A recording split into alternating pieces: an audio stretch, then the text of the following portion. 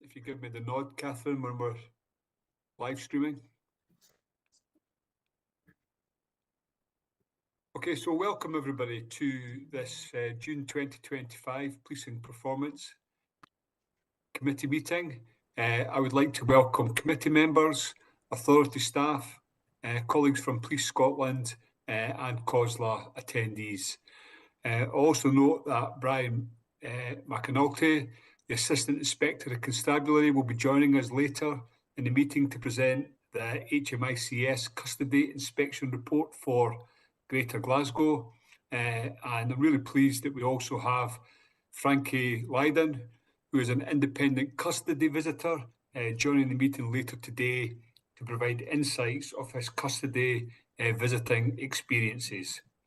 And I can also confirm that there are no member apologies today. So moving on to 1.2 in the agenda, which is the declarations of interest and connections. Could I ask members to confirm if they have any declarations of interest or connections in relation to the agenda items today? No? Okay, thank you.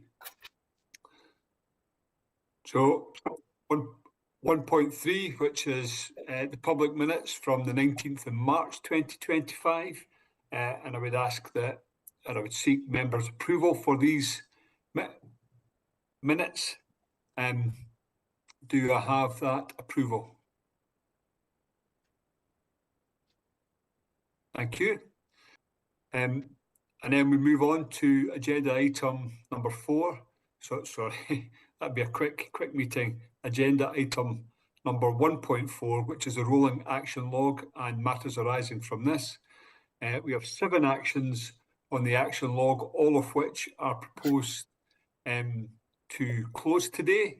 But I'd also like to draw attention to the Police Scotland briefing note appended to the action log, which was in relation to PPC 2024-0611 4, an action, which was the Police Scotland Air Support Plan. So are members content to close all the actions in the rolling action log? Okay, thank you very much for that. Okay, we're going to move on to the substantive papers in a minute, but there's just two points that I want to draw out at this stage. Firstly, that we had a very late paper in terms of the live facial recognition. Huge amount of work has gone on in producing this paper, and I'm really appreciative of it. It's the end of, or it's part of that public conversation on the use or not of live facial recognition. Whilst I appreciate the pressures that Police Scotland are under in terms of workload, it is a late paper, and you know, we would really appreciate papers of this important, if it's at all possible, meeting the timelines. This is crucial, we feel, for transparency. And what we also have is a paper that's been withdrawn, which is the annual assurance of operational policing matters, and this will now come to the PPC in September. Okay, if we could now move on to item 2.1, which is the quarterly policing performance report for quarter 4 of 24-25. Just before we get into that, I know it's only just past 10 o'clock, but the National Crime Survey was published by the Scottish Government this morning, and it shows a rise in violent crime. However, in this particular quarter 4 performance report, it details that there's been a reduction in violent crime. So, you know, as we go through it, I would be very appreciative if Police Scotland could speak to that apparent contradiction.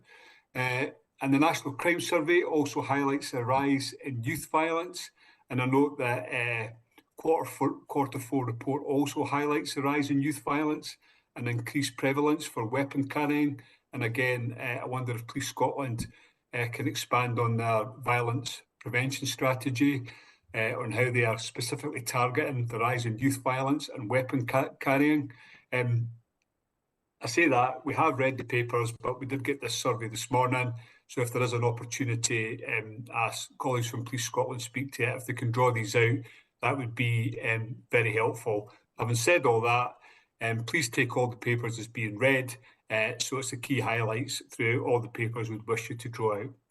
So I have DCC Jane Connors down for the introduction, supported by Patrick Brown, the Interim Director of Strategy and Analysis, who'll do the overall presenting.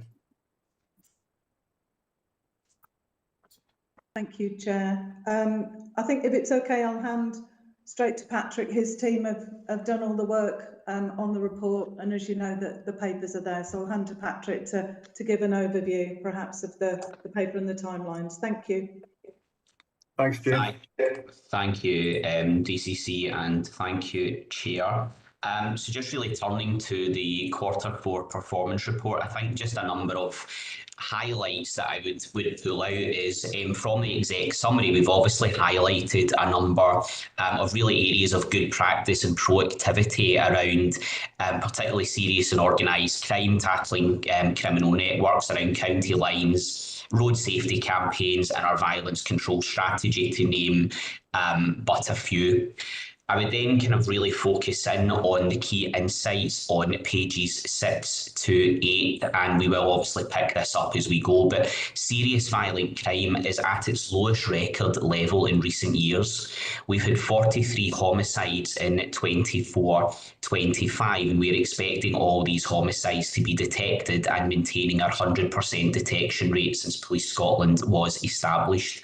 And we've got the lowest levels of crime in recent years also recorded for attempted murders and serious assaults, with again high detection rates for both at 95.2% for attempted murders and 79% for serious assaults, so still really maintaining a high level of detection rate. Around antisocial behaviour, we're seeing incidents at the lowest level in recent years. Again, we're seeing a year-on-year downward trend, which is positive since we did see that spike related to COVID in 2021. So it's down 3.2% from the previous year, and it's down overall 18.2% from the 5-year mean, as highlighted in the relevant section of the report. Hate crime, as we know, has been an issue since the introduction of the legislation in Scotland, but the detection rate is increasing. So we get a detection rate of 67.4%, and that's up 9.9% from the previous year, and it is the highest detection rate we've had since 2020-21. So again, moving in a positive direction. In terms of missing persons, so we are seeing decreases in the number of investigations over recent years, down 10.1% or 1,652 fewer missing person investigations compared to last year, and significantly investigations involving children and care experienced young people has dropped by 12.4%. That's 247 fewer cases this year compared to last. In Q4 saw both measures record their lowest quarter in the last 3 years as well. So really kind of positive work there on supporting and ensuring our safer communities. Just kind of turning attention to one specific operation, which was Operation Intensity, which has been carried out over this year, in particular focus in Q4. And this was a successful operation targeting a specific Scottish organised crime group, which resulted in around 100 arrests, 200 kilograms of illegal drugs being seized, the removal of 3 firearms, and the safeguarding of 11 children. A really positive, proactive operation there, led by our OCDO team. I would then just turn attention to an important issue for the public, which is our call handling times. and improvements have been noted in our call handling times, with the priority 999 calls being answered in 8 seconds. So that is 1 second quicker than last year. And also our 101 calls being answered in 4 minutes 7 seconds is also noting improvement by 1 minute 26 seconds compared to last year. So again, we are seeing strong improvements in this area.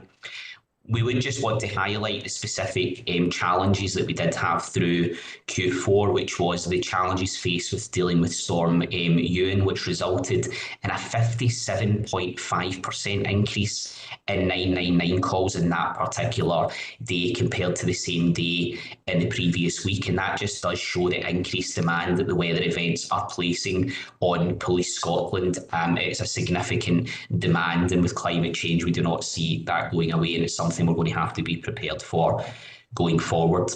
And just the final point, Chair, that I would highlight from our key insights is around user satisfaction. So again, we're seeing a really upward trend in the user experience survey throughout the year. The Q4 percentage of 73% satisfaction is up 4% from Q1 of the 24-25 performance year, and all user experience touch points have noted an increase when compared to the previous quarter. So Chair, just as the opening, I would just kind of highlight those kind of key findings and key insights from the report. But obviously I would highlight, the demand is not going away. We're seeing increasing kind of demand in our services, but we are maintaining strong upward trends in many areas. But there are obviously other areas throughout the report that you may wish to question. But that's all I would say by introduction, and I'll pass back to DCC Connors in case she wants to make a closing remark before we take questions. Thanks, Patrick. Do you want to come in at this point, DCC Connors? No, I'm happy to take questions. Thank you very much.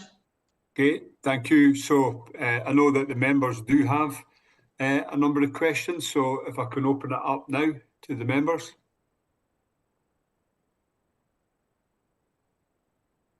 I have Mary Pitt-Cathwaite, and then I have Tom Halpin, and then Councillor Maureen Chalmers. Thank you very much. Sorry, I think I'm now unmuted, hopefully. Thank you, Chair. I have questions in relation to the statistics on serious violent crime, in relation to violence prevention strategy, and also hate crime. So each of these are relatively short, though. I was very pleased to note from this report the reductions in the volume of serious violent crime, the very low levels of homicide compared to previous years, and the high detection rates for that and for attempted murder and serious assault. All of that is very positive performance, and wanted to recognise that. However, I'm a bit nervous now about saying that, because I've just heard the Chair say that there are new figures out today which show that that's not been maintained. So I wondered if you could say something about that. I haven't seen the report that was only published this morning, but maybe you could tell me more about what that says and how that relates to the performance you're reporting today. Yeah, absolutely. Thank you very much for the question, and to be able to provide clarity in relation to the survey that came out this morning. So when you look at our Q4 and you look at our comparison to last year and our performance year to date, you will see that there is a slight reduction in violence, and we are seeing reductions in serious violence, particularly in homicide, attempted murders and serious violence. The actual survey that was published this morning has a range of different comparative measures within it, comparing to different years. So, for example, actually, it's 27% down since 2008-9, which is in the report, and the one where you're actually seeing it's risen is actually comparison to 2021 to 22. If you compare it to pre-COVID, which is 2019-20, there's very little change in that. So you can see the fluctuations of violence as we've gone pre-COVID, we've then gone into COVID, we've come out of COVID, and then we've really been working on the public health approach to violence, not just serious violence, attempted murders, but also the youth violence in particular, which is highlighted in there. Some of our particular rises in violence are around the younger age groups. kind of 11 to 15, 16 to 18 and those age bands. We are seeing particularly around education premises, and we're working very closely with our education colleagues and our campus cops. But one of the biggest rises is weapon carrying amongst youth, not weapons used in violence, but weapon carrying. But I hope the clarity for you is the comparison on the figures with the survey is around 2008-9, and you've got 19-20. The 73% rise is shown against 2021. And then we've really worked on the public health approach and our diversion, proactivity, visibility, particularly around transport hubs, educational care settings, and being able to tackle the possession of weapons. I hope that helps answer that and provide clarity. Yes, thank you very much. It does. The figures in the reports and in the executive summary, pages 5 and 6, are really positive, and so I was a bit concerned to hear about the survey, but that does, comparison with COVID years is never easy. So thank you very much for that clarification. Just while you talk about the public health approach to violence prevention, I wondered if you would say a wee bit more about the development of the violence prevention strategy, and about the partnerships that you're working with to take that work forward. It's very important, obviously, particularly in the context, as you've just said, about young people and violence. Yeah, absolutely. And I will bring in Katrina Payton, who's the ACC for Policing Together, or Alan Spears, to talk about some of the work that's going on, particularly in that kind of community space. Yeah, so developing the violence prevention strategy is really important, and it needs to be considered through a number of lenses. Police Scotland and Scotland itself has a really solid public health approach to tackling violence, making sure all the different agencies are involved. But in terms of our ability to focus from a purely policing point of view and our operational aspects, it's important that we understand what the data is telling us about violence. And I underlined some there around where the majority of violence is taking place by older people, and we know that's where the volume sits. But we need to focus on the youth as well, and those figures are coming through. And that requires a different approach, particularly around education and prevention. So our violence prevention strategy, it sits under the 4 Ps. So it's the pursue, the prevent, the protect, and we are making sure that we do the prepare aspects as well. And what each of those has is a different element of focus. So for example, pursue, we may well have serious offenders that sit in there, people who commit crimes over and over again. We need to make sure we identify them, and we need to be able to make sure that we can bring them to justice, but also consider those elements as well. Prevent, very much in that diversion, education space, not just with youth, but across the board. And I think that has been very, very successful. Protect elements, again, that is about how do we identify those with vulnerabilities. So also looking at those who are victimised by violence, and where does that sit, and how do we arrange those areas? And then prepare, that's us making sure we have an operational response, we have a partnership response, and we're looking at it holistically. So the violence prevention strategy is really starting to develop 4 key areas that we've already agreed that we're going to focus on, particularly around geography and where we're going to do different things. Transport-related violence and antisocial behaviour. We know that the ability with having free bus passes and the ability to move around, we're seeing a much bigger geography move around some of those areas. Violence in educational and care settings, talked a little bit about some of the figures that we're seeing in there. Possession of weapons, our figures show that our stop and search has started to increase slightly. That's partly our response around some of the actual possession of weapons that we're seeing, and the intervention and pathways, as I talked about, repeat victims and perpetrators.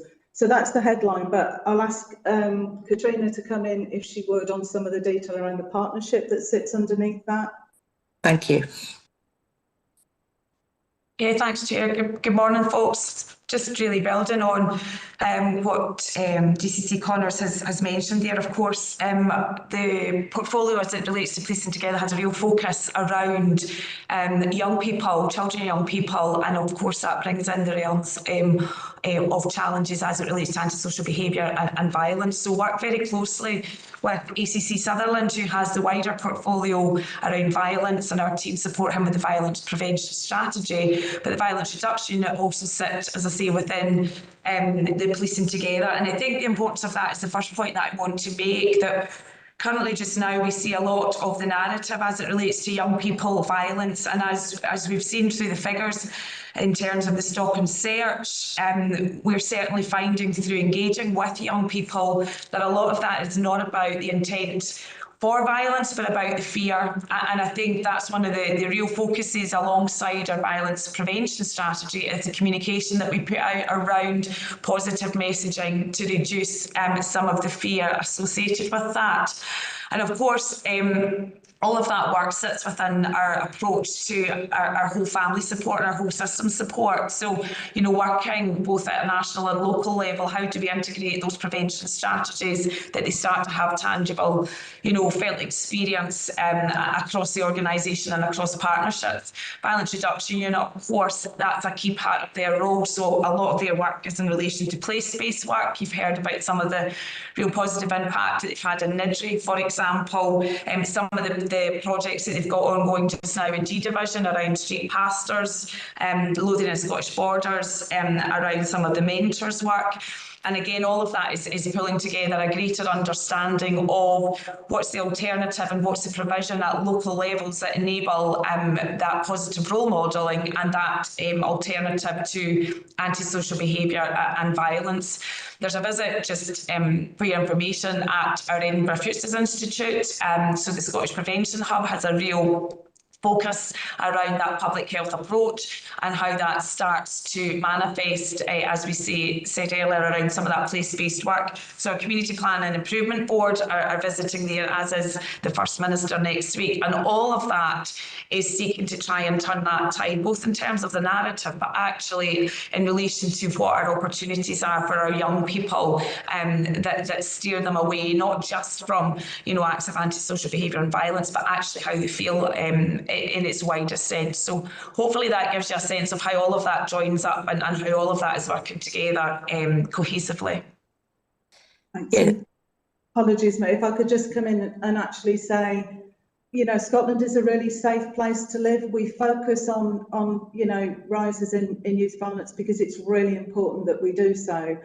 But actually the figures over the last 6 years have remained relatively stable. We've seen some horrendous incidents, you know, with some stabbings, and absolutely that will be in the public mind. But overall, we are seeing that the levels of youth violence are relatively steady. We're not seeing a huge spike, but we are seeing increase in weapons carried and the age band of violence starting to come down, so people are getting younger. And a lot of that relates to common assault and in the acquisitive crime space on retail workers, which again, we're really focusing on. So I just wanted to reiterate that, you know, people will have seen in the media the horrendous incidents, and, you know, and our sympathies go out to the families of everybody involved in that. But actually our focus is because we want to make sure that we're not going to see the rises that other countries and other places in the UK have seen. Thank you. Thank you very much. Yes, that's absolutely what we would all want to see. And I think it would be important for us to have updates on the development of the strategy and the partnerships that are maturing both locally and nationally, and those having an even more marked impact. So thank you very much for those responses. My final question, just a brief one. I wonder if you could say something about the increase in hate crime that we're seeing from the report and the impact of that on the service, and whether or not you expect that increase in those crimes to continue. I'll hand over to Katrina, if that's okay, her area of business. Thank you.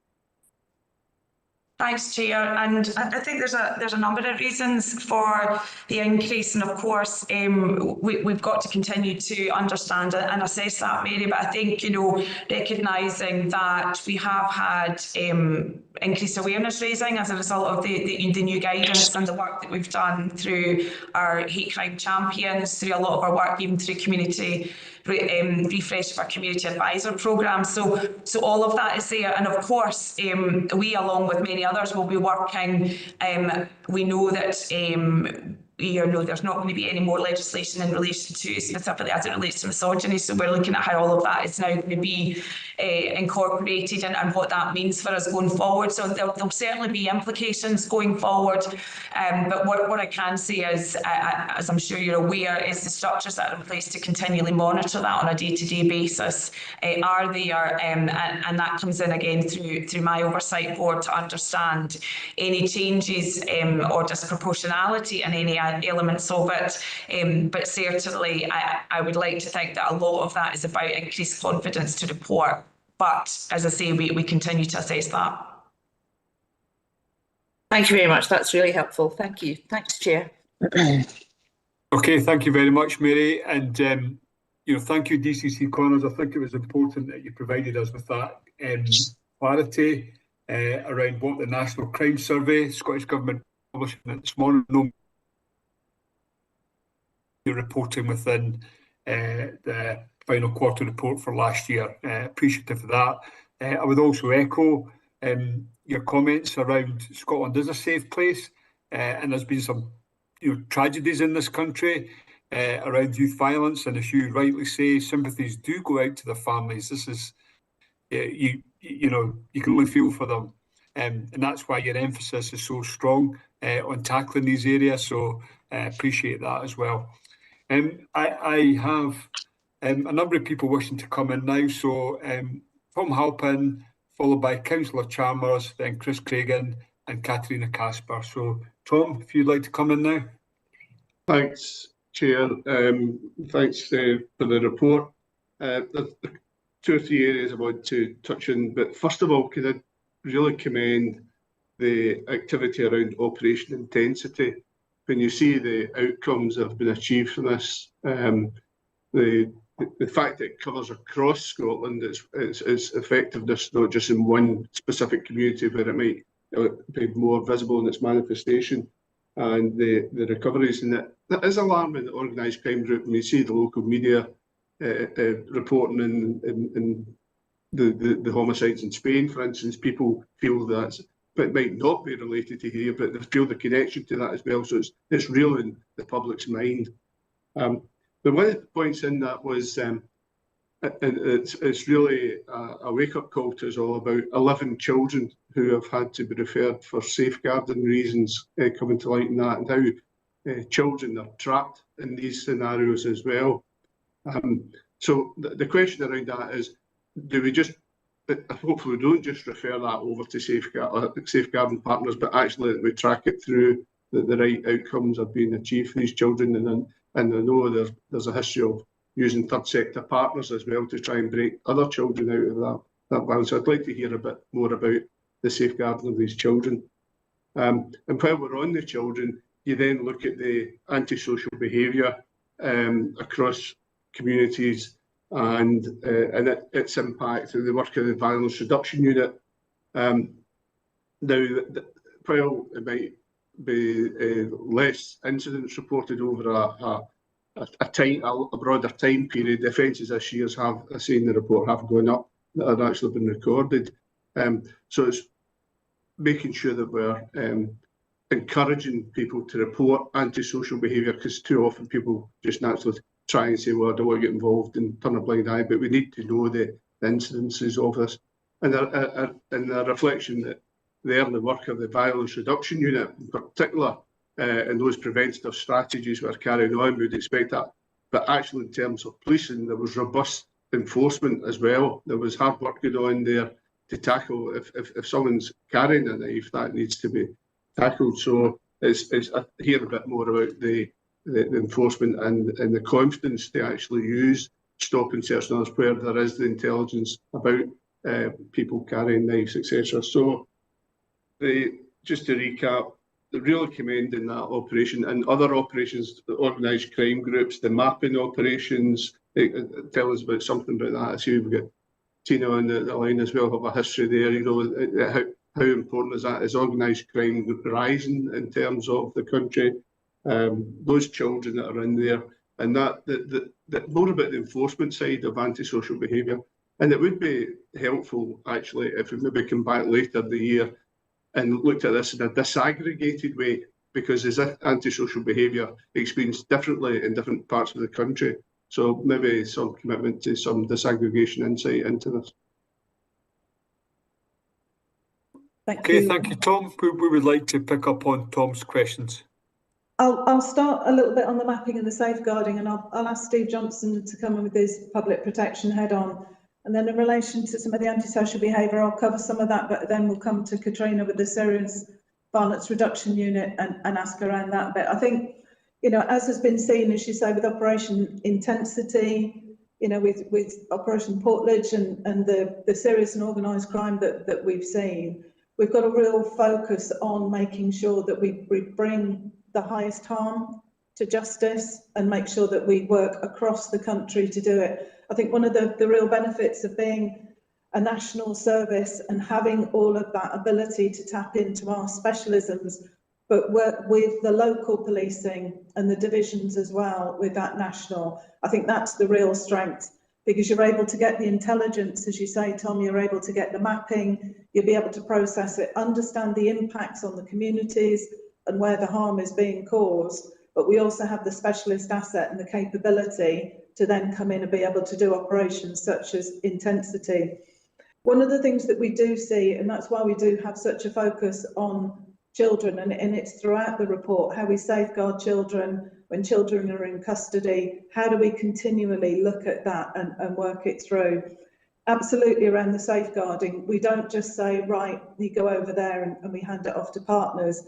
And one of the reasons for that is because if somebody is involved in that kind of environment, it is really hard to break out. What we don't want to do is just pass them over and then not be able to make sure that they're not coming back into that kind of environment. So we have a really clear safeguarding policy, and we make sure that we follow it up with partners as well, because that's a really key element of it. But a real focus for us on serious and organised crime and making sure that we map those groups, really good intelligence. We link very much with international agencies. We've obviously got COSLA with all of the different partners in there as well. So our ability to really have good intelligence at a national, local, but an international level as well is really key into all of these operations. Steve, I don't know whether with your public protection head, you want to say anything about that safeguarding element? Thanks, Mark. Thanks, Chair. Tom, yes, directly in relation to your question around safeguarding, absolutely. This is something that is done by design now. You will be aware, and I think the public are aware, that a lot of people that are involved in organised crime unfortunately accept a serious level of violence that comes along with that lifestyle in terms of their criminal activities and their criminal pursuits. What is less visible to the public is probably that these people are bringing up children in those households. And tactically, that is something that the police, alongside the partners, the local authorities, health, education, we make those interventions to safeguard the children. So whilst the parents may disregard the laws and the safety of themselves, we step in to make sure that the children are safeguarded in the moment, but also the appropriate referrals to the victim support groups, the relevant agencies that can offer those children both short to long-term support moving forward. It is great that this is now taken into account when we're doing the profiling, and that the safeguarding of children is something that is high on the agenda, particularly around, as the Deputy said, the 4 Ps approach. We take that long-term approach around children as victims, witnesses to their parents offending, or part of that is the abuse that they face within these relationships. So yes, taken seriously, yes, referred to the partner agencies, yes, we'll continue to do it. And we'll continue to monitor along the safeguarding approach alongside partner agencies, those children as they track through the different support that they get moving forward. I would say that it's cross-cutting across the national divisions and the local divisions. So I think this is where you see one of the strengths of Police Scotland, that the divisions are capably supported by the national divisions around the coordination of the serious and organised crime group by ACC Stuart Houston and DCS Dave Ferry. And that coordination goes right down to the local level and involves local public protection units where children are involved, and will continue to do so. Okay. And if I can answer the second question around antisocial behaviour, yeah, incidents of antisocial behaviour, you know, are shown as significantly down, but actually offences are up 4%. So we're very conscious of that perception, as you say, making sure that any incident, people are reporting it, people are telling us what's going on, so that we can make sure that we get ahead before it becomes offensive and before it becomes, you know, impacting on the community. That's one of the key elements, as people know, around our community model, our increase around the community model that will roll out in the kind of end of the summer. And the reason for that is because we know that there's so many different reasons about antisocial behaviour. You know, we know that homelessness, drugs can play a part, family structures can play a part. We know that some of the lack of ability for youth in particular to have other activities to do, all of this impacts on people's lives around antisocial behaviour. So totally take your point about the incidents. We do encourage people to report anything, and that is why we're focusing particularly on the policing our communities and the increase in the community model, because having visible police officers in our communities means that our communities will talk to us, will tell us what's going on, and we can understand the complexities and get behind the kind of causes and the prevention. And when you talk about the Serious Violence Reduction Unit, I'll come to Katrina to answer around of that, but it is part of our broader approach to focus on those communities, be more visible, and get ahead of some of the issues that come. Katrina, I'll hand to you if that's okay. Thanks, Jane. Yeah, and just a couple of things to build on what Jane said. You know, from my time as divisional commander in the Lothian and Scottish borders, and particularly some of that focus around young people, you know, on transport networks and some of the challenges. You know, very, very alive for local partners and local communities, and being able to get, you know, into a place where we have those visible role models, not just within policing, but of course across all of our wider community and public sector organisations. A lot of the work, as Jane's mentioned, as it relates to school-based officers, that visibility, that programme, that opportunity for engagement. So linking that to the Violence Reduction Unit, their big programme of work around Quick Fights for Lights, and how we continue to change some of the narrative and those positive role models within the school environment really impact on how that then translate into behaviour out with the school environment. But of course, that does require, you know, commitment again for alternatives for our young people, and I guess that's why there's a real focus. Another summit this week being chaired by the First Minister, and a real desire to look at that whole family support. And probably just come back to your point, Tom, around the specifics as it relates to violence reduction. You mentioned aspects of stop and search, and I know that paper isn't being brought to today's meeting, but I do think there's a number of things there that our officers do have competence to use that as a means of interaction when there's reasonable grounds. It provides a real opportunity for that positive engagement. So as we've seen the increase in the number of stop and search, that's happening across the country, and certainly as that relates to our young people, that also provides us with a real opportunity to be able to engage and to understand and to continue to do that health check around why are our young people carrying weapons, and or why are they out in the places that are causing the antisocial behaviour. And as I say, every engagement provides that opportunity for us to develop that understanding and to continue to work with the Violence Reduction Unit and others that support. We mentioned earlier some of the examples of that, and as I say, the work goes across the whole of the country. We do work with a range of national partners alongside the Violence Reduction Unit, again as it relates to antisocial behaviour. So as I say, the stop search paper drew some of that out, but hopefully that answers some of your questions there, Tom, and provides a bit of reassurance around that. Yeah, thanks very much. Okay, are you content, Tom? You feel all your questions have been responded to? Yeah. So long as I'm encouraged by the fact that we're maintaining in those areas where policing has a sharp end to play, as well as the preventative, and understand and really fully support the strategy for prevention, etc. But it's not losing sight of that when someone is carrying a knife in public, that requires an intervention, and we're focused on that. Okay, thank you, Tom. Councillor Chalmers?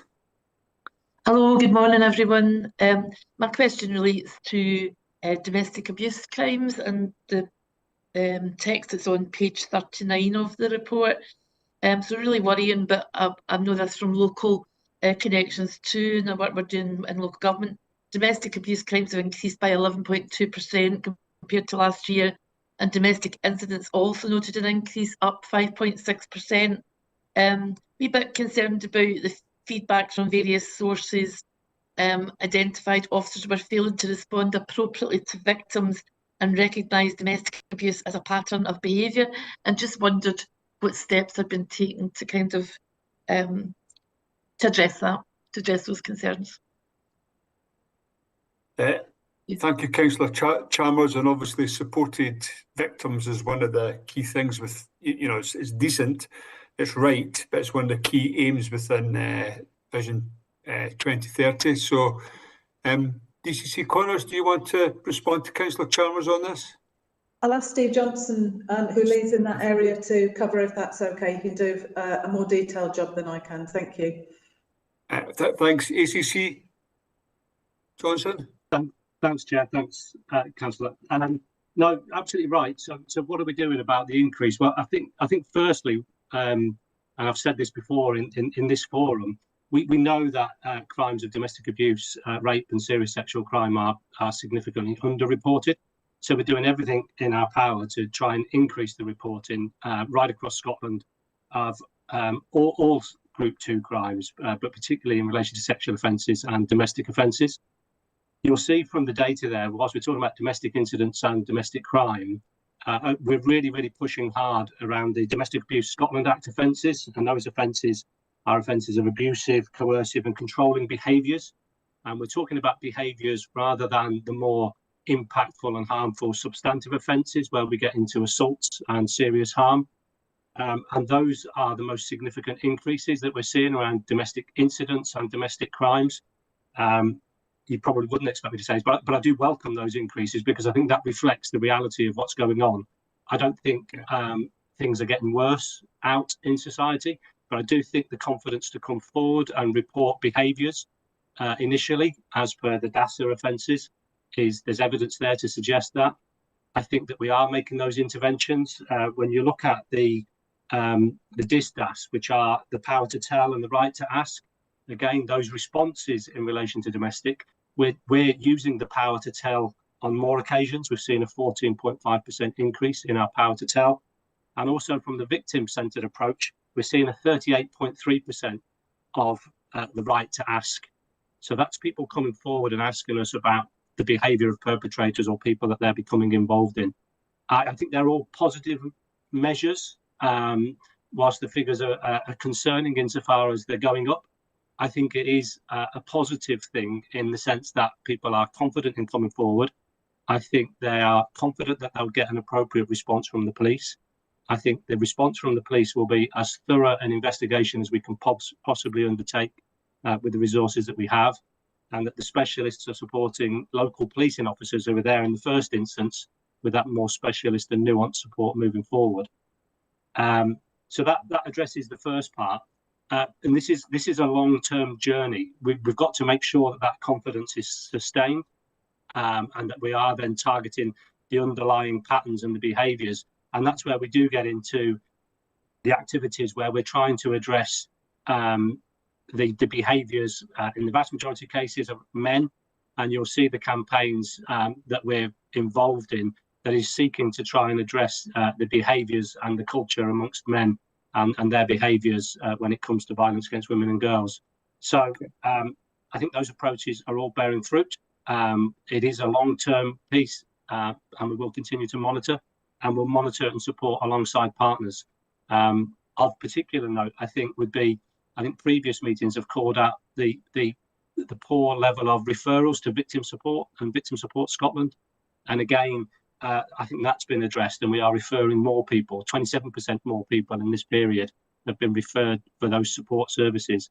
And I see all of those things as positives insofar as it supports those victims of crime, particularly around the domestic abuse. But I think it also demonstrates Police Scotland's commitment to working even harder and getting that more realistic picture. So I would like to say at some point we'll start to see a reduction, but I think things will get worse before they get better, as the stats might show. But I do think that comes on the back of confidence in coming to the police to help and solve those crimes. Thanks, Steve. Thank you. Thanks, Chair. Okay, thank you, Councillor Chalmers. If I could now pass to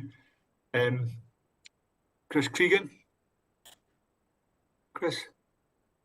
Thank you, Chair, and thanks, Police Scotland colleagues, for the report. I wanted to ask a couple of questions relating to the less crime section of the report, and the first of those is around the chart on page 31.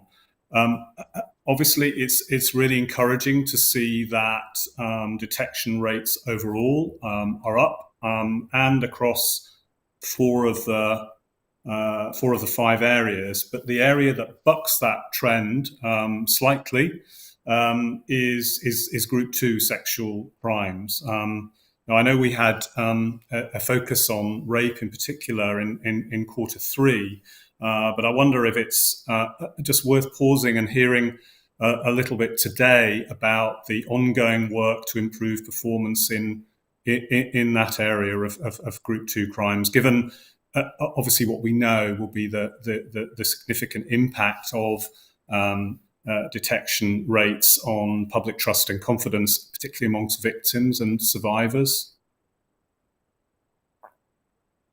Thanks, Chris. Chair, I can come back in if that's okay, DCC? Yeah. Yep, I'm seeing nods. There you come, Steve. Yeah, Chris, absolutely. And again, you know, when you look at it purely from the statistical perspective, you'll see in there that a lot of the historic crimes are where we see our poorer detection rates, and I think that is down to a combination of factors. One, the passage of time and the potential lack of forensic opportunities in those historic cases that we have.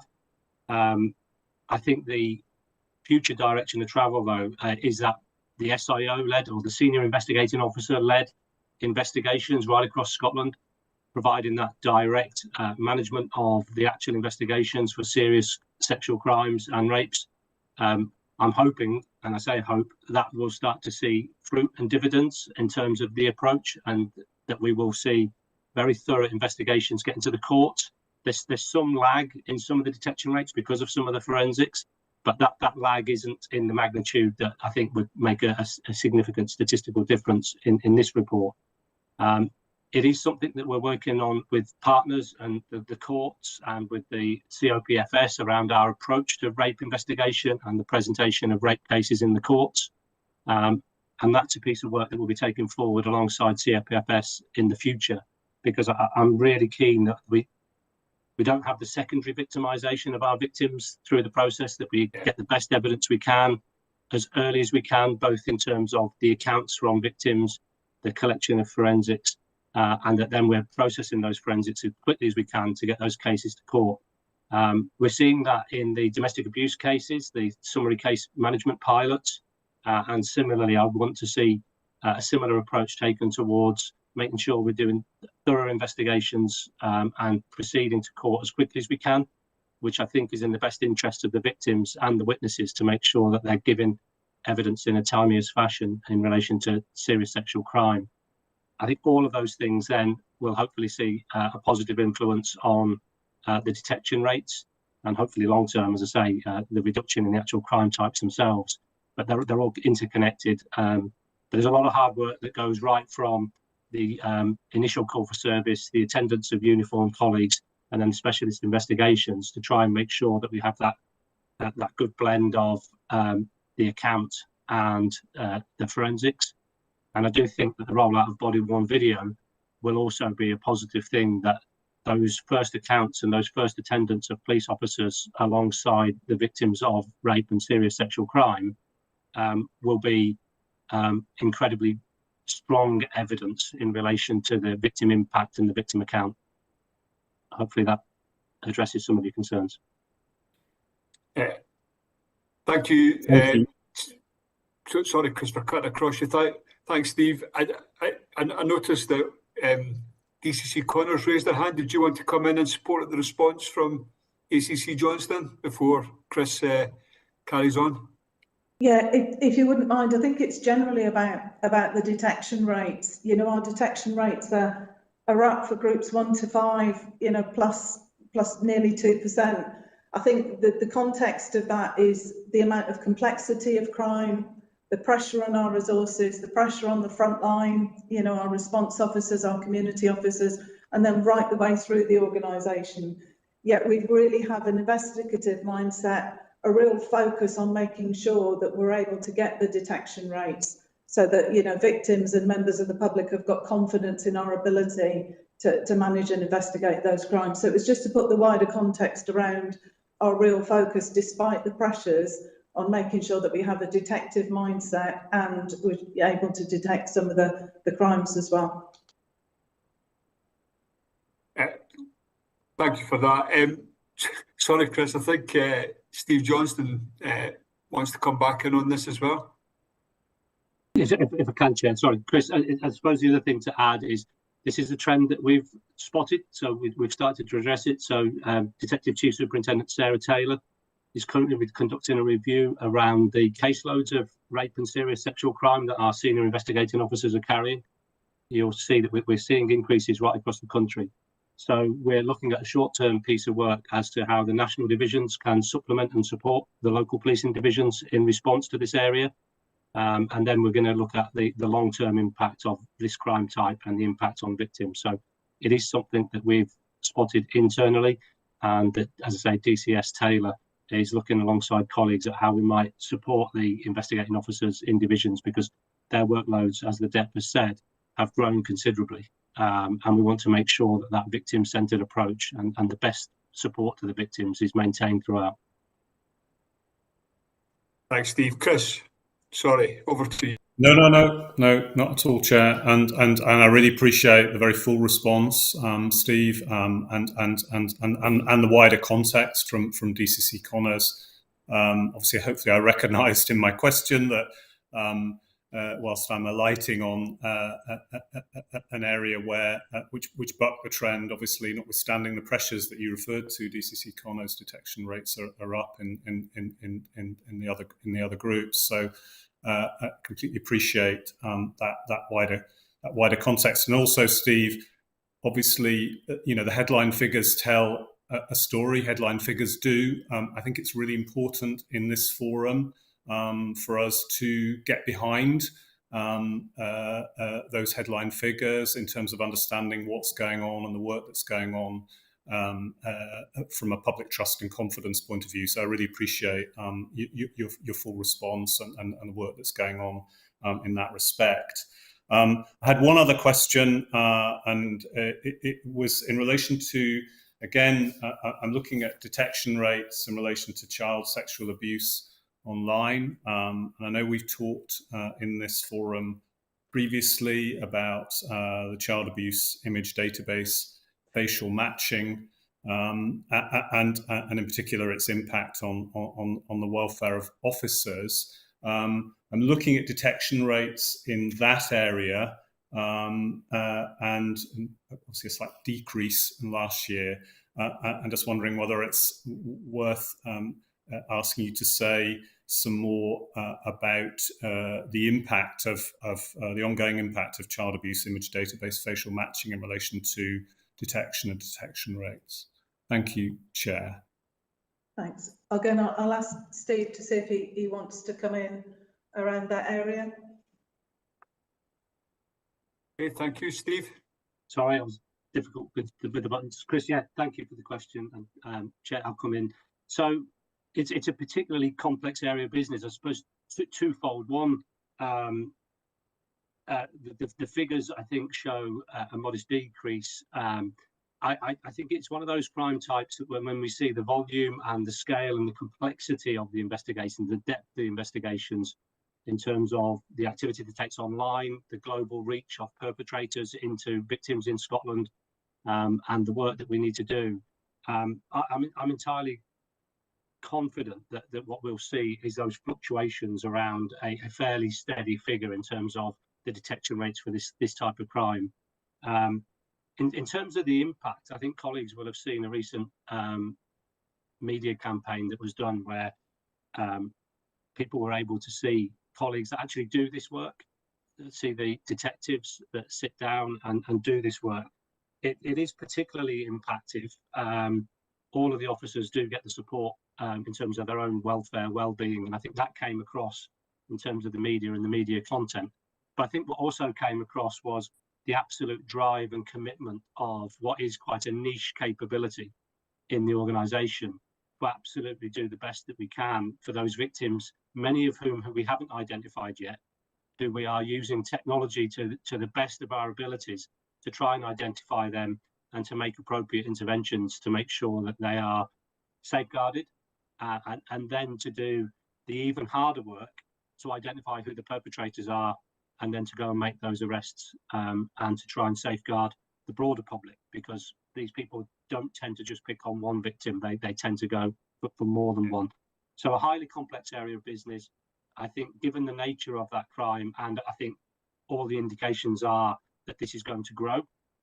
Certainly what we see from the National Strategic Assessment and the National Crime Agency is that the nature of offending in the online space is set to grow, and some use the term exponentially. That's a concern to us, and it's one where we have to keep monitoring, as the DEP says, the resources that we can put to this in balance with all the other crime types that we have to do that. But those detectives and staff that are involved in this area, absolutely passionate about it, absolutely committed, and where there is a detection to be gained, we will get it.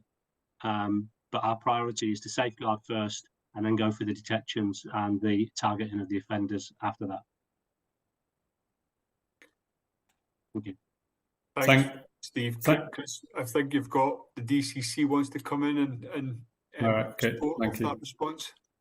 Yeah, thank you. It was just to add, in that section, some of the other offences are actually coming down, grooming, and then communicating indecently with children under 13. I think the really important thing here for us is also those prevention messages to make sure that, carers, parents, guardians are able to have the conversations about how to stay safe online, and just make sure that we're doing as much prevention as possible as well. So it's just to follow up on that, as Steve has said, we previously ran a campaign, but it is a message that needs to go out, is how can we prevent it and keep people safe? And we're starting to see some of that work paying dividends with a number of partners and other areas. So that's also a focus on there, as well as detecting and absolutely bringing those to justice who commit the most horrendous crimes. So absolutely a focus. Thank you. Thank you. Chris? Yes, thank you. Thanks again, Steve, and Jane, and absolutely appreciate the challenge that this work involves. I think that's something we understand and appreciate very well. Again, helpful to have that kind of wider context, DCC Connors, but as with my previous question, obviously this is an area that is a source of huge, wider public concern. And so I think, again, it's really helpful in this forum for us to bring some of the statistics to life and to get behind the statistics, to hear about the work that's going on. So appreciate your responses. Thank you. Thanks, Chris. If I could now bring in Katrina Casper. Thank you, Chair, and thank you to colleagues for this. Again, it's usually a very comprehensive report. Some of my questions have already been touched on and covered, but I have got a few points that I would like to note, and then just some questions in relation to a few discrete areas as well. Firstly, what I would really like to commend is the really positive developments when it comes to the missing persons investigations. So again, obviously what's being reported here is a decrease in that, and I think I would just really like to commend that, because I know as a committee we have heard about the prevention work that has been happening within the space. So, for example, particularly to see that the number of those missing from foster care has fallen by as much as 38% compared to last year. I think that is really, really commendable, because obviously some of them, we're talking about some really vulnerable groups. So I think that that's really positive. Just wanted to draw that out. Then when it comes to direct measures, again, I noticed that there has been a swing from fixed penalty notices to recorded police warnings. And I was wondering if maybe you could just give us a bit of a commentary as to whether you think that this may be related to the recent change in the Lord Advocate guidance that you've noted in the paper as well. Thanks, Katerina. Thanks, Chair. If it's okay, I'll pass to Katrina, who will talk about Ms. Pers, and then Wendy, if that's okay, we'll pick up on direct measures. That's fine, thank you. Katerina. Thanks, Jane, and thanks for your questions, Katerina, and your comments, which of course I would echo. It's great to see the number of people going missing, going down, not just in terms of aspects of demand, but I will come back to that in a second. But of course, you know, the indication of, you know, people that are missing are extremely vulnerable, and therefore, you know, it is a real concern for us. In terms of, you know, whilst that's a good picture, of course, the time that officers do still spend, you know, dealing with people who are missing and the complexity of the needs that arise, and that's particularly relevant as it relates to children, and rightly so, it is still something that we have a real focus on. And so, you know, when we reflect on, you know, what's the reason for seeing that downward trend, as you would expect, that there is no one thing, but hopefully a combination of a number of things. We obviously have the national missing person framework for Scotland, which lays out our collaborative commitments, because like a lot of what I've said earlier as it relates to antisocial behaviour and violence, this has to be, you know, a collective approach to how we respond to missing people across the country and across local partnerships. But what that framework does, it gives us that shared understanding of risk, it gives us our shared definition, and that's a real positive as we move into, you know, wider kind of partnership work. And when you have a shared understanding of risk, it really starts to help understand roles and responsibilities, and of course I see that replicated in the work that we're doing around mental health. And then there's been the focus around the implementation group, and seeing some of those responsibilities being taken forward. For us as an organisation, we've always had a focus around how we respond, and our structures align well to that through our National Missing Person Unit, which sits within my team. We obviously had recently the HMICS inspection, which helped focus again our energy and effort into the areas that we know are working well, but of course the areas where we need to make improvements. And part of that was around the strategic direction across the organisation. And so we now have a strategic oversight board that I chair as it relates to missing people, and particularly bringing in the crossover as it relates to children and young people, because that also sits within our portfolio. And I think that increased connection with our colleagues across all of the divisions, the sharing of best practice across UK policing and our connections through NPCC, as well as some of the practice that we have, particularly I suppose as it relates to young people, the continued promotion of the not at home protocol, so that we're not stigmatising children and young people, and providing the right support and care, and the information sharing improvements through the Philomena. So a whole range of activity, Katerina. I just wanted to draw out that yes, we are seeing, you know, positive signs, but I guess for me there's still a wider piece around, keep going back to that kind of whole family support. You know, what are we doing, you know, for all of our children, because there are still areas where we're seeing, particularly as it relates to really vulnerable children who are repeatedly going missing, and what more can we do to support them on the individual case-by-case basis. But hopefully all of those things are starting to build that picture of a more positive and hopefully lasting response. Thanks, Katerina. And Wendy, I think you were going to come in response to Katerina's second question. Thank you, Chair. Good morning, everybody. Thank you, Katerina. Yes, so in terms of the direct measures, you mentioned the Lord Advocate's guidance, and within the guidance, which is a really helpful document for us, there are lists of offences that can be dealt with by way of recorded police warning, and also those offences that can be dealt with by way of the antisocial behaviour fixed penalty notices. I do think that the increase that we have seen in the direct measures and the decrease in the antisocial behaviour fixed penalty notices will be as a consequence of just the offence types that we are dealing with. But also within the recorded police warnings, we can issue a recorded police warning for breach of the peace, which of course is quite a broad definition.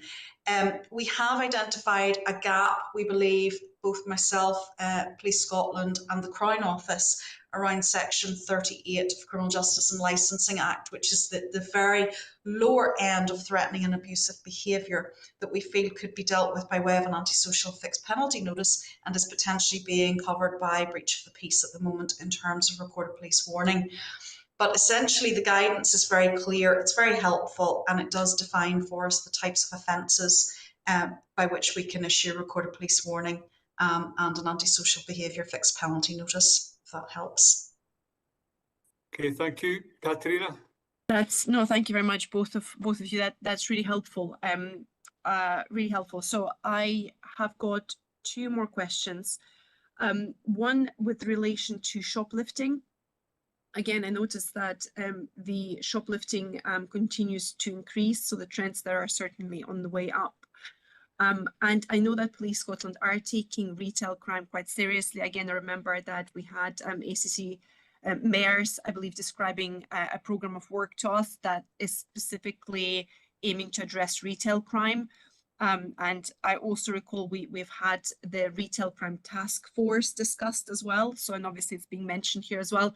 So I was wondering, at what stage do you see maybe all of this work again starting to have an impact on the levels of shoplifting, on the levels of retail crime? Yeah, just because, again, you know, quite conscious that there is a fair bit of effort and resources being expended in this area, and just quite keen to kind of see when are we likely to maybe start seeing some of the benefits of that. Thank you, and I'm happy to take that question. As you say, a real focus for us and a real understanding through the Retail Crime Task Force, and also the rural crime elements as well in terms of our acquisitive crime, but particularly with the Retail Crime Task Force, a real understanding of the impact that shoplifting has on businesses. I think sometimes it can be perceived that there aren't victims behind it, but there really are. And linking it to the assaults on shop workers as well, in particular, we know that it's not just the retail theft element of it, but it's actually the violence that comes with it as well. So as you've said, we have a real focus around the 4 Ps to make sure we're looking at all of the different areas. We've also set up, as you say, the task force. That will start to bed in over the next 6 to 8 weeks.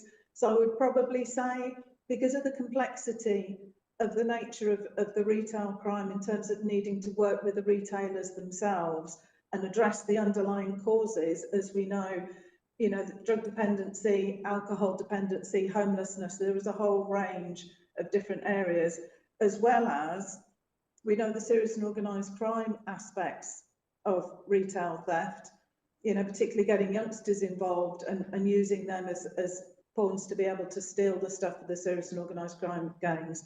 So I would expect the Retail Crime Task Force to start to bed in over this next 6 to 8 weeks. And then over the next 6 months, I would start to see all of the different layers and aspects starting to come together. And hopefully we would start to turn the tide on the retail crime elements. Really helpful. Thank you very much. Chair, just one final question from me then, please, if I may. So whilst obviously, you know, shoplifting was on the increase, I actually noted that fraud crimes have decreased by 6.1% compared to last year. And again, I noticed that obviously you mentioned the cyber and fraud unit in your report. So again, just maybe a little bit more detail on if you think that the drop is due to the cyber and fraud unit in their activity, or, you know, just generally, what are your thoughts around the impact of this unit on fraud performance? Thank you for the question and the opportunity to actually recognise the fact that those levels of crime are coming down. I think some of it, as I said, with some of the online crime, the prevention messages, the awareness that partners in particular do, banks, all the financial institutions, there is a lot more awareness now of how fraud can take place and how people, either through phishing or emails that come in or directly where people are targeted by gangs. So I think there is a much better awareness around fraud and cybercrime and how people can keep themselves safe. So I think that's a part of it, absolutely, and we play our part in the messaging. I also think that the ability to have the intelligence-led approach that we have, because our cyber unit works with a number of different partners.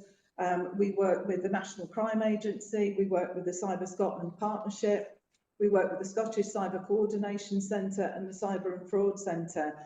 That ability to have the intelligence sharing, which is what different types of frauds are coming through, who's committing it and where it's taking place, because as we know, this has international borders. That ability to get that information quickly, and they still have the weekly meetings where they share information across sectors, which is quite unusual because a lot of agencies and sectors don't like to share information that way, but people realise the collective benefit of actually being able to do that.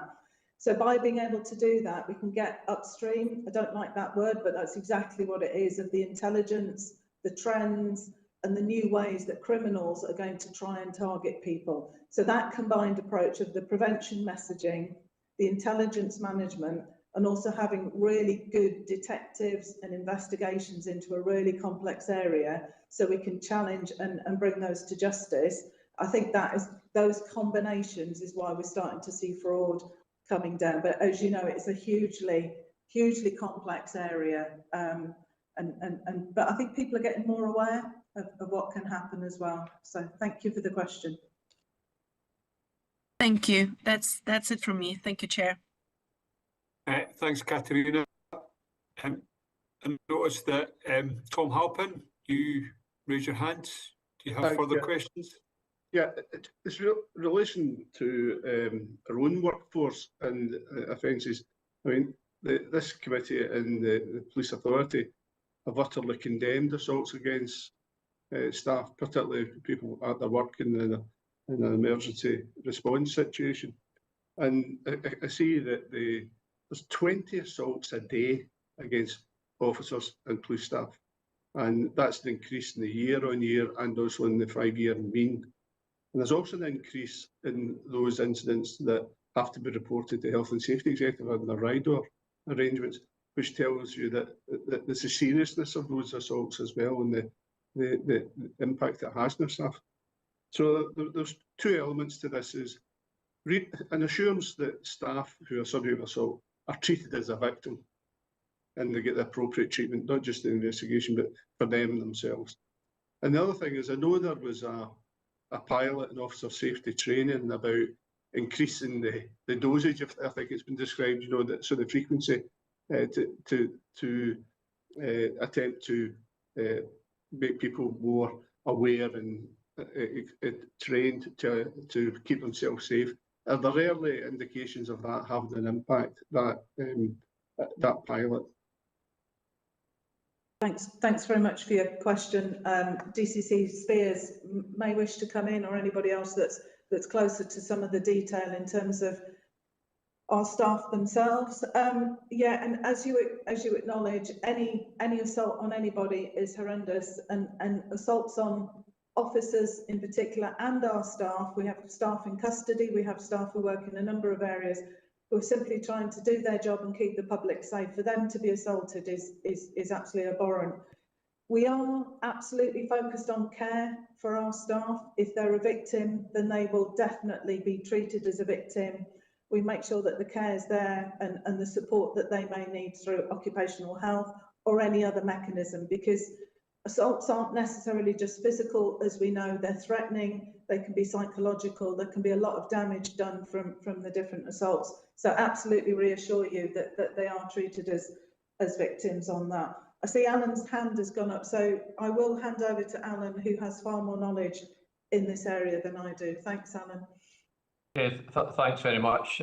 Jane, I think what I would just highlight is that Your Safety Matters is the initiative which we've had over the last couple of years that puts a sharp focus on monitoring, managing and trying to draw in the learning from the instances where officers are the subject to assault. And a big part of the work that we are doing is looking at the circumstances around when and why and where those assaults would take place. And then for us to ensure that there's any learning we can draw. So whilst the welfare and the wellbeing of the officer involved is incredibly important, equally trying to draw on the learning is also very, very important. And I think I've said this on a number of occasions before, we have seen a rise in those instances where it's involving either young people who have been conveyed in police vehicles, or in instances where we're dealing with matters that are mental health related. So the work that we do in this space continues, and there is a sharp focus on the circumstances surrounding every assault. Thanks, Alan. This is ACC Patent. I see you've raised your hand. Do you want to come in and support the responses from the two DCCs? Yeah, just to obviously echo what's been said here, but also Tom's aware of this in relation to the creation of our culture dashboard, but that specifically has an element, Tom, that looks at police victims of crime as well, because all of that impacts on our culture, it impacts on how our staff are feeling. So it's something that we continue to be alive to, and to find further ways of making sure that the support's there. So working with Lorna Watson, who leads on that, and she also leads in our wider learning pillar within Policing Together, leading on your safety matters and looking at it in terms of the data. You mentioned some of the programmes of activities, so we're still very much focused on a trauma-informed approach, which includes our own people. I'm going to touch on that paper later. Act, Don't React programmes, which are rolling out across the organisation, which is, as you know from previous updates, started to see reductions in police assaults and use of force. So we will continue to evaluate the impact of that. So hopefully all of that coming together and coming under some of that learning pillar with a real focus on, as the DCC mentioned, your safety matters, will start to continue to help us to understand the circumstances behind each and every one of them, and make sure the support's there, but make sure there's longer term opportunity to prevent.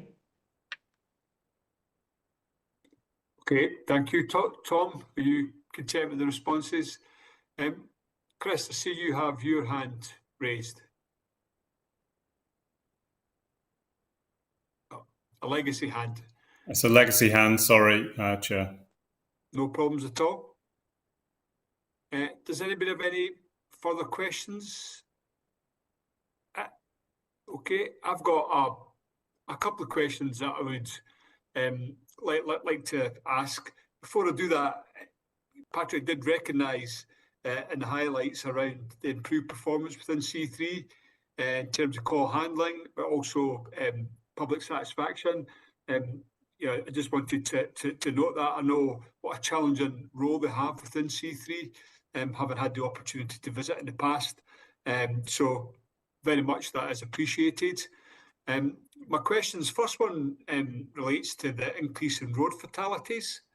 And I'd like to recognise the positive work, including with key partners, which continues to raise road safety awareness, particularly amongst high-risk groups.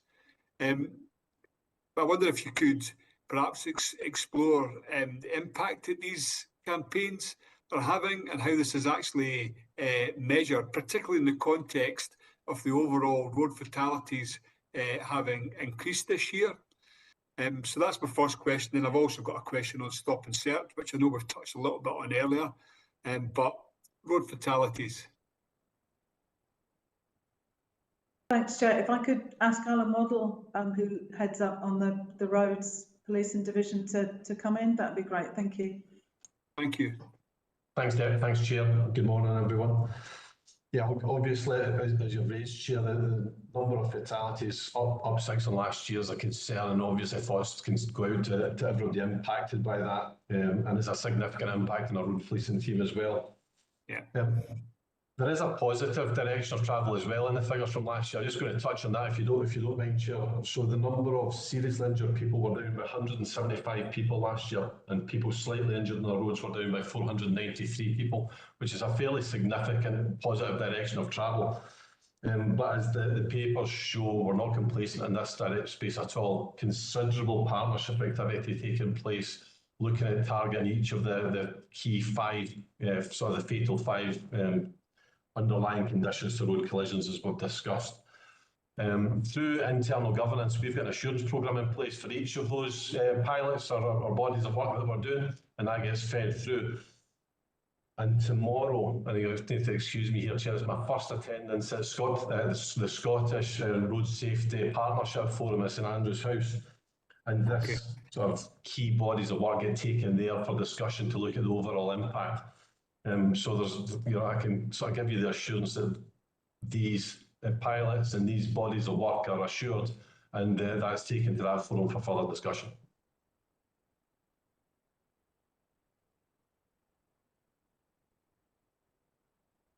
And it's good you've pointed out those other trends. They're significant as well. It's good to see that those are moving hopefully in the right direction. And also you highlighted the impact that serious injuries and deaths have on police officers, those working within traffic. So thank you for that as well. It's something that, as you rightly say, we just cannot be complacent on. And it's good to hear about the work and that partnership that will hopefully assist in reducing the number of deaths and serious injuries on our roads on a sustainable basis. So thank you for that. If I could move on to my second question, which relates to stop and search. And I know we've touched a little bit on stop and search already today, but obviously the number of searches, it says in the report, are up 21% on last year, up 12% on the 5-year trend. It does highlight that the three main things that are picked up are drugs, weapons, and stolen property. So that's encouraging and that's important. What is concerning in terms of the weapons is just how many weapons are picked up, as we've spoken about, from young people. 132 from 12 to 15-year-olds and 97 from 16 and 17-year-olds. So you can see that there is a real value in stop and search. However, it's one of these areas that we'd like to take assurance on, that this is an intelligence-based approach to stop and search. So I wonder if anybody could comment on that. Yeah. I was going to say, Chair, absolutely. I've got a couple of people able to do it.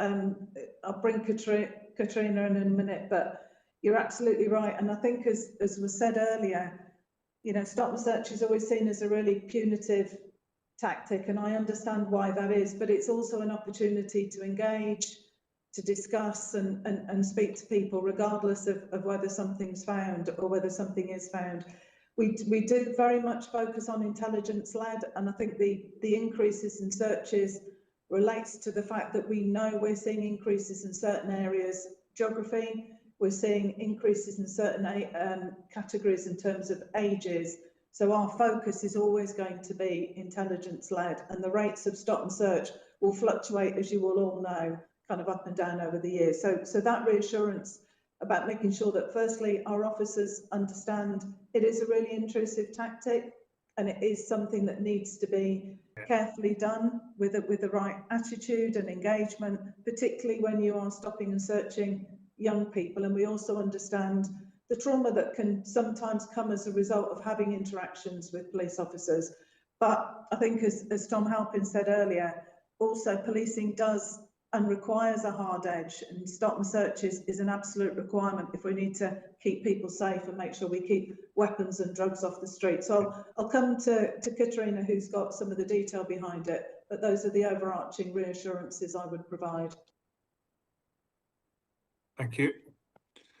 Thanks, Jane, and thanks, Chair. I suppose one of the pieces we're going to bring was just our that very point around the assurance and our approach to stop and search for the reasons that DCC has mentioned, and the impact that any search has on individuals, that absolutely needs to be based on reasonable grounds for that. But I suppose to your question around the assurance, we've obviously seen the increase in the use of stop and search, which is good to see. But there are a number of checks and balances, Chair, that are in place for us to make sure that we are always complying with our code of practice, which, as you know, is Scottish Government led. But there's kind of four main steps, just by way of reassurance. We have, an officer carries out a stop and search. The first quality assurance check is through a supervisor. All of our stop and search processes are, assured by first-line supervisors. We then have further data checks. So our National Stop Search Unit that sits within myself have the opportunity to look at data, and then also aspects of dip sampling and quality assurance. So there's a number and a kind of escalating process for us to give ourselves absolute confidence that both process has been followed, but staff absolutely understand that and they understand the implications of it. As an organisation, the wider strategic governance comes through ACC Sutherland, as you'll appreciate, through the wider violence portfolio. And we have a number of ways in which we continue to understand what our stop and search data is telling us. That relates to our annual mainstreaming report. We now provide monthly tactical reports for our divisional commanders, so they understand elements of trends or impacts in their areas. And we also produce a number of assurance reports on a monthly basis. And again, a lot of the data that we now have as it relates to stop and search, you'll probably be aware, Chair, goes into detail around age and ethnicity and a whole range of other things. So a real opportunity for us to continue to understand and have that assurance that when we are conducting it, we're doing it absolutely rooted in our approach to our values and human rights, that we are following the process, but absolutely also using it to identify trends, any element of disproportionality, and making sure that we are sensitive and attentive to respond to that. So hopefully that gives you some assurance around the approach to stop search. It does, thank you very much. Patrick, I see that you want to come in as well. Thanks, Chair. I just wanted to add some kind of stats to what ACC Peyton has already said. So for audit compliance purposes, we checked 39,438 stop and search records. 89.9% of them were immediately compliant with the code of practice. A further 9.1% were compliant but required amendment to the details because it just had not been, recorded fully in line with the code of practice. All that feedback and learning goes back to the supervisors to improve that recording. And 1% was actually recorded, but actually were not deemed to be recordable stop and search activity as well. So that just shows the rigour that we put into gaining that assurance around this method and just to reassure the public, the trust and confidence. That's how seriously we take complying with the audit of these records. So thank you. Yeah, thanks for that, Patrick. That's helpful. If I could just ask one final question, increasing demand on policing overall and the introduction of proportionate response to crime. How do you feel that is working at this moment? Is it having the intended effect, and is it maintaining public confidence? Thanks for the question, Chair. Emma's hand's gone up. I was going to pass to Emma, if that's okay. Thanks, Emma. Yeah, thank you, Chair. Morning, everybody. So, yeah, certainly, and as we've reported previously back into committee, we aren't seeing any adverse impact as a direct result of the proportionate response to crime having been introduced. We've identified, obviously, that it is freeing a degree of capacity that otherwise would have been spent to look or attempt matters that would have not had fruitful or beneficial lines of an inquiry or investigation. And in the survey results that we are getting back from those, every person who receives a proportionate response to crime conclusion is asked to complete a survey, and we haven't had anything to suggest that there have been any issues with it. So certainly it looks as if it has embedded well, and certainly isn't raised as an issue through local scrutiny panels up through commanders or otherwise. So nothing negative that's certainly coming forward from our perspective. Okay, thank you for that. DCC Connors? Yeah, I think it was just to add, I know that the perception that perhaps is seen that actually we don't do anything with the reports and the crimes, but actually, you know, as Emma has previously said on this committee, each one is looked at through its thrive, through its threat, harm and risk, its vulnerability. We look at the geography of the area, not just the individual, to make sure that we're really checking and giving oversight of that report that comes in, and then that's repeated at the local level. So absolutely, we focus on every single report that we get, and as Emma explained, in terms of being able to lead and progress, but we also update people and we're not getting adverse feedback. So I think there's a little bit there about perception. Each one is dealt with through that mechanism, as we've reported here before. Thank you. Thank you. Does anybody have any final questions on this paper?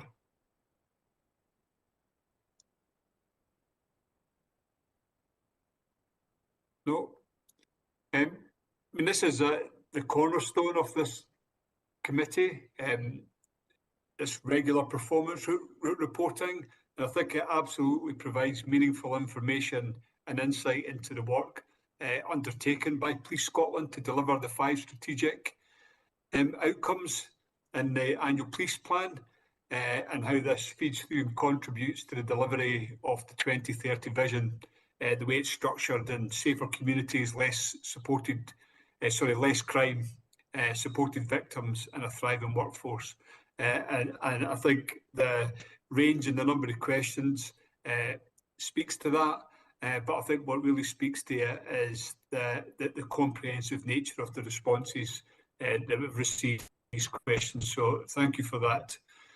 So with that, if I could move on to our next paper, 2.2, which is the Chief Constable's year-end assessment of policing. And DCC Jane Connors, I have down here, who's going to do the introduction, and then presented by Patrick Brown. Jane. Thanks very much, Chair. And I think a lot of what is in the report in terms of the detail around performance has already been covered on this meeting. So I'll simply pull out a few highlights and ask Patrick to cover kind of the mechanism and how we've come to it. I think, you know, the timeline's particularly important in this report, and it shows some of the significant work that we've achieved over the last year. You know, the hate crime legislation, proportionate response to crime that we've talked about, against the backdrop of increasing demand, lots of different events and lots of campaigns that we've been running as well. So it's always busy, but it's always right to put that context around it as well. We've talked about some of the serious violence and the reductions and the benefits that we're seeing in there already on this meeting. And each of the quarters, as you will know, has had a particular focus through this meeting as well in the report. And that gives us the opportunity to talk about the work we're doing with young children, the Retail Crime Task Force, the improving victim care with the trauma support, and also some of the antisocial behaviour areas. I think some of the things to pull out under safer communities is our improvements to partnership working, really recognising that as an individual service, we can have an impact, but working with partners, and the vision is really clear on that. And the vision talks about partnership and collaboration, particularly around sharing information with NHS colleagues, because that gives us a really, really rich data set. Doing a lot of work around our workforce modernisation, resource management, you know, and that means mobilising the whole of Police Scotland, and we can get around 400 additional officers each weekend. What that will do is reduce the pressure on the front line, reduce the number of cancelled rest days, so very much leads into that kind of thriving workforce. We're doing a lot of work around tackling discrimination and making sure that we have the right tools for leaders and people within the organisation, and creating the environment that people can come forward and can speak up. And with yourselves, the new outcomes around the quality and employment and the service delivery as well. Body-worn video, I don't think I need to rehearse that, an absolute success, which will make significant differences, not just for police officers, we've talked about safety, but also for victims and being able to get evidence for crimes and be able to work that through. We've talked a lot about the crime elements within this meeting already, so I won't focus on those, but in terms of some of our ability to support our colleagues through the justice system and make inroads with ourselves, voluntary interview pathways and transforming some of the summary justice, particularly about domestic abuse. They are things within Wendy's world, in particular about criminal justice reform, to make sure we get efficiencies, but we're better at managing victims and also our own staff.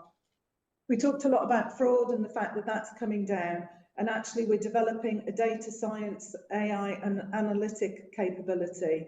And a centre of excellence has been established with 5 data science specialists within Police Scotland, absolutely understanding the safeguards and the ethics that go with AI and different data technologies, but being able to have those capabilities within Police Scotland will really take us onto the front foot, and it's a real focus on how we get ahead of the crime trends. Very much around supported victims, and I think coming back to the question that was asked earlier, around how we're actually managing some of our domestic abuse and making sure that we've got that trauma-informed victim care and making sure that the justice experience, particularly of domestic abuse victims and violence against women and girls, comes through as well. So in terms of digital evidence, that digital parts of desk is now rolled out, body-worn video is coming in on the back of that. So our digital transformation is really, really pushing forward significantly. We've always got to focus on our workforce, not just officers on the front line, but all of our workforce, police staff in particular, who are an absolute vital and essential part of Police Scotland, and making sure that everything we do around our health and our wellbeing and our demand management always includes officers and staff. Real focus on equality, diversity and inclusion through the report as well. So I'll pause there, Chair, and ask Patrick to come in, particularly around the milestones, because as people know, we've got our business plan, we're very much driving towards the vision and the business plan, and that links to performance. So showing that Police Scotland has got a journey, we're into our second stage of reform. It's really important we get ahead of our capabilities, we invest in our community model, but we keep an eye on our business plan and the milestones as well. Patrick, if that's okay. Thanks, DCC. Thanks, Chair. And as the DCC highlights, we did make a commitment to this committee that we would come on a biannual basis and update you on the progress, both mid-year and at the year-end. And we've included it within the Chief Constable's year-end report. And I'm happy to report that after kind of year one, we've completed 42 of the milestones signed off. One milestone has been marked as not on track for completion during the year, and I'll go into that in a wee bit more. And a further 18 milestones have not been really fully realised within year one and will continue into year two. And I think that's an important part to emphasise. This is an ambitious business plan, but it's over a 3-year period, and although we have split it into annual kind of milestones, the progress that we want to do is by the end of year 3 that they are met, recognising some of the longer term nature of them. Just kind of pulling out the one which is marked as red was really around effective resource management. We know this is a continued area of improvement, and there is significant work underway, which ACC Waddle is leading on, where we have made significant progress. The implementation of the force mobilisation model, the relook at high demand days to improve our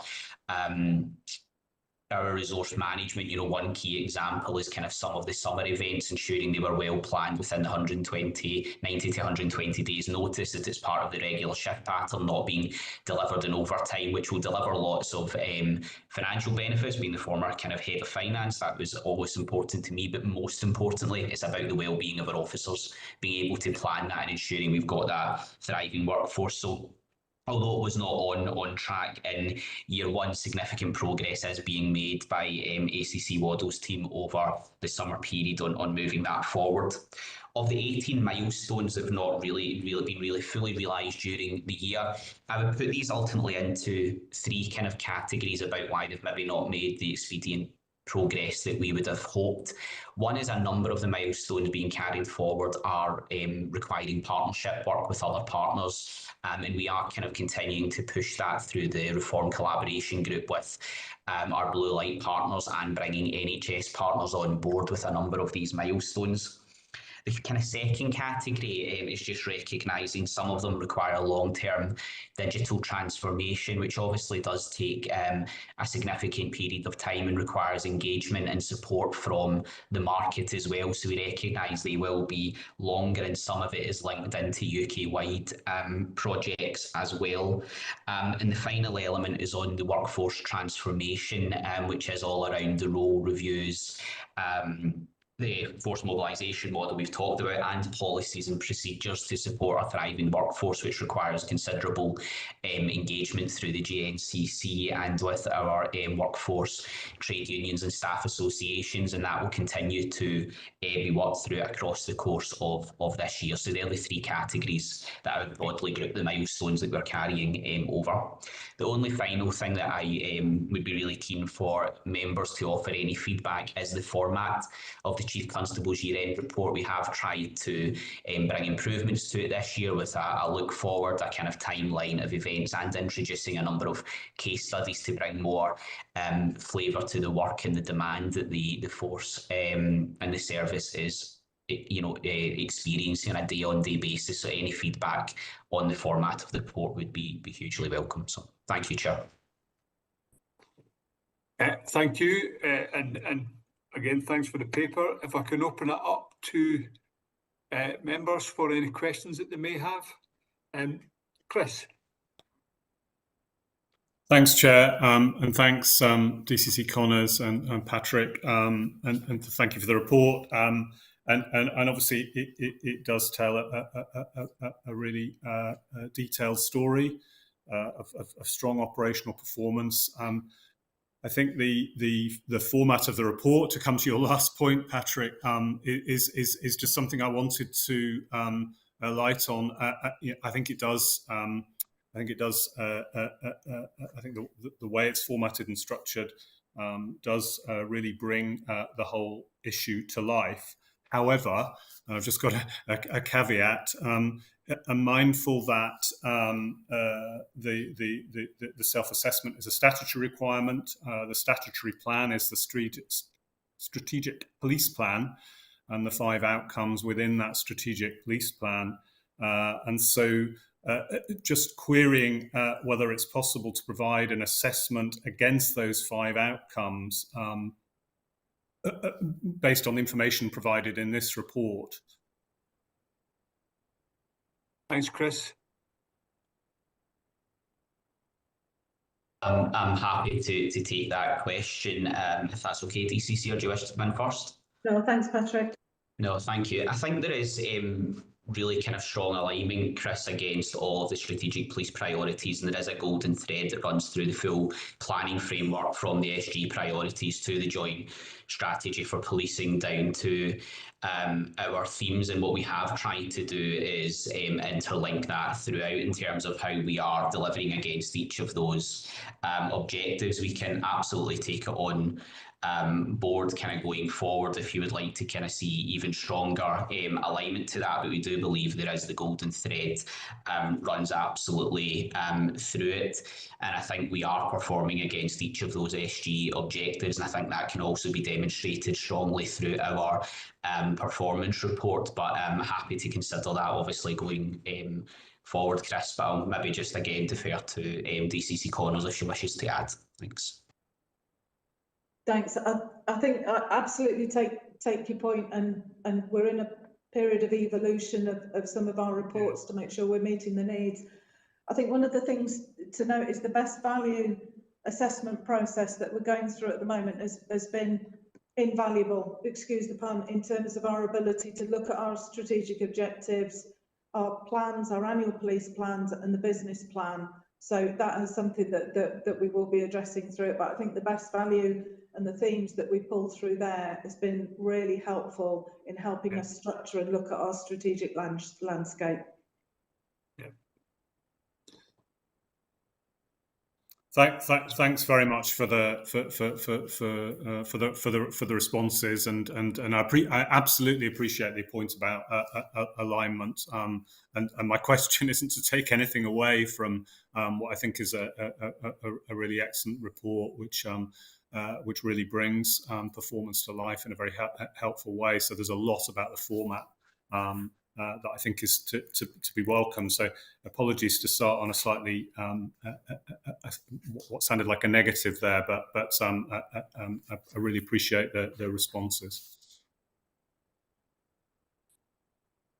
Thanks, Chris. And it was good you came in and responded directly to Patrick's final point and developed the conversation. And I think in terms of the best value audit that's taken place, that the opportunity that it affords, I think, is significant, and we'll look forward to that progressing in due course.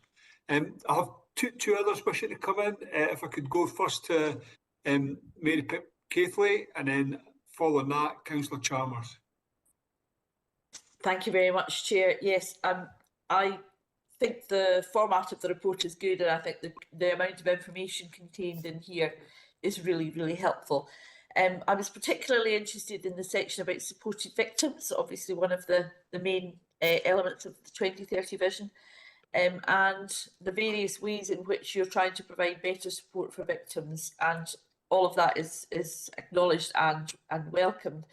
I was noted in particular the reference to improving the justice process to better support victims, because clearly that's an area where we understand there are lots of delays. There are many reasons for for cases taking a long time to get through the process, but it's very distressing often for victims to have to wait a very long time for their day in court. So some of the examples you give of the things that are being done in that area we're aware of, like DESK and the summary case management process, for example. I wondered if you wanted to say anything more about that, because it's also all obviously part of making the criminal justice system work better, and not just for yourselves as police, but for victims particularly.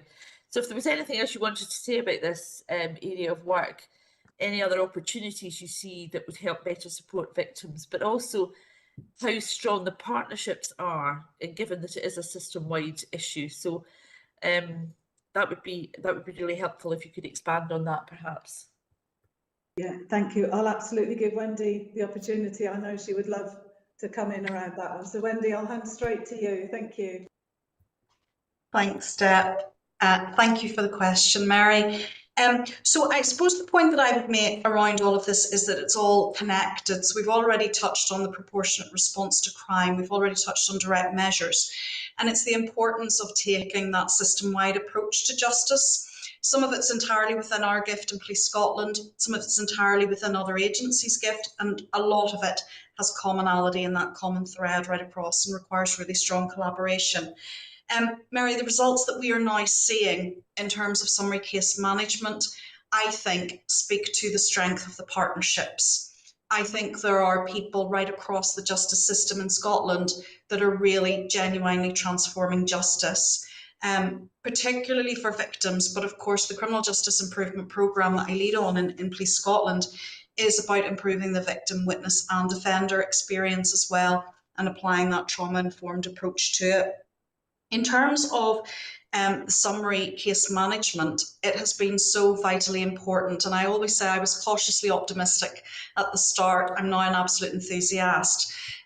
We are seeing fewer trials than ever. And if you take that system-wide approach, and I know that direct measures is quite controversial in some quarters, but actually it's about dealing with things very proportionately. And if you put everything in through the criminal justice system, it just slows it all down. So it's really important to be able to apply the filters that we do through proportionate response to crime, through direct measures, and allow those cases that need to proceed to court to do so, and to do so in a really timely manner.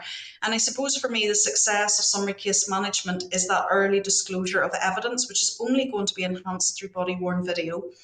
that early engagement between the Crown and defence agents, and they have been the defence community have been a very important partner in summary case management, and then the really effective case management through the court process.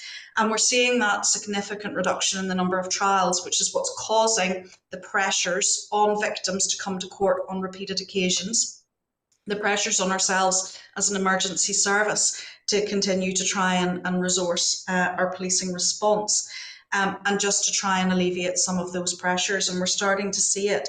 And if I can just give, I'm not sure where Mary's gone, but if I can give everybody else just the kind of overview of what we're seeing in terms of first citations, we're seeing a reduction of 27% across the board in terms of first citations for police officers, and 48% in terms of recitations. So that's that churn that we continue to experience. And what that means in reality for police officers is that where we did have 575 officers cited to attend court every day across Scotland in 23-24, we're now down to 418 officers. Now that's still an extraordinary amount of police officers cited to attend court and out of a complement of an emergency response service. But it's definitely an improving situation. And I think that's down to the strength of the partnerships, Mary. And when you put all of these aspects together, your proportionate response to crime, your direct measures, your planned voluntary interview pathway, your summary case management, it all starts to unlock the bits that we've been a little bit stuck on across the criminal justice system. And I think that it frees it up. And what it also does is provide a springboard to, and what next? What could we do next after summary case management? And I think there's huge scope for taking it further in the future. I hope that answers your question, Mary. Thank you very much, yes, and I do apologise for disappearing off the screen for a few seconds. I got the message to say my battery was running low, which is strange, but I had to plug in rather than disappear entirely. Apologies. Anyway, thank you for that response, Wendy. That was really helpful. And what I have to say is just how impressed I've been by how quickly you've managed to unblock a system which we knew was blocked for a long while, which needed this kind of attention. And I'm very impressed to see that the full national rollout of summary case management is likely to be completed this calendar year. So that's great. But as you say, it's only ever as good as the strength of the partnerships that need to be in place to make these things work. So I was a bit concerned today by a report in the media about one part of the system potentially boycotting this. So that would be defence agents, apparently. I'm not sure about that report, but you know, it's going to test, I suppose, the strength of the partnership if there is a boycott taking place. And I wondered if you had any awareness of this and what the response would be. Yeah, thank you, Mary. Yes, I am aware of the boycott action, which has been in place for a period of time now, and is connected to legal aid and ongoing discussions around that. And that's a long-running issue. In terms of the impact on summary case management, we're not seeing an adverse impact in terms of how that is operating. And I think that will be for a number of reasons. I think that the leadership shown by Sheriff Principal Anwar and her involvement of the defence community at the outset of the summary case management pilot has undoubtedly informed, influenced and helped shape what summary case management looks like, and also then the results that we are seeing. And it's actually within the defence community's interests to be able to resolve cases sooner and then be able to take on more business. So I actually think from a summary case management point of view, it would be hugely disadvantageous for the defence community as well as victims across Scotland and indeed offenders if there was to be boycott action that significantly impacted summary case management. So whilst it is a high profile theme in terms of the justice efficiency, I think it would actually hamper people if that was the one that was selected for boycott action. But that remains for the defence community to decide that, Mary. Thank you. Yes, absolutely. But thank you very much for clarifying that it's not currently having an impact. That's really helpful. Thank you. Thanks, Mary. I've got Councillor Chalmers and then Tom Halpin. So, Councillor Chalmers, over to yourself. Thanks, Chair. It's really good to hear about all the constructive partnership working, and my questions are really around that theme too. So, noting that the Police Scotland runs the Violence, Disorder and Antisocial Behaviour Gold Group, really good in terms of coordinating and making sure we get effective strategic layers there. Just wondering if DCC Connors or others could say a wee bit more about how local authorities and CPPs are involved in that work, just so that we get a feel for it. And my second question is on the year 1 milestone, improving partnership working with the NHS and local authorities, and wondering is the ACC policing together? I know I'll have an interest in this as well, actively engaging with Blue Light Partners through the Reform Collaboration Group. So again, it would be really helpful to understand, there's no mention of engagement with local authorities in the paper, but good to understand a wee bit more about that work and how the engagement with local authorities and others going. Thank you. Thank you. Sorry, thank you very much for the question. If okay, I'll pass to Katrina from her view as a divisional commander, as well as sitting within the policing together and the partnership space. Thanks, and again, yeah, thanks for your question. I suppose just in terms of the wider partnership working, as you've mentioned, how are we connecting some of that work locally? Part of the work we've been doing, I know Patrick touched on it around the Reform Collaboration Group. Both Patrick and DCC Smith are supporting the work there to get a renewed focus around how we support as kind of emergency and blue light services, but that obviously also builds on to work that we're already doing through the Preventions Hub. So for example, just as it specifically relates to raising that visibility, the Community Planning Improvement Boards, which of course, are representative of all of the local authorities that are coming to visit the Preventions Hub on Friday of this week. And again, that's all about building on that public health approach, that wider partnership working, so that we have that opportunity to make sure that best practice is shared at a local level, Councillor. And again, just touching on my role as previous role as a divisional commander in Lothian and Scottish Borders, that very much is a focus, is taking what we know in terms of some of the national partnerships arrangements and making sure that's embedding into local practice at that local level. But yeah, we're definitely in a place where I think certainly as a result of our Chief's new vision and this 3-year plan to recalibrate and look at what are the real priorities for us as a collective and how do we mobilise the energy, the finance, and unlock those barriers to some of that working. And I certainly know through the Community Planning Improvement Board and through some of the other work that we're doing at a strategic level, there's a real desire to focus all of that on, as mentioned earlier a few times today, that whole system and that whole family support. Thanks, Katrina. And I see that ACC Worrell's raised his hand. Would you like to come in on this? Thanks, Chair. Yeah, it's just to support what Katrina said and to get my experiences of having been a divisional commander and work with Maureen in Lanarkshire.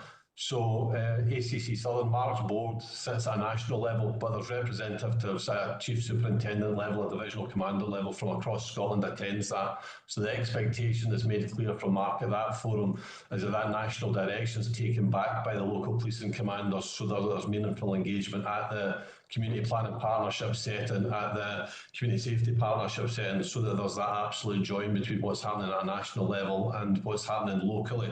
And that should be a two-way street, because there's lots of brilliant practice we see taking place with local authorities, with the third sector, that then gets taken back into Mark's board as appropriate. So it's just to give some reassurance around about those links. Thank you. Councillor Chalmers? No, thanks very much. That was important, because I think that national local link is really important. I'm also really pleased that the Community Planning Improvement Board is shaping up and moving on, because it had been kind of standing still for a wee while. So that's really good to hear that national local bit's starting to work together. So thank you. Yeah, no, thank you for the question. I mean, it is a cliche to say we're stronger together, but Team Scotland, all the public bodies with their partners will deliver far more than we will individually. So thank you for that. Tom Halpin. Thanks, Chair. The key insights and performance section within the annual assessment of policing again refers back to violence involving young people, and it's obviously we've explored that quite a bit in the previous questions. But in terms of the year-end assessment of policing, what assurance can we take from the ongoing work around violence involving young people in terms of its effectiveness? Where do you think we are with it, particularly in light of the recent media attention on this, which is a real concern to the communities? Yeah, thanks, Chair. I'm happy to take that and then pass over. Absolutely, I think, as we've said, it's very much a focus for us, and because we're giving so much focus, we've seen it in the media. I think if you, and I'm not minimising it by any stretch of the imagination, if you do look at the data trends, they're relatively static in certain areas. We are seeing people getting younger. We're seeing younger people carrying knives, and we're seeing an increase in retail crime assaults as a result of younger people. So that focus is really key. I think we're already starting to see where some of the engagement with young people is coming in, and that's where Katrina will come in. Our increase in the community policing model is an absolute key area that will really drive into this, because that engagement with young people in particular, being able to work with partners around diversion, and we know that that's a space that needs extra work, very much a partnership space as well. So it is something that we're really focusing on. I think the critical incidents that we've seen, as we said, are absolutely horrific, and I totally understand why that's in the public psyche and why people are so worried. I think there are reassurances there that we are able to manage some of those aspects, but it's going to take an effort by everybody in partnership to be able to do that. We've got tactics around stop and search, we do safeguarding, there's elements that are just us, but that wider bit and that engagement piece is really important. Katrina, I think you wanted to come in on that to make sure we've got a focus and we'll start to see it change. Thanks, Steph, and it was really just to come in specifically on that point around engagement, to give you that reassurance as well, that we do recognise the importance of how we are engaging and being able to build that trust within our young people. So as an organisation, we've committed to securing the support of 2 youth engagement staff who are working specifically around a youth engagement framework that will be a very tangible product that will enable us to support, and it builds on some of the work that we're doing in the Policing Together around connecting to our communities, but supporting local divisions and local staff around their approach to engaging young people and how we continue to do that in a way that doesn't stigmatise. And it goes back to some of the comments that the Debs mentioned around some of the media reporting, that whilst a number of issues are utterly tragic, we also want to be really, clear around setting a context for our young people that's a balanced narrative around some of the real positive work.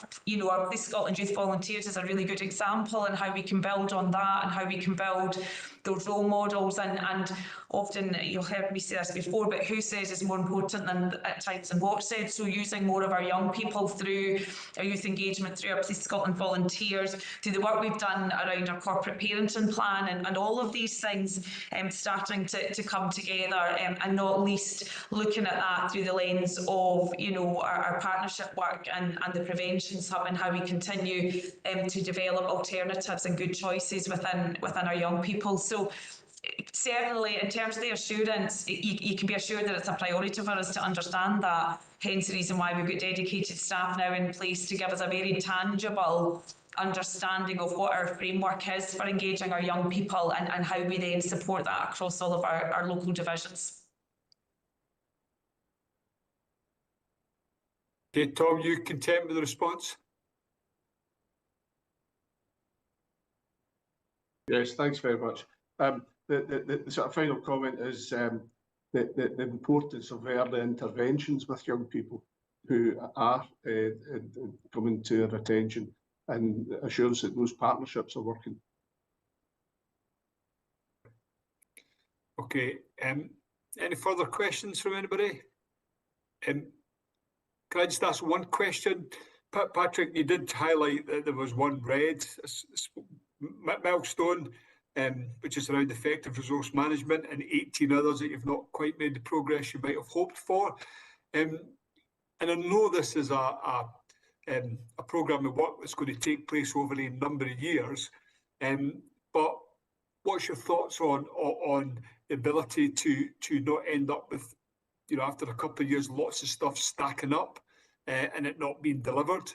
And how are you using this, the tools that you have available to make sure that you manage this all over that time period? Thanks, Chair, for the questions. I think the kind of strong kind of monitoring and ensuring the focus is on it is absolutely key. So from the performance year of 25-26, we are asking for quarterly monitoring on the delivery of milestones to really ensure that we are putting the focus on the delivery, Alistair, and ensuring that we are holding effectively the lead's feet to the fire to ensure that we deliver, because this is so important to the organisation, but more important to kind of policing in Scotland, that we drive these improvements as set out in our vision.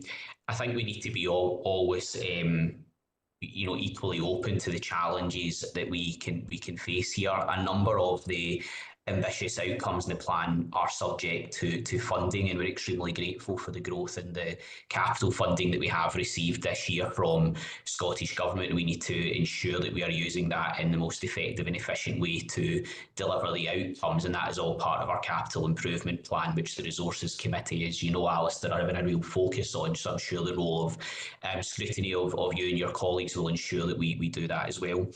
I think the kind of emphasis is there is only so much of some of the outcomes that are within our control as well, because we did use this to kind of focus on the whole system change, and some of that has already been highlighted but in Mary's question earlier and Wendy's response about where positive partnerships are working, we can make things happen, and we've got that success really through the criminal justice system. We really want to build on that with the use of and support of the NHS partners as well to deliver kind of some of the further outcomes that we have got.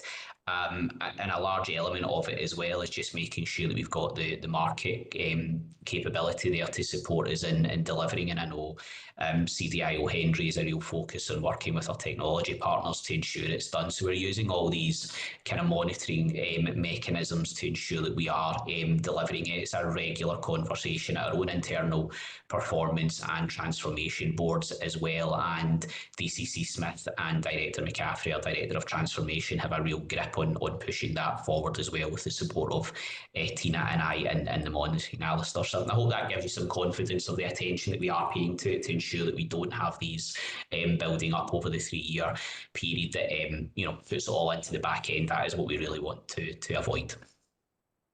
Okay, that's very helpful, Patrick, to understand that. Any final comments? Okay, I think between the previous paper and this paper, we've been given a very comprehensive overview of how Police Scotland are performing and how they're evolving this sustainable and effective policing model, which, as the Chief Constable says in their foreword in this report, is to meet the challenges not just of today, but also those that are coming down the line. So two very important papers, and commend the work that Police Scotland have undertaken, and I know there is absolutely a determination to succeed and no complacency. What I'm going to suggest now, because that's been a good 2 hours plus that we've been going through papers, is we take a 10-minute comfort break just to allow people to recover, and then we'll go into the live facial recognition, which I think is next. I know there's time pressures on some members and all the papers are important, but would anybody have any objections to us after the live facial recognition paper is to look at the... Oh, sorry, I've lost my agenda here. Got it back. Yeah. Would anybody have any objections after we do the live facial recognition if we jump forward onto 5.1 and did sex and gender? I just know there's some people that have got some time pressures behind it. Everybody comfortable with that?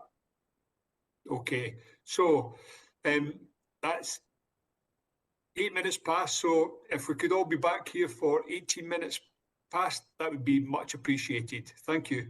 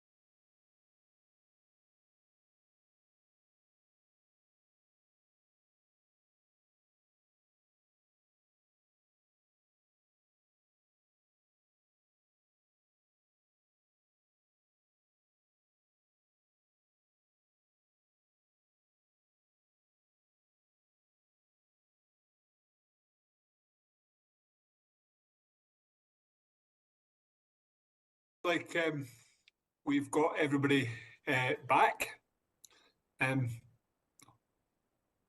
Hopefully you all took advantage of the comfort break and we're ready to move on to the next paper in today's agenda. So I think I'm going to be handing over just shortly to ACC Steve Johnston, who's going to speak to 3.1, which is the live facial recognition report. This is a paper where I, of course, recognise that operational decision-making lies with Police Scotland and the Chief Constable. However, it's our remit as the Scottish Police Authority to ensure that any decision must be proportionate, justifiable, and be seen to have balanced the impacts on privacy and potential discrimination in the pursuit of protecting individuals, and that the response to raised concerns is communicated to the public and stakeholders in a transparent and open manner prior to any progression towards implementation. And I know that Steve will be very keen to draw all this out. The paper was late, and normally, you know, I say take it as read. I know the members have read it, but Steve, if I could ask you just to maybe speak in a slightly more comprehensive manner to the paper than you might otherwise do, drawing out the highlights, you know, just to make sure that this potential new technology is appropriate and the concerns around it are appropriately aired. So thank you. Over to yourself, Steve. Thanks, Chair. Start with an apology for the lateness of the paper. That's down to me, and I'll make sure that won't happen again. First thing that I want to acknowledge is that this is a tripartite arrangement. The paper stems from the Biometrics Conference in June 2024, where the then Chair Martin Evans, the Biometrics Commissioner Dr. Brian Plastow, and the Chief Constable made an agreement that they would hold what was called then a national conversation. And that national conversation was around the use of live facial recognition technologies in a policing context. And since that time, it's been a tripartite approach to holding that conversation. The conversation, as you said, has been informed by the Independent Advisory Group on New and Emerging Technologies in Policing and the Oversight Group, and that the proportionality principle has been adopted throughout to give people the opportunity to have their voice and for their voices to be heard. In January to February of 2025, there were 3 use cases developed because we felt that just a broad conversation without any idea on how the technology was being used or to be used would just leave the conversation hanging. So in order to focus and to provide some substance for the conversations, 3 use cases were developed in the January to February of 2025.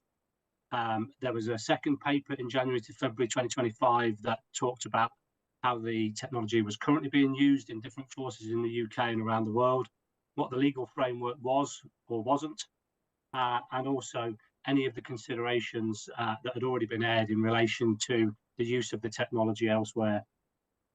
In April of 25, 5 focus groups were held, and during those 5 focus groups, the use cases were discussed. 26 groups or organisations attended with their unique and individual perspectives. And at the same time, we ran a public survey. And again, I'll go on to explain the results of those surveys later. The national conversation at the current stage culminated in May 25 with a national conversation on the 16th of May that was hosted at COSLA in Edinburgh. It was well attended. There was a good all-round conversation. Many of the views that are articulated in appendices A, B and C were presented there in person, and that was very, very welcome. So the use cases talk around 3 areas. One, in terms of a city or a town centre complex, predominantly around the nightlife and how the use could be used to protect vulnerable people and females enjoying the nightlife from predators. The second use case was around high-risk missing person and how we would use the technology to find them. And the third use case was in relation to large-scale indoor events, where it would be to protect the event from those seeking to cause harm at those events, which we know is part of the national assessment. And to be clear, my role in this is I also hold the portfolio on behalf of Police Scotland for biometrics data. So it came to me as that person who ultimately holds the core data from which any system would work, i.e. The watch list images from the custody images. The surveys provided, so the two main surveys, the one that was conducted during the course of the conversation, as you can see, the findings of the survey are Appendix A. Throughout, it's roughly 50-50, those for and those against. But it's quite a tight group. I wouldn't say any of the findings were statistically significant either way, but the results are there in full for people to read. And similarly, Appendix B are the findings of the focus groups. And similarly, both for and against, roughly down the middle in terms of 50-50. And the final submission on the Appendices C is the written submissions. And as people will see, those that have provided written submissions tend to be from those groups particularly interested around human rights, young people, etc., etc. So the other survey that was conducted was a survey that is conducted by the Scottish Biometrics Commissioner, where that's a full public survey, and that was held 2 years ago and again this year. 2 years ago, the support for the use of this sort of technology sat at 66%, and this year that had risen to 72%. But that's the Biometrics Commissioner's surveys. So some of the key considerations that came out of all of the conversations was a need for primary legislation. There's not much that exists in terms of primary legislation around the use of technology for this regard.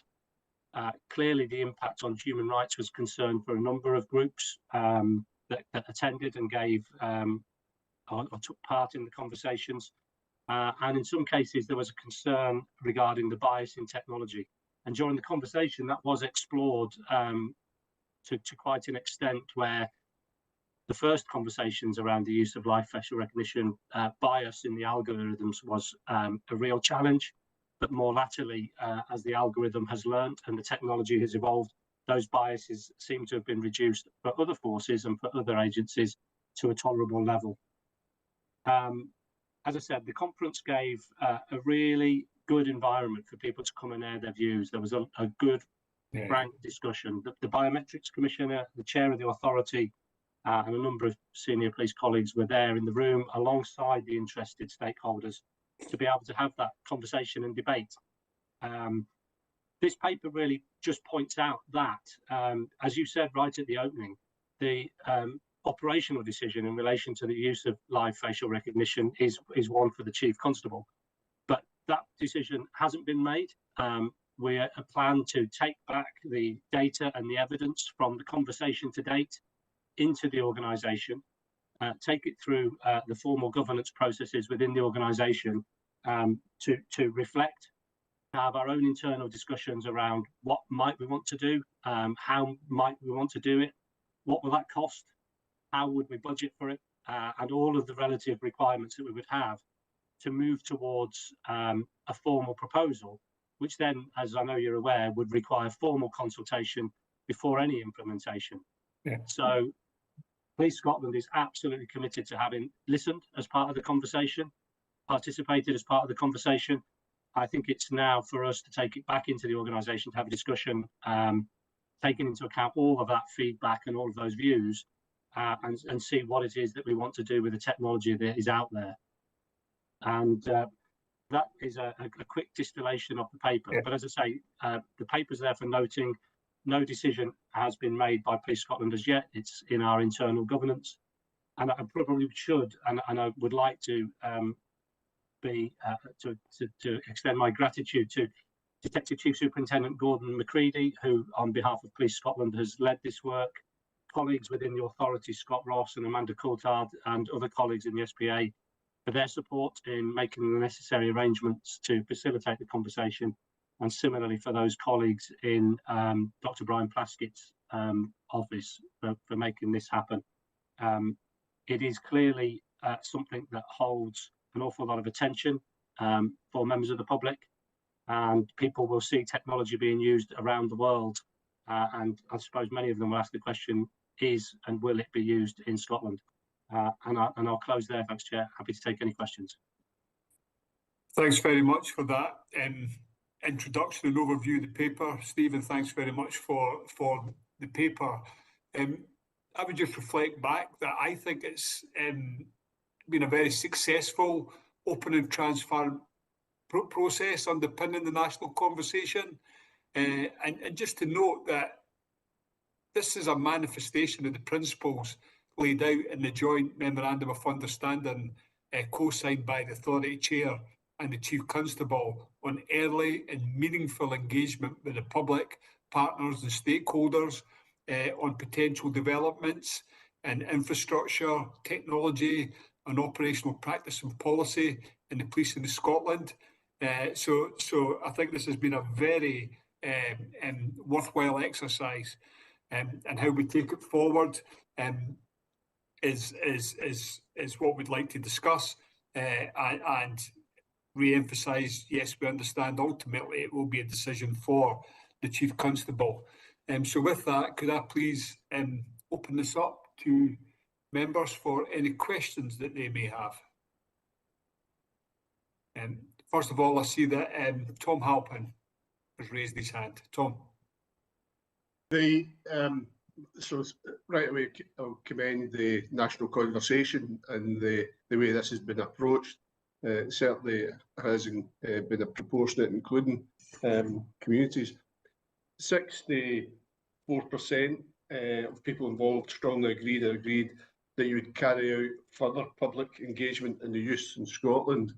I'm also conscious that there are other policing organisations, UK policing organisations, operating in Scotland who may go in a route use of live recognition in their own operational decision making, and that you could end up with a mismatch in capabilities and interoperability if that was the situation. So this further consultation or consideration is really important. So it's just seeking more detail in the timeline and how you'll undertake to gather more evidence to shape the Chief Constable operational decision, and if and when live facial recognition could be implemented, to make sure that the decision is proportionate and necessary and explainable to the public. So these events and adoptions could overtake your conversation. And so just, is there a sense of a timeline now? Thanks, Tom. Steve? Yeah, I suppose the first thing, Tom, that we've got to do is take it into our formal governance and have the discussion, as we are having here internally with the Police Scotland executive, to basically discuss what our next steps are.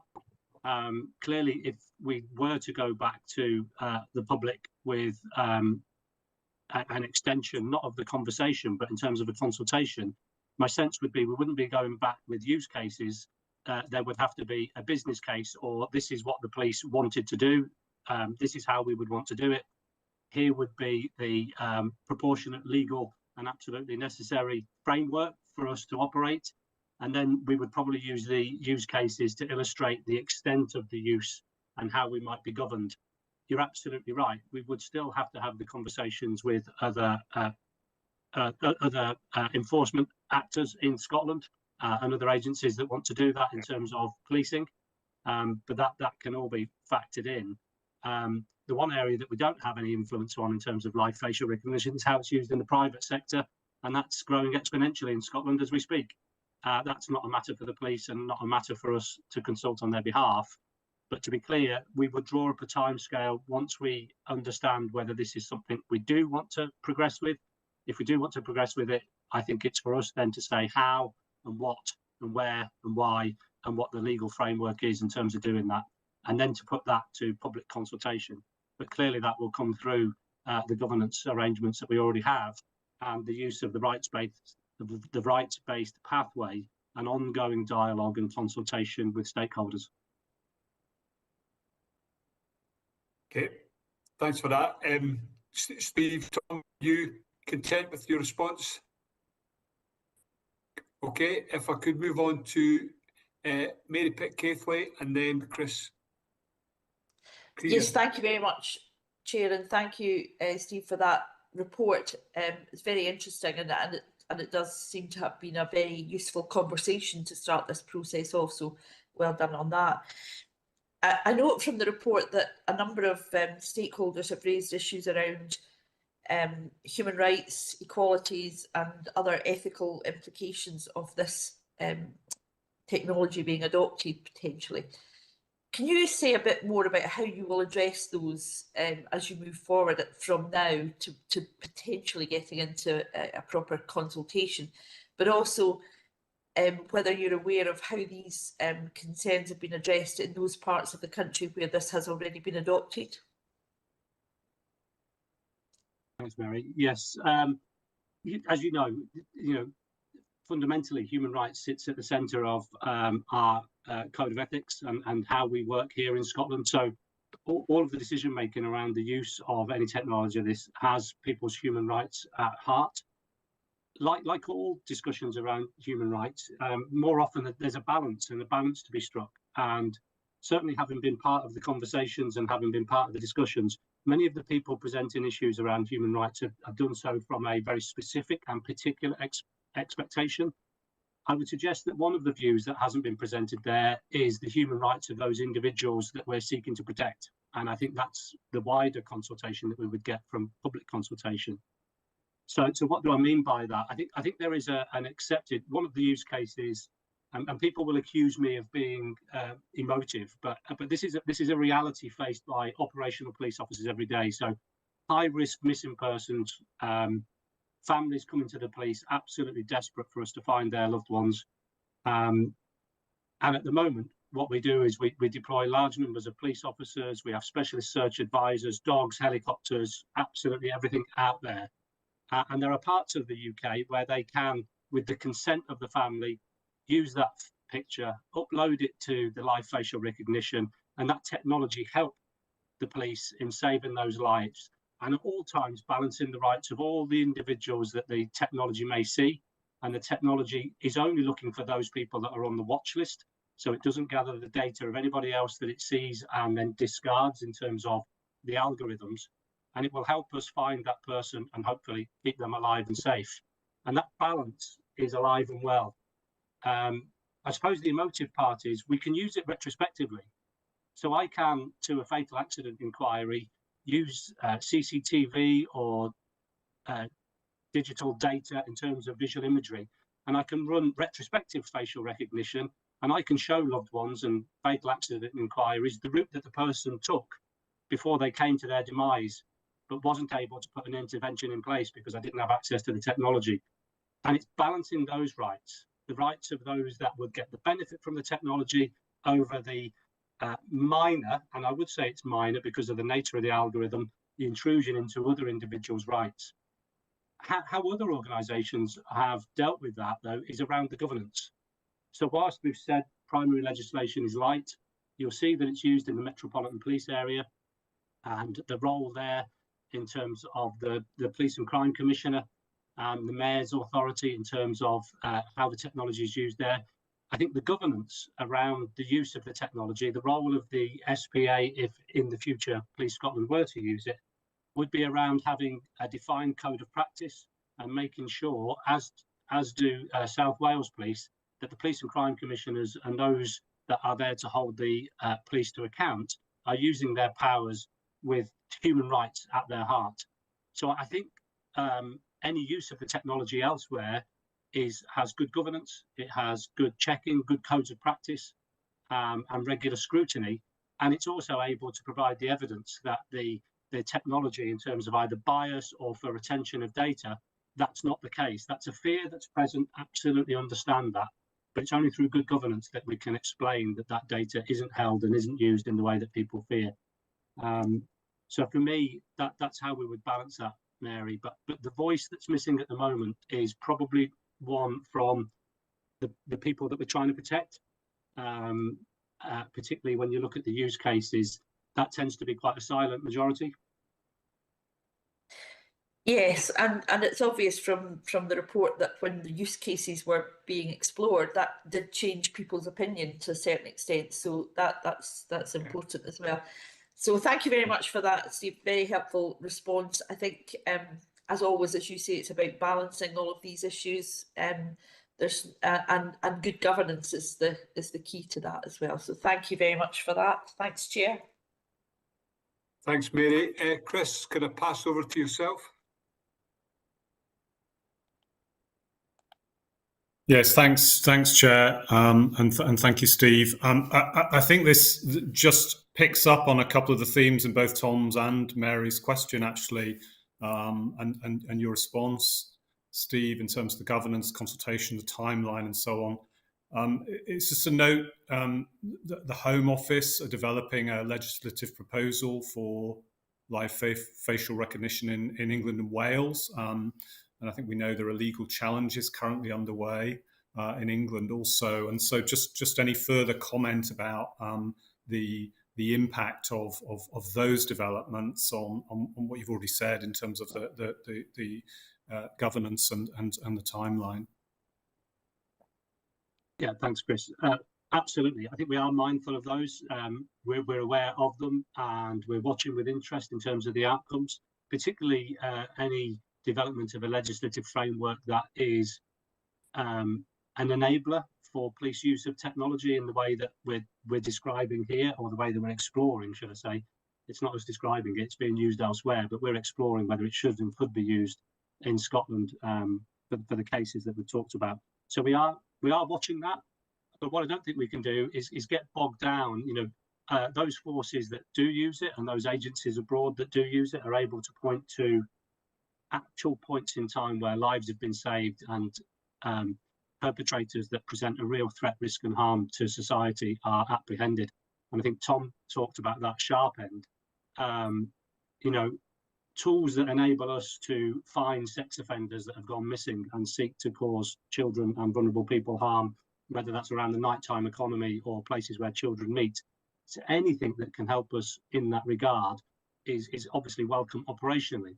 But strategically, what I would want is the codes of practice and the governance that give the public the reassurance that we're using those technologies appropriately, lawfully, when it's absolutely necessary, and that we have all of the right checks and measures in terms of the governance and the oversight that the SPA have to enable police officers to do it. We've talked much about the impact on police officers, and perhaps throw this in here, Chris, forgive me, but the impact when we can't use these technologies on police officers that are out, if you like, at 1, 2 in the morning, trying to find vulnerable people, trying to find sex offenders, trying to find those people that are causing harm, and their inability to do it. They're only as good as human beings are in those contexts. Technology is there to help society, and this is a system that can help law enforcement. And yes, we will need the right rules, the right regulations, the right consent from the public. But I have no doubt in my mind that the future use of this sort of technology can be for the greater public good. And that often comes at the balance of competing human rights. But when you're talking about saving life and the impact on police officers, when we spend days looking for people and we haven't been able to make an intervention because we haven't known where they are, it's hugely frustrating then when we're having to visit relatives, etc., to give them the dreaded news that we do. So I do think this is a highly emotive area of business, not just for the public and for those that feel as though it impacts on their rights, but also for the colleagues that are doing a difficult job in trying to keep people safe and keep people alive.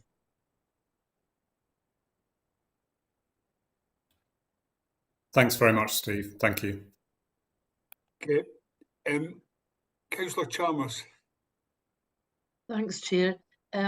Just thank you so much, Steve, for that detailed introduction to the paper. Appreciate, the paper being late. It was difficult to kind of scrutinise it thoroughly, but thank you. COSLA doesn't have a position in this matter as yet. We provided the factual update to our Community Wellbeing Board last Friday. So just for you to note that, and I really appreciate the conversation so far and the thoughtful way in which you're taking this forward.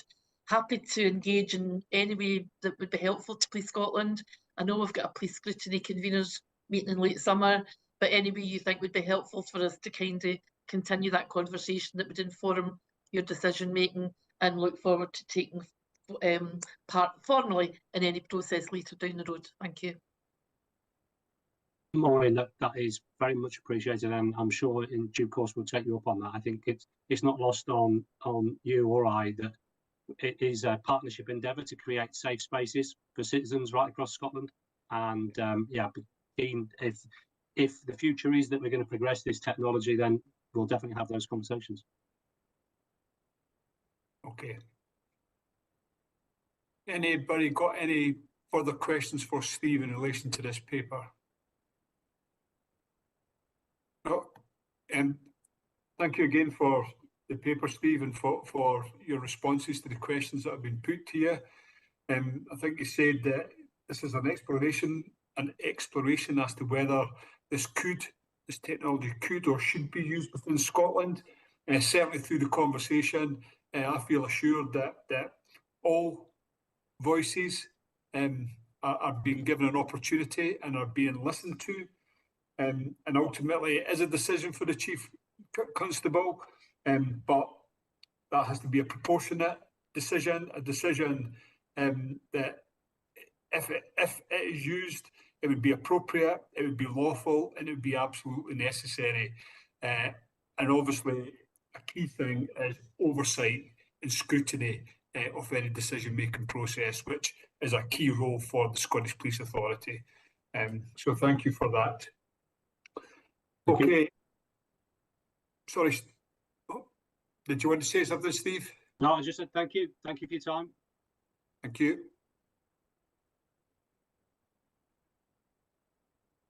Okay, so I did ask if we could move forward on the agenda to 5.1. We will come back, of course, and cover all the other items. But 5.1, which is under the heading of oversight of improvements in policing, and specifically it's on sex and gender, and ACC Kat Payton, I believe you're going to speak to this for us. Yeah, I'm happy to come in there. DCC, I don't know if you were wanting to say anything. If not, I'm happy just to go into the update. Yeah, Chair, just by way of introduction, I know we touched on this agenda at the recent board meeting, and since the board meeting we've been working on the consultation exercise by the Human Rights Commission. Katrina will touch on that. We'll also touch on the work that's ongoing with the National Police Chiefs Council around search and the guidance that they will introduce around custody, and we will be part of that. And also the stakeholder event has since taken place. I'm mindful that some elements of this paper would have been pulled together a couple of weeks back, but Katrina will provide hopefully a relatively comprehensive update on the work that's ongoing. So thank you, and that's just by way of introduction. Yeah. Thanks, DCC Spears. Apologies for not bringing you in, but if I could pass now to ACC Payton. Thanks, Chair. Thanks, Deb. As you said at the outset, Chair, we'll take it that the paper has been read, and obviously we've submitted the paper as it relates to the progress around this important piece of work. But I will just take a few moments to I suppose set a bit of context as we then kind of cover some of the key pieces of work that have been ongoing. And I want to start by saying that the paper, it was designed to provide you with that assurance around the progress that we're making as it relates to our review of sex and gender, which we committed to last year. I want to say it also, though, in the context that, Police Scotland as an organisation, of course, is committed to how we build trust across all of our communities, and therefore how we come to make our decisions are really critical, not just the decisions that we end up making. And so a big part of the work that we have done in relation to sex and gender is to focus on what I know the Chief has already articulated at the board meeting, that we would do it in a way that's focused on engagement and transparency, because that's the way in which, as I say, we will build trust, that even where there's disagreement, people are appreciative of how we've come by the decisions that we may ultimately take. And of course, that engagement and transparency gives us the opportunity to demonstrate our values, which has been a real focus for us in relation to this work, that policing truly is for everyone. There's specific elements as it relates to the engagement and transparency, right from the outset. So this isn't just, an engagement approach that's happened recently around our stakeholder event, which of course I will touch on. But we started right from the outset by having a short life working group with a number of key stakeholders involved in supporting us with this work. We've done quite a considerable amount of benchmarking in relation to other police organisations, wider public sector organisations across not just the UK but indeed Europe. We've been seeking the advice of a number of advisors, both within the legal profession, academia and human rights, and we've continued to have a number of proactive individual conversations and opportunities to listen and understand the wider views within the context of a really dynamic and changing landscape.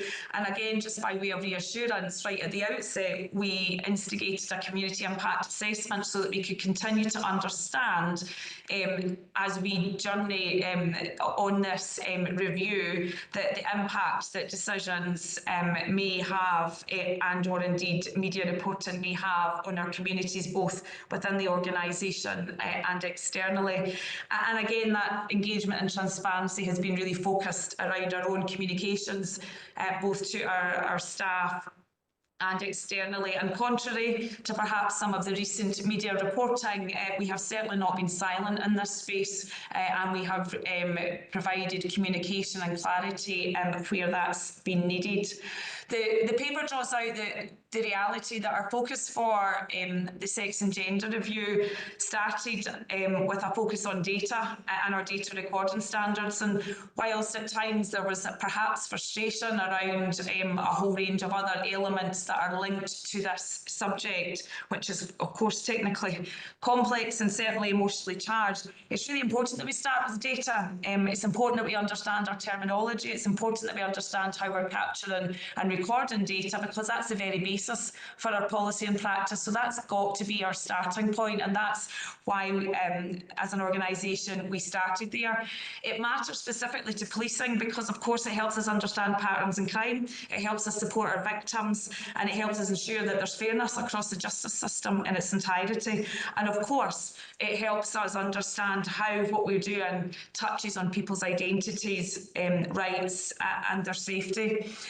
And the paper also draws out, Chair, that we've obviously been doing all of that within a really dynamic landscape, not least in April when we had the Supreme Court judgment. And we, like other organisations, are continuing to consider the implications and the practical implications as a result of that. You're aware from the board meeting and from what the DEP has said that we, and as a result of all of that work, got ourselves into a position where we had a number of proposals which were ready for further consultation and engagement, but we held off until we had the Supreme Court judgment. And as I say, that's following that we were able to have our stakeholder event on the 29th of May. And that allowed us the opportunity to share some of our proposals as it relates to the work that we have done around data recording standards and how that it will start to shape our work going forward. That provided an opportunity obviously for feedback and has been supported further with an online feedback form which stays live until the 22nd of June. So we're still waiting for further feedback. And again, that will allow us to collate views and compile a final report and recommendations as it relates to that subject. But I'm sure the burning question on all of your minds is, what's happening in the interim. And I think the reality that I would want to present is that we've been very measured. The Chief's been really clear that we will do this once and we'll do it right. And in the interim, we continue to make sure that our communications is clear and that our guidance is clear. So, for example, Alan Spears mentioned there about the NPCC guidance, which has been circulated, and we are carefully considering that with the support of our own legal team, with our own human rights advisor as it relates to Scotland. We are very much in a position where we want to be able to align in a consistent way with the wider UK policing PLC, as it were. But of course, there's specific implications for us here in Scotland. We've got different legislation. We don't operate under PACE, and there are specific requirements as it relates to the Code of Conduct, which is Scottish Government-led work, and therefore our consultation is ongoing. By way of assurance, there's a meeting actually taking place just now. We've got draft guidance that will be getting ready to go out as it relates to the aspect of search. But as I say, we're doing that in a way that's focused on engagement and transparency. But following today's meeting, and critically after today's meeting, following further consultation with our staff associations, we will be looking to put that guidance out to provide further clarity as we continue to work through what it means in relation to our proposals and our data recording standards going forward. So I guess hopefully that gives you a bit of a whistle-stop tour, Chair, but a huge amount of work that's been ongoing. I know a number of the members were at the stakeholder event, but hopefully that gives comprehensive enough an update to let you know where we are. Yeah, thanks, Kat. Thank you for the paper and thank you for updating it and for drawing out some of the key issues. Could I now open it up to members for any questions that they have?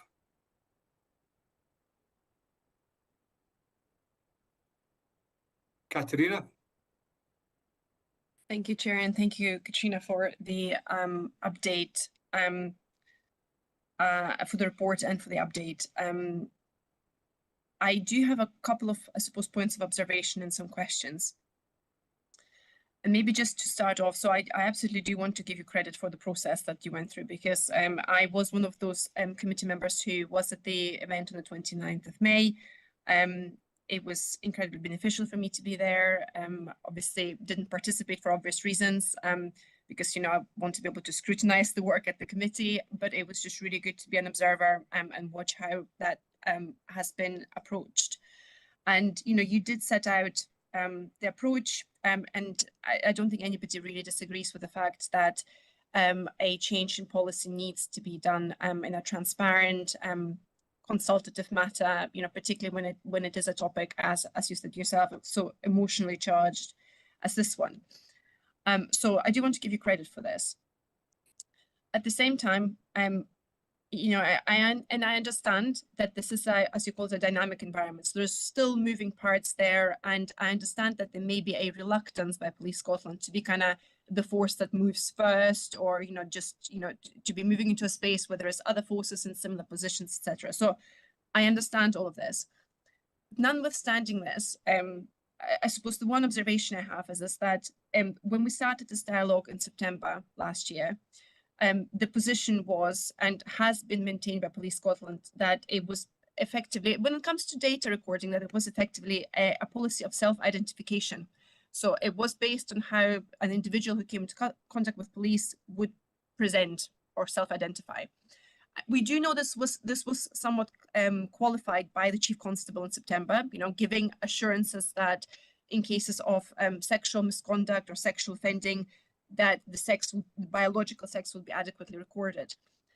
I suppose I do have a degree of frustration that fast forward 9 months almost to the date from that meeting, and having had the clarification from the Supreme Court judgment, on the face of it, I am still, so I do benefit obviously from the knowledge of attending the event on the 29th, but for the member of the public at this stage, the current sort of looking at this, I don't think anybody is still none the wiser as to whether or not the Supreme Court judgment, which was very, very clear, has indeed been adopted into Police Scotland's policies. So even if I just purely take all the other bits apart from this conversation and say, when it comes to recording the sex or gender and gender of people who come into contact with the police, what is the current policy?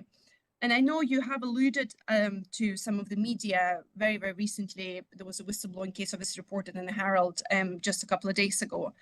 And I'm afraid that is the public perception just now. So for a member of the public, it looks like you have been reviewing this in a very, very good way.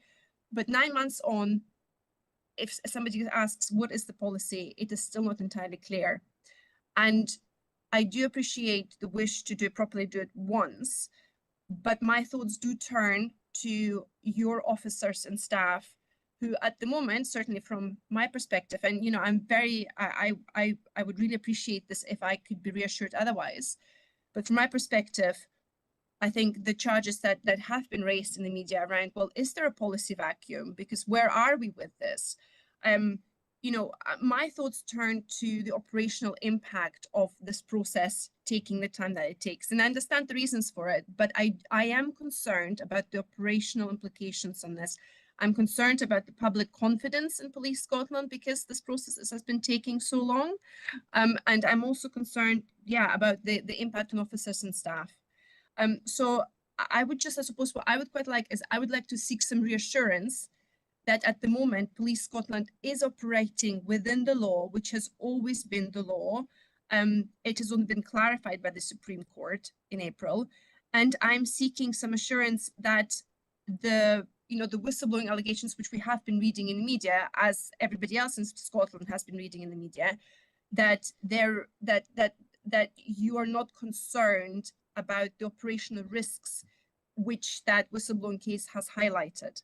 So I don't mean to be critical, but I suppose I'm looking at this with a public interest perspective. And whilst I do give you credit for everything you've done, and I'm incredibly encouraged what I heard during that stakeholder event, I still think, you know, I'm a little bit disappointed, I have to say, because we have been promised a substantive product, I believe, by DCC Spears during the board meeting. And having read this paper, it is an interim update on all the good work you've done, but I'm still none the wiser as to the actual substance of the issue.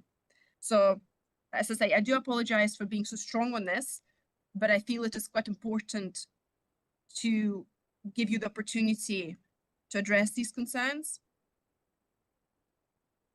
Okay, thank you, Katarina. I don't know who wants to come in first, either the DCC or the ACC. I'm happy to come in there, Alan, unless you were wanting to, but a couple of things. I think again, I go back to context is everything. So I think there's, you know, there's two things that I would want to draw out in response to that, and I appreciate your comments around the approach that we've taken, and I certainly acknowledge aspects of your frustration around pace, and I think the Chief also acknowledged the desire for people to move quickly in this space, but the importance of getting it right when we do that.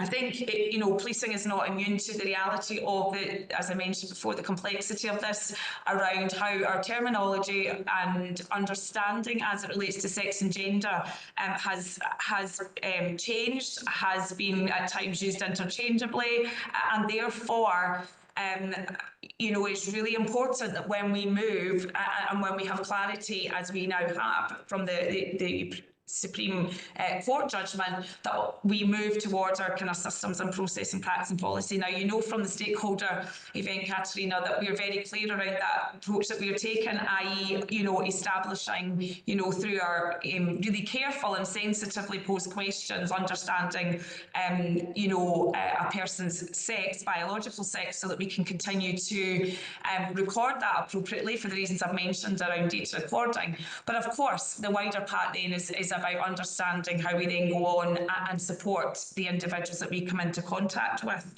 setting it in the wider context, you know, the policing role, our job is to be professionally curious. So, you know, where we make assessments day in and day out, where things appear to be, not or in some way different from our initial assessment, we're professionally curious to understand and to seek to do the right thing. And I say all of that in the context as well, Katerina, that since 2018, we've had just under 70,000 complaints as an organisation, and less than 28 of them relate to elements around, we've got a marker around gender as a subtype. So I think we need to understand that our police officers day in and day out make the right decisions because the guidance is really clear. Where we do want to, in light of the Supreme Court judgment, reaffirm that, which is practice that is already taking place day in and day out across the country, that we provide that clarity around when we're, for example, as it relates to search, and particularly as we think about what we would define as thorough search, that absolutely has to be by someone with a biological same sex, and we're working through all of that because I go back to my original point. How we come by these decisions are really important. And to be honest, Katerina, I know you're saying your concern around public confidence. The article in the paper at the weekend reflecting on the element of whistleblower is clearly not reflective of behaviour and practice across our organisation. No one has ever, prior to or since we've been doing this review, that I'm aware of, ever been coerced into doing it. You couldn't coerce somebody to search, into a search scenario. That's just not in keeping with our values, and that's why we've always gone back to that basis. I know there's an element of desire to move quickly on some of these things, but we need to have the systems, our data systems. We've got a range of, IT that's interoperable across the organisation, and we need to make sure that that's reflected in our policy and practice. Further guidance will be coming out that will continue to take us towards further clarity, but hopefully that answers your question, albeit I do acknowledge your frustrations, Katerina. Thank you.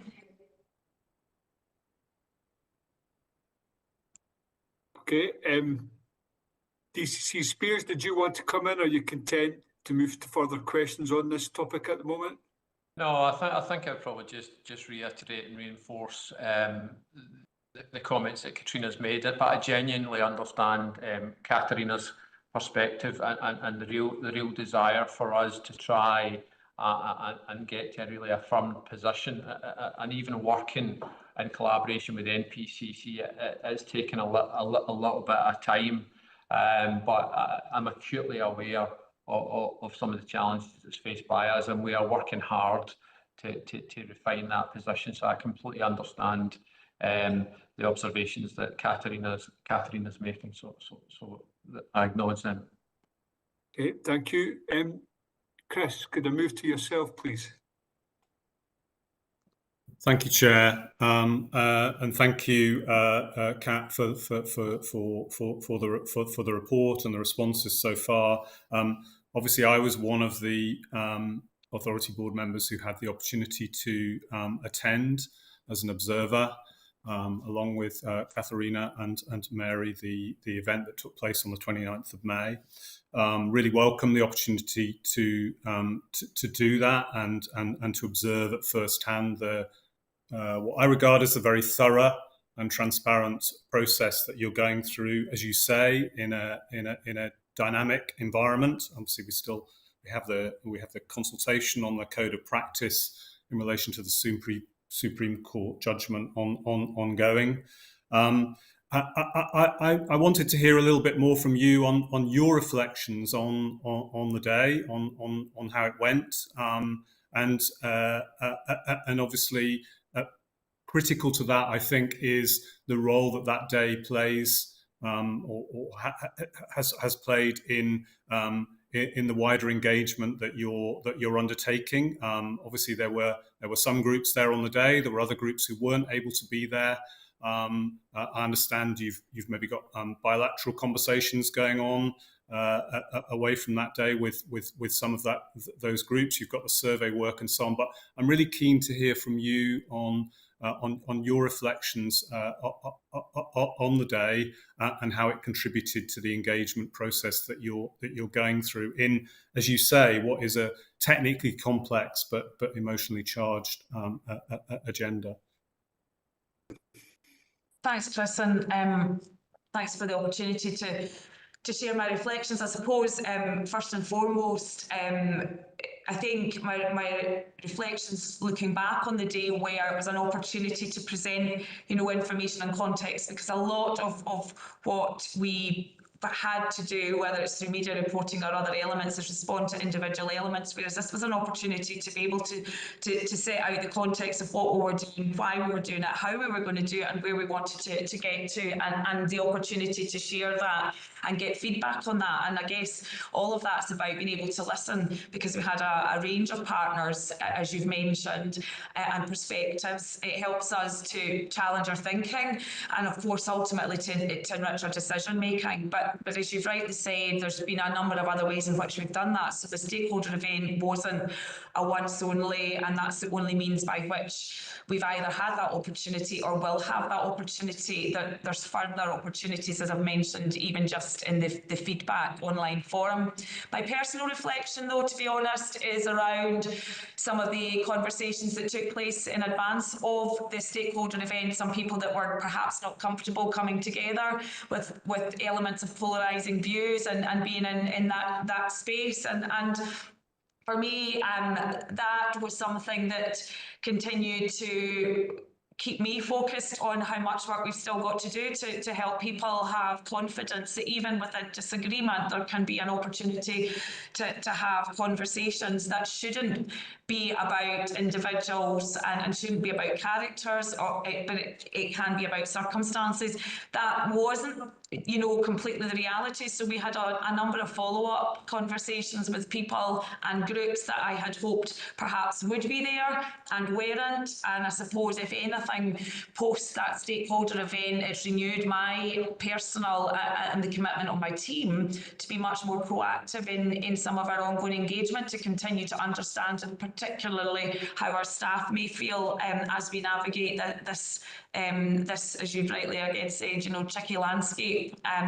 But I think what it did demonstrate is the work that's ongoing and the foundational work that's really critical. I think hearing from Jane Gordon was really important to hear somebody, around with a real focus on human rights and being able to set all of it in the context of what is the role of policing within this wider conversation. And again, specifically hearing from our Deputy Chief Data Officer to set it again in the context of why data matters and why that is really important to get that right. So those are my kind of observations as to how it went and some of my personal reflections, and actually how that has continued to inform some of my practice actually even since that stakeholder event, if that is helpful.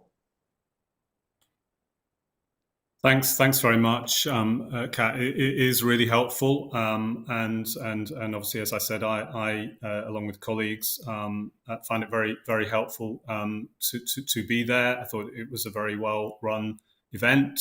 It was sensitive, it was thorough, and obviously, the conversation was both complex and challenging at times. I welcome the fact that you recognise that not everybody felt that they could be there or were able to be there on the day. That was certainly something that I observed in terms of the engagement that took place on the day. And so I suppose, I think you've covered this really, but just obviously looking for an assurance that that proactive approach is ongoing, and that engagement with a full range of external groups is part and parcel of the process overall, and will ultimately inform your proposals alongside, of course, staff, officers, diversity staff associations, and so on. And anything more that you want to say about that, or about the responses you've had so far on the proposals that you outlined on the day. Anything more you'd be, I'd welcome that. Thanks, Chris. I'll start with the proposals and then come back to the kind of wider engagement. So we got quite a bit of feedback actually, even just immediately after the event, so that was encouraging, and I think it demonstrated that there was an appreciation that, you know, that people were able to, that were there, were able to come and hear what we were doing, and obviously also give their perspective and their viewpoints. The online feedback form is open until the 22nd, so we'll get a better idea as to, you know, some of the views around those proposals about, you know, what we would want to be considering as part of our next stage. And so I'll be able to give more clarity around all of that at the moment, but you'll know from the kind of conversation around the question set, you know, some that there was an obvious, you know, yeah, like they all kind of pretty much unanimously agreed, and as we started moving through where there was perhaps some dispute. Going back to the wider engagement, as I say, you know, for me, the importance of this is continuing to make sure that through everything that we do, people do understand that policing is for everyone, and therefore being really sensitive to, as you've reflected on that day, not just the voices that were there, but the voices that weren't there, and therefore, you know, continuing to make sure that we are engaging and giving people that opportunity in whatever format or forum suits them, to make sure that they absolutely feel listened to. As an example, over this last week, I've continued to be proactive in my engagement with the Women's Development Forum, with the Christian Police Association, and with our LGBTQ plus association, and the meeting that's ongoing just now involving Scottish Government and others around the wider guidance. You know, prior to us doing anything, we would make sure again that we're continuing to have that engagement, to make sure that we're taking our staff with us, and that they have an understanding not just of what we determine, but actually the implications of that, and we're able to respond. So it will continue, and that conversation and that engagement will continue. And as I mentioned at the outset, that comes from a range of ways, whether it's people's personal experience, whether it's a professional responsibility, you know, whether it's, you know, the role that they carry in terms of organisations. All of that's really important to us.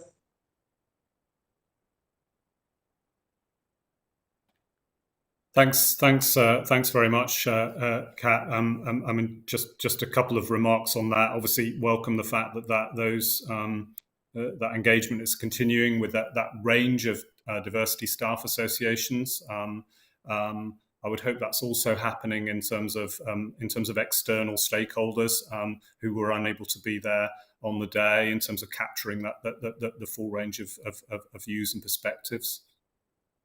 So just on that, Chris, absolutely, and there was obvious ones, and we've been proactive in the follow-up. So even the day after our stakeholder event, we had a very positive conversation with, for example, the Equality Network, and we're going to be holding another session to try and, you know, make sure that we're getting a breadth of views and perspectives around. So we're very, very proactive in the ones that we're unable to attend for whatever reason to follow that up.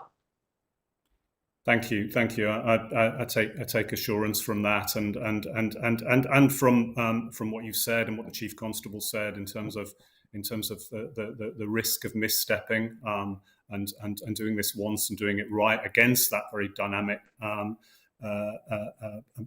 backdrop. And I think the sensitivity, the thoroughness, the proactiveness that you've outlined is obviously really critical to getting that right. So thanks for your responses. Okay, thanks, Chris. Katrina, you want to come back in?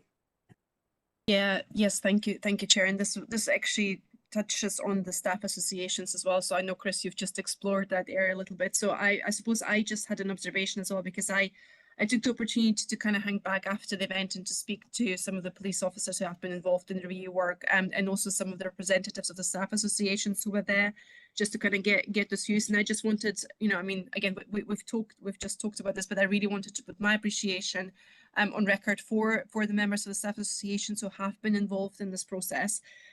So, and you know, and it's kind of exactly what you just described there, Kat, like that's what I heard firsthand from those representatives as well, that they have been engaged. So the things that were presented on the 29th weren't news to them, because they have been through that consultation process, obviously, and that was really quite good to hear. And the other thing which was really encouraging for me to hear as well, including from the LGBTQI plus chair of the network, I believe, you know, that actually when it comes to, and specifically focusing on data, and I do want to give you credit actually, Kat, for focusing it on data first and then kind of branching out from that. Specifically on data, you know, I think what I heard is that there is very little disagreement, actually. I think everybody recognizes in policing the importance of clear data, clear categories, clear data capture. So you know, whilst we think that yes, you know, yes, there's emotions that sit behind that, actually, when you strip it right back to what's the operation, what's the purpose of this, you know, I think what I was hearing back some really good messages around. No, it is very clear, actually, there isn't that much of a concern or you know, dissensus on this. But at the same time, naturally, everybody recognizes that there will be implications for members of the public, for members of staff and officers, and that, you know, but I think what gave me hope is very much that everybody recognizes that we can both be focused on staying on the right side of the law, being operationally focused, but also still treating everybody who's involved with dignity and respect. So that was a very strong message that I took away from my subsequent conversations after that meeting. And I just really wanted to put my my thanks on record for you know, for everybody who on the staff association side and wider who's been involved. So thank you. Okay, thanks, Katerina. Chris, your hand is still up. I don't know if that's just legacy. It's down now. Does anybody have any further questions? You know, really appreciate the update. I think the approach is commended. There are concerns around pace, but that's in the context of the understanding the complexity and that desire to do it once and do it right. You know, so you know, we look forward to seeing tangible, meaningful progress, understanding all the risks involved in that. But overall, you know, I think the message you're getting is that, you know, the approach is the right one. So look forward to further updates on this. Thank you. Okay, so we will now move back in the agenda to item 4.1, which is the COSLA update report. And thanks to everyone for their patience. Thanks to Councillor Chalmers. But if I could open it up now to you, Councillor Chalmers, to give us your report. Thank you, Chair. Thank you. No trouble at all. That was a good discussion, and it's one that we're all having, I think, in our own spaces. So thank you. I'm really pleased to introduce the latest COSLA update to committee. Paper covers a number of areas of work which I hope will be of interest.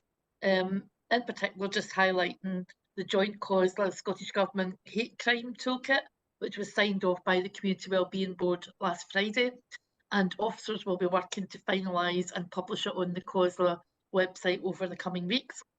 We've also had, and it received quite a bit of publicity, a recent roundtable on civility and public life, hosted by COSLA, but involving multiple partners, including ACC Alan Waddell, and the board chair, too, SPA board chair, which was really useful, and thank you to both of them for attending. That was led by the President, and I think there'll be follow-up work coming forward.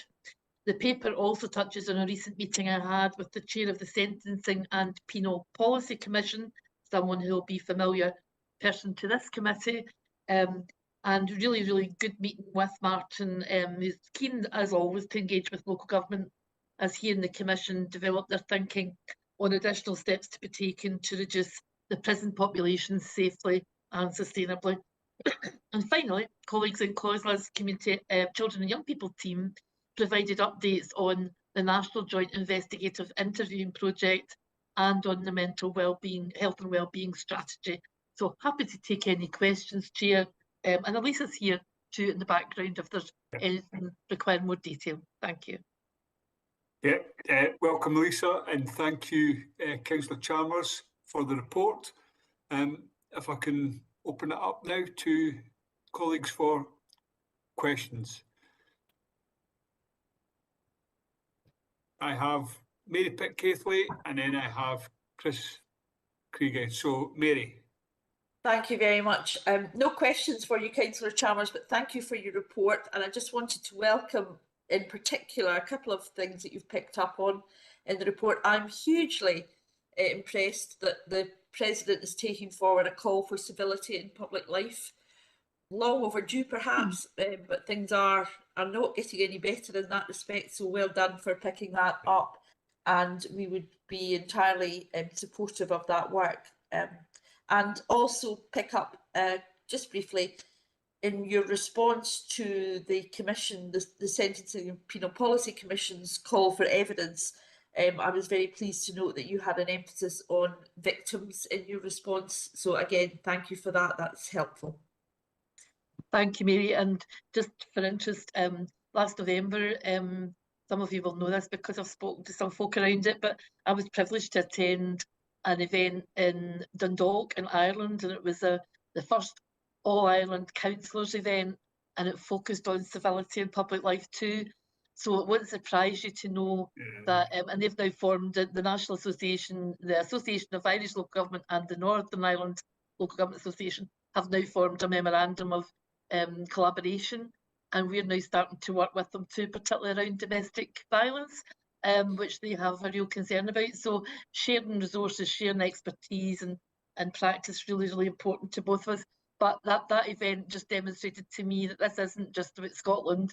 And the President and I also took part in a Stronger Cities Alliance event, which involved the mayor of in Uganda, a mayor in Idaho in America, and folk in Malawi, and again brought together that focus on protecting, because as you know, there are a lot of risks around elected representation at the moment, and that was really good to be able to talk about that in a world stage, but as well as within our nations of United Kingdom. So thank you. Thanks, Councillor Chalmers. Chris? Thank you, Chair, and thanks, Councillor Chalmers, for the report. I just wanted to focus on the section of the report on the development of the toolkit, which I think is a really, really welcome development. Be interested to hear anything more from you on the discussion that took place at the Wellbeing Board around that, and also be interested to hear from Police Scotland colleagues on Police Scotland's involvement in that work, and would add that it would be, of course, good to see engagement with SPA colleagues, given focused work on antisocial behaviour and community cohesion and so on in this area. Thank you. Thanks, Chris. So the board discussion on Friday was really just simply, doing a final check on that, because it's been a piece of work over time, which is mostly taking place in the officer space. So I'll bring Elisa in to comment a wee bit on the work that's been done to bring that forward and the partnership involvement in that. Yeah, thank you, Councillor Chalmers. Yeah, so I think this piece of work started back in 2023, so it's been ongoing for a while, and as part of it, COSLA officers work with Scottish Government officials to undertake a series of engagement sessions with local authority officials, with third sector organisations, to essentially pull together the toolkit. And actually, what we could do after the meeting, if that's okay, we could actually share the draft toolkit that was discussed by the Media Wellbeing Board. Actually, we could share the final toolkit once it's completed over the next couple of weeks, if that would be of interest. And essentially, the idea behind it is to gather all the online resources, the kind of legislation background on hate crime, have it all in one place for local authorities to refer to. and also the toolkit includes lots of examples of good practice that are taking place across local authorities, including partnership working with partners like Police Scotland. And this is essentially to build a sort of library that local authorities can refer to whenever they are potentially looking at improving or rethinking their approach to hate crime. So that's an initial piece of work that we're doing on this, but we're also happy for it to be more of a living document that can be updated on the back of feedback from local authorities, but also from their partners. Thanks, Elisa. Thanks, Chris. Hopefully that's helpful. Thank you. That's really helpful. It's welcome, and of course, as I think has been made clear from the response, the toolkit's a really welcome development. Its ability to be living and breathing and to be used in practice is always the sort of critical challenge with these kinds of resources. So it's good to hear that that thought is being put into that, because that's where it'll have most value. Thank you. Thank you.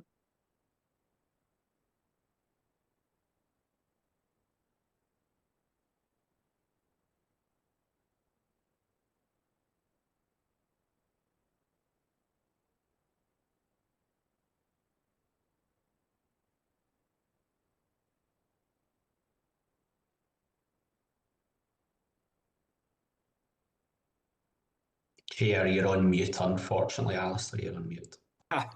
Sorry, Tom, I can understand your confusion because I was the one that was on mute. I was just welcoming you to inviting you to ask your question. Thank you. You weren't on my screen, so I couldn't see if you. I was about to step in and start chairing the meeting, so thankfully you came back in time to avoid that. Councillor Chalmers, a big element of your paper is we welcome the joint approaches that you're describing. Another one that I want to focus on is the Scottish Child Interview Model and the implementation of that joint work. Really is welcome, and it links to the trauma-informed practice, which we'll be shortly looking at further. And I also want to commend the joint working with the Centre for Youth and Criminal Justice at Strathclyde University, who I know were involved in the evaluation development of that. My question is that I know that there's still a rollout ongoing, and Shetland has been specifically mentioned, but compliance to the model across authorities is assurance around that it is actually applied. So thank you, Tom, for that question, which is in an area of responsibility that's not mine, but I'll bring Elisa in for any feedback from this. We try in the COSLA report to reflect the work across COSLA, which is not always kind of within my responsibility, but hopefully Elisa can give a wee bit follow-up on that. Thank you so much for the question. As Councillor Chalmers said, this is a COSLA-wide outbreak, so I would need to bring in the relevant COSLA leads to answer the questions. And unfortunately, this is an area that is not part of my remit. But what I can do is I can take that question away and get back to you in writing after I speak to the lead on that project, if that's okay. Thank you. I'm sure we'll explore it further in the next item around trauma-informed practice back in Scotland too. Thank you. Definitely. Thanks, Tom. Okay, thank you. Chris, you have your hand up. No. A legacy hand. As always, Councillor Chalmers, thank you for the report. Thank you. I think that partnership working is something that comes through always as a theme, and it's so valuable. So getting updates, about all the work, but in particular where we're all working together, that's really valuable to us. So thank you. Thank you. Okay, so let's move on to item 4.2 in the agenda, which is trauma-informed practice, and we have ACC Cap Payton, who I have down as leading us through this paper. Thanks, Chair. Yeah, just a couple of things again that I will draw out just by way of summary of the paper, which, as you've said, we'll take it has been read. The purpose of the paper is to give an overview of our current position and obviously our future plans as it relates to our part around embedding a trauma-informed approach and practice, not just within policing, but of course across the whole of the justice system. And that's very closely linked, of course, to the Victim Witnesses and Justice Reform Bill, which is currently at consultation stage. But of course, it very much aligns to the Chief's vision of 2030 around supported victims. And again, by way of reassurance, Police Scotland very much part of the wider Victims Task Force work, and particularly as it relates to trauma-informed practice. So our commitment is very clear. The paper lays that out. We recognise the importance of it, of course. The focus and the renewed effort that this legislation and the work that's ongoing allows us to kind of consolidate and build and continuously improve some practice that has already been ongoing. But what it certainly does is, and the paper lays out, we do have that strategic oversight now. So we have a strategic oversight board, which I chair as we continue to navigate some of our future practice and making sure that that's rolled out across the organisation. We've also demonstrated that commitment through the recruitment of 3 staff dedicated to this work, so a trauma-informed manager and 2 support officers, recognising that to make anything happen, we need to have that focus and that energy, and therefore we have been very fortunate to get that dedicated support to work with our children and young people's team to build all of this work as well across our response to victims. You'll see in the paper that, again, as pretty much all of my updates today, it's very much about working in partnership. So working across the justice sector, using the work that's already been done through NHS Education Scotland around their roadmap and the framework that they've created to help organisations and partners understand how to embed trauma-informed practice. So it's one thing to agree that it's important, but it's how do you actually embed it and then sustain it. And the paper draws out some of the key highlights from the work that they've done around the 9 drivers and some of the main 6 stages to being able to embed that practice across the organisation. So we are continuing to work with our partners through the trauma-informed work stream and continuing to monitor each other's as well as our own progress towards embedding that approach and guided by that framework and roadmap. I think specifically as it relates to our staff in a couple of areas, the paper draws out the importance of training. Probably from me speaking previously, a big part of that's about learning. It's not just about training, it's about how do you continue to show that approach to learning. But as it relates to trauma-informed, we do recognise that we, of course, across the whole of the justice sector need to have an awareness, but that's a scalable skill set depending on the role. And as the paper draws out, I don't think Steve Johnson's online anymore, but there's clearly specific roles as it relates to our sexual offences liaison officers, family liaison officers and specialist roles where we will need to consider enhanced training. But of course, we're not doing that from a standing start. As I mentioned, there's a number of products and activity that's already got a focus around trauma-informed, and the paper draws some of them out. So along with our team, we're very much looking to be able to consolidate some of that learning, identify the gaps, and then enhance them with some of the products that I've mentioned that have been created by some of our colleagues within NHS Education, and looking to do that in a way that will have maximum impact, but ensure that we can do that across the organisation. The paper, of course, touches, that's one element of it, around how we continue to engage with the people that we encounter in an operational element. But of course, it draws out the critical importance of that being as equally relevant for our own staff and colleagues to have a thriving workforce. We need to continue to make sure that our own staff feel supported and have access to the right help, and actually have the right conversations that hopefully prevent help being needed, because we've got staff that are very equipped with a way in which to communicate that does have a focus on being trauma informed.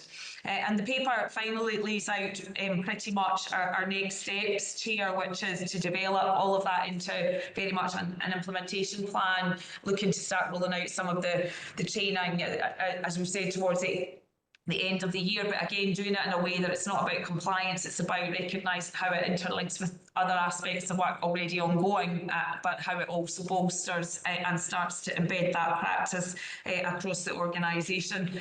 So I dare say there'll be an opportunity to be able to come back to this group to give an update on that, but happy to answer any questions.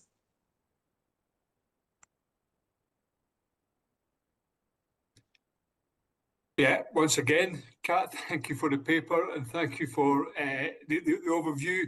And absolutely, you're offered to come, once you've got the implementation plan, we would look forward to seeing that and having an overview of it. But before I open up to questions, I see that DCC Connors has raised her hand. So, DCC. Yeah, thank you. It was just to Maureen's question earlier about domestic abuse and people not recognising patterns of behaviour. I think this is a key element because it shows where trauma-informed will come in at the very beginning and then work its way through, which will start to address that as well. So I just wanted to make that point. Thank you. No, thank you. So with that, could I open it up to questions?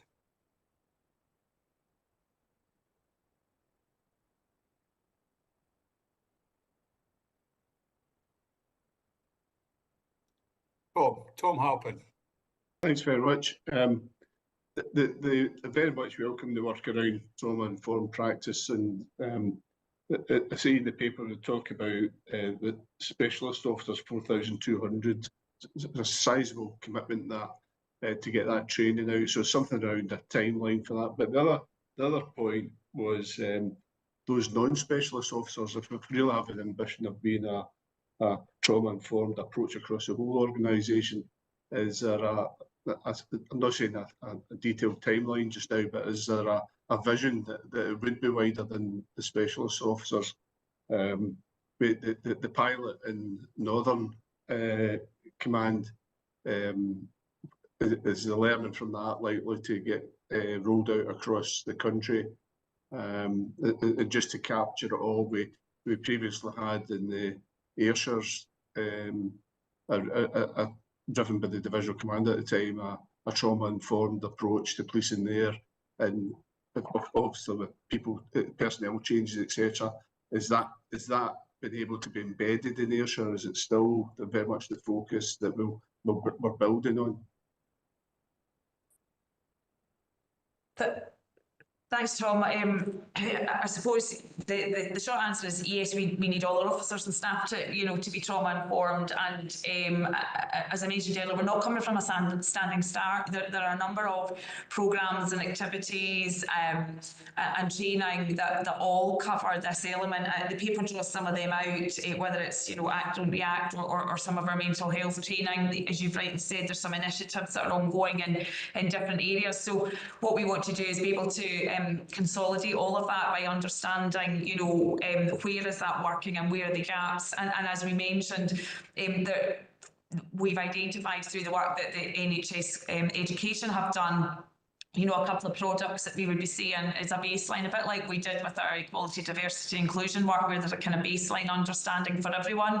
And we rolled that out by way of Moodle so that everyone had a baseline understanding. And we've started to obviously bolster that with face-to-face training. It's a similar approach that we're taking here, where there'll be a baseline, understanding through the trauma-informed, and then we'll continue to scale that up depending on role and responsibility within the organisation to the trauma skilled and trauma enhanced. But we want to do that in a way that aligns as I say, what we're already doing that draws on all of that. So it's not training for training's sake, it's actually about embedding behaviour, and importantly, and you know, I've mentioned this before, it's continuing to understand the impact of that as we move forward. But yes, there's a real desire through our learning pillar to align all of this training and be able to understand how that impacts both our people and those that we are engaging with. If it's okay, Chair, I'll just a follow-up, Kat. I mean, I'm really encouraged by that, and I think the organisation to be commended by its commitment to this. Is there an opportunity to baseline this through the Joint Research and Evidence Forum work to show the progress and learn, so that other organisations and other public services can learn from that going forward? I don't want to say create a toolkit, but you know, where we're starting from, where are we, and where are we going? Yeah, and I think actually that, you know, we've used academia previously. Chris, for example, did some work around you know, trauma-informed practice as it relates to policing in Scotland. So in short, yes, we would also always be interested in understanding you know, both what academia can bring to it, but actually, and Patrick and I have spoke about this a number of times, that research to practice and how we continue to make sure we've got an understanding of the impact that it's having, and therefore, is it best practice, or are we actually needing to do something else? So a key part of our learning pillar isn't just about the products and the delivery of them, it's about the so what, and that's where we work really closely with Patrick's team to try and build a more cohesive cycle of that understanding, Tom. So, but yes is a short answer. Okay, thanks, Kat. See Patrick, and to mention his name has raised his hand. Patrick, did you want to come in? No, just to really add to, obviously, a big focus of our best value preparation has also been looking at this org learning. So we are taking kind of a specific work stream under my self and Director McMahon, as part of his kind of phased return, is going to kind of lead a piece of work on org learning and how we really instill that view of evaluation even stronger in Police Scotland than it already is, and this is a key example of an area that we'll focus on. So thank you. Thanks, Katrina. Thanks, Chair. Thank you. Councillor Chalmers. Thanks, Chair. As you'll be aware, COSLA champions trauma-informed change and currently embedding across local authorities the workforce development, service delivery and support systems. So I wondered if you would maybe just give us a wee bit of a sense of where, in high-stakes situations like public order incidents or arrests, how are trauma-informed principles being applied in real time, and what guidance or protocols exist to balance those principles with necessary use of force or safety concerns? And just a wee second question, could you maybe speak to the impact of interventions like the Your Care card and visual recorded interviews, and how that might be independently evaluated? Thank you. Thanks, Councillor Chalmers. I see that the DCC has raised their hand. Yeah, thanks. I'll take the part around kind of protest and that element of it, and perhaps somebody else will be able to take the kind of interview element for it. I think, yeah, it's how people react to you and understanding people's behaviour in any situation is really important, and it's a really important point to raise that you've done there, and how trauma from previous experiences of the police or people's different experiences in their cultural beliefs and their everyday lives will inform that. So the escalation, de-escalation training and the act, don't react training that Katrina has talked about is something that is part and parcel of public order training, whether it be conventional officers or our actual public order officers. That ability to assess the crowd dynamics within that and assess individuals.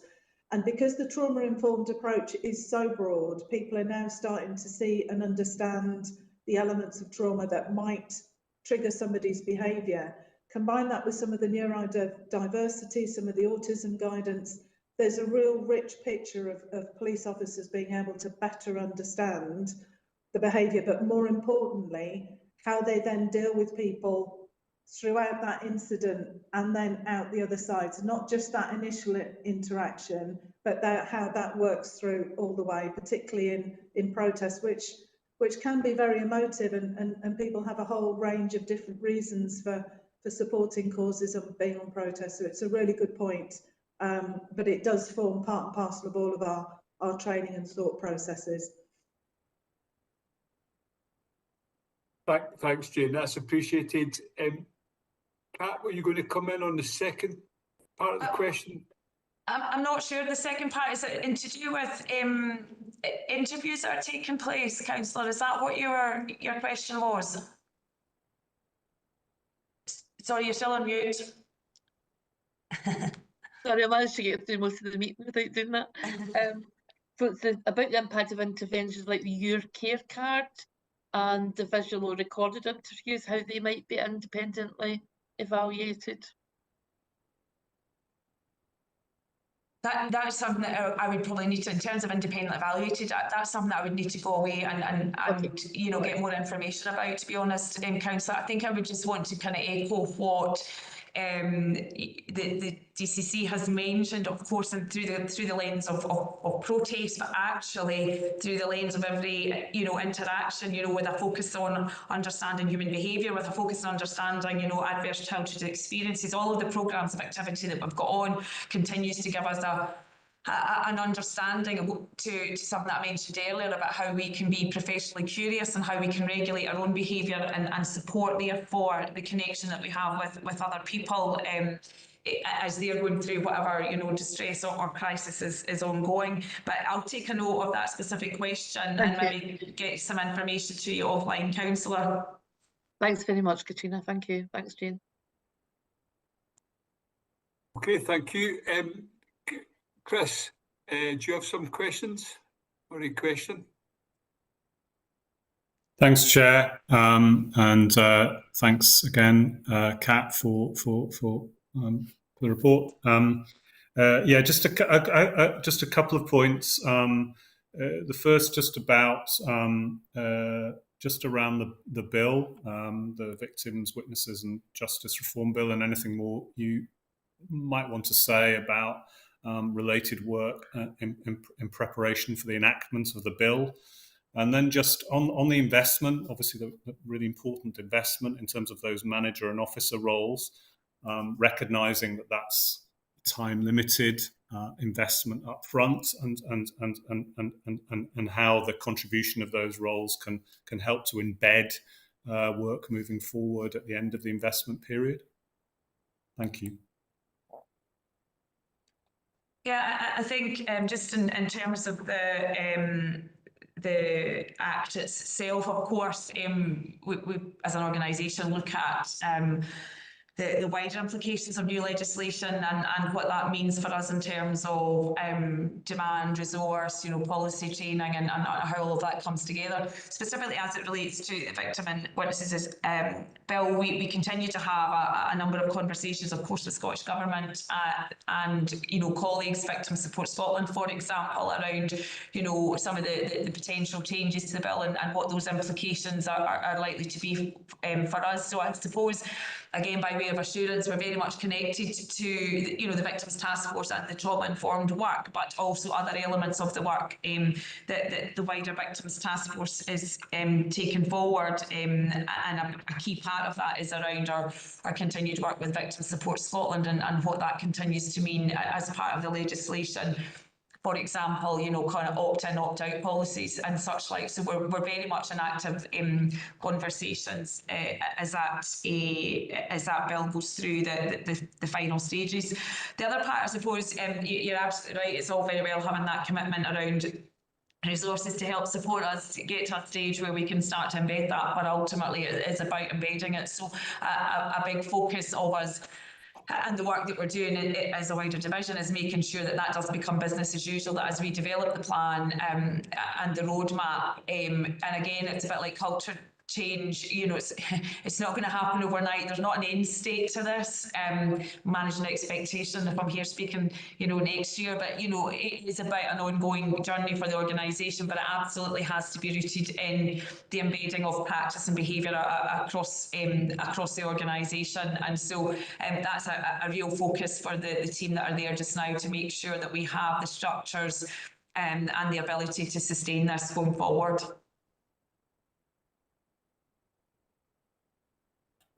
Thanks very much, Kat, for the assurance on both points. Appreciate it. Thank you. Yeah, and I see, Wendy, you've raised your hand. Did you want to come in relation to Chris's question? Thank you. It was just in relation to more generally, when we have legislation that's coming into Police Scotland and the process that we established in November 2023. The Legislative Review Group, as it's called, and it's then supported by a Legislative Oversight Group. And the point of it, really, of the Legislative Review Group is that you have a representation from across the organisation that can understand what the proposals are in terms of the build of a bill as it goes through Parliament. And what those implications are going to be for Police Scotland. And the driver behind it was really from a financial point of view, but we expanded that out quite quickly in recognition that we need to understand resourcing, we need to understand every single cost and every single opportunity that presents as well, and make sure that we can then build that into our budget submission on an annual basis. So we've got a really well established process, a very detailed impact assessment for every single piece of legislation, of which this is included in that process. And then there is a joint meeting with the Scottish Government and the SPA are represented on that to discuss any issues that are contentious, any major deviations in terms of financial memorandum, what we're saying, what's then appearing in the financial memorandum to accompany the bill as it goes through Parliament, and being able to have those ongoing discussions with policy leads. So it was just to give that reassurance. And we're probably, from what I remember in terms of my task from the SPA at one of the previous committees, was to check if there was anything similar across the United Kingdom. And I was advised at that stage that we are actually blazing the trail in terms of having that process. So I'm sure it can always be improved upon, but it's certainly a really good process, and it seems to do the business. Thank you. That's really helpful context, Wendy. Thank you. Thanks. Yeah, sorry, Chris. Yeah, absolutely. Thanks for that update, Wendy. And it's good to hear that Police Scotland are blazing a trail. Okay, what I'm going to suggest, unless there's any final questions on this particular paper, no, I think very well received in the approach to trauma-informed practice, the way it's being embedded in Police Scotland, you know, is really welcome. It's a commendable approach. I'm going to suggest a 10-minute break now, so we can all take a comfort break and then refocus on, I think we've got 3 papers still to go through. We want to give them our full attention. So it's 5:02, so if we could all come back at 2:05. Okay, see you then.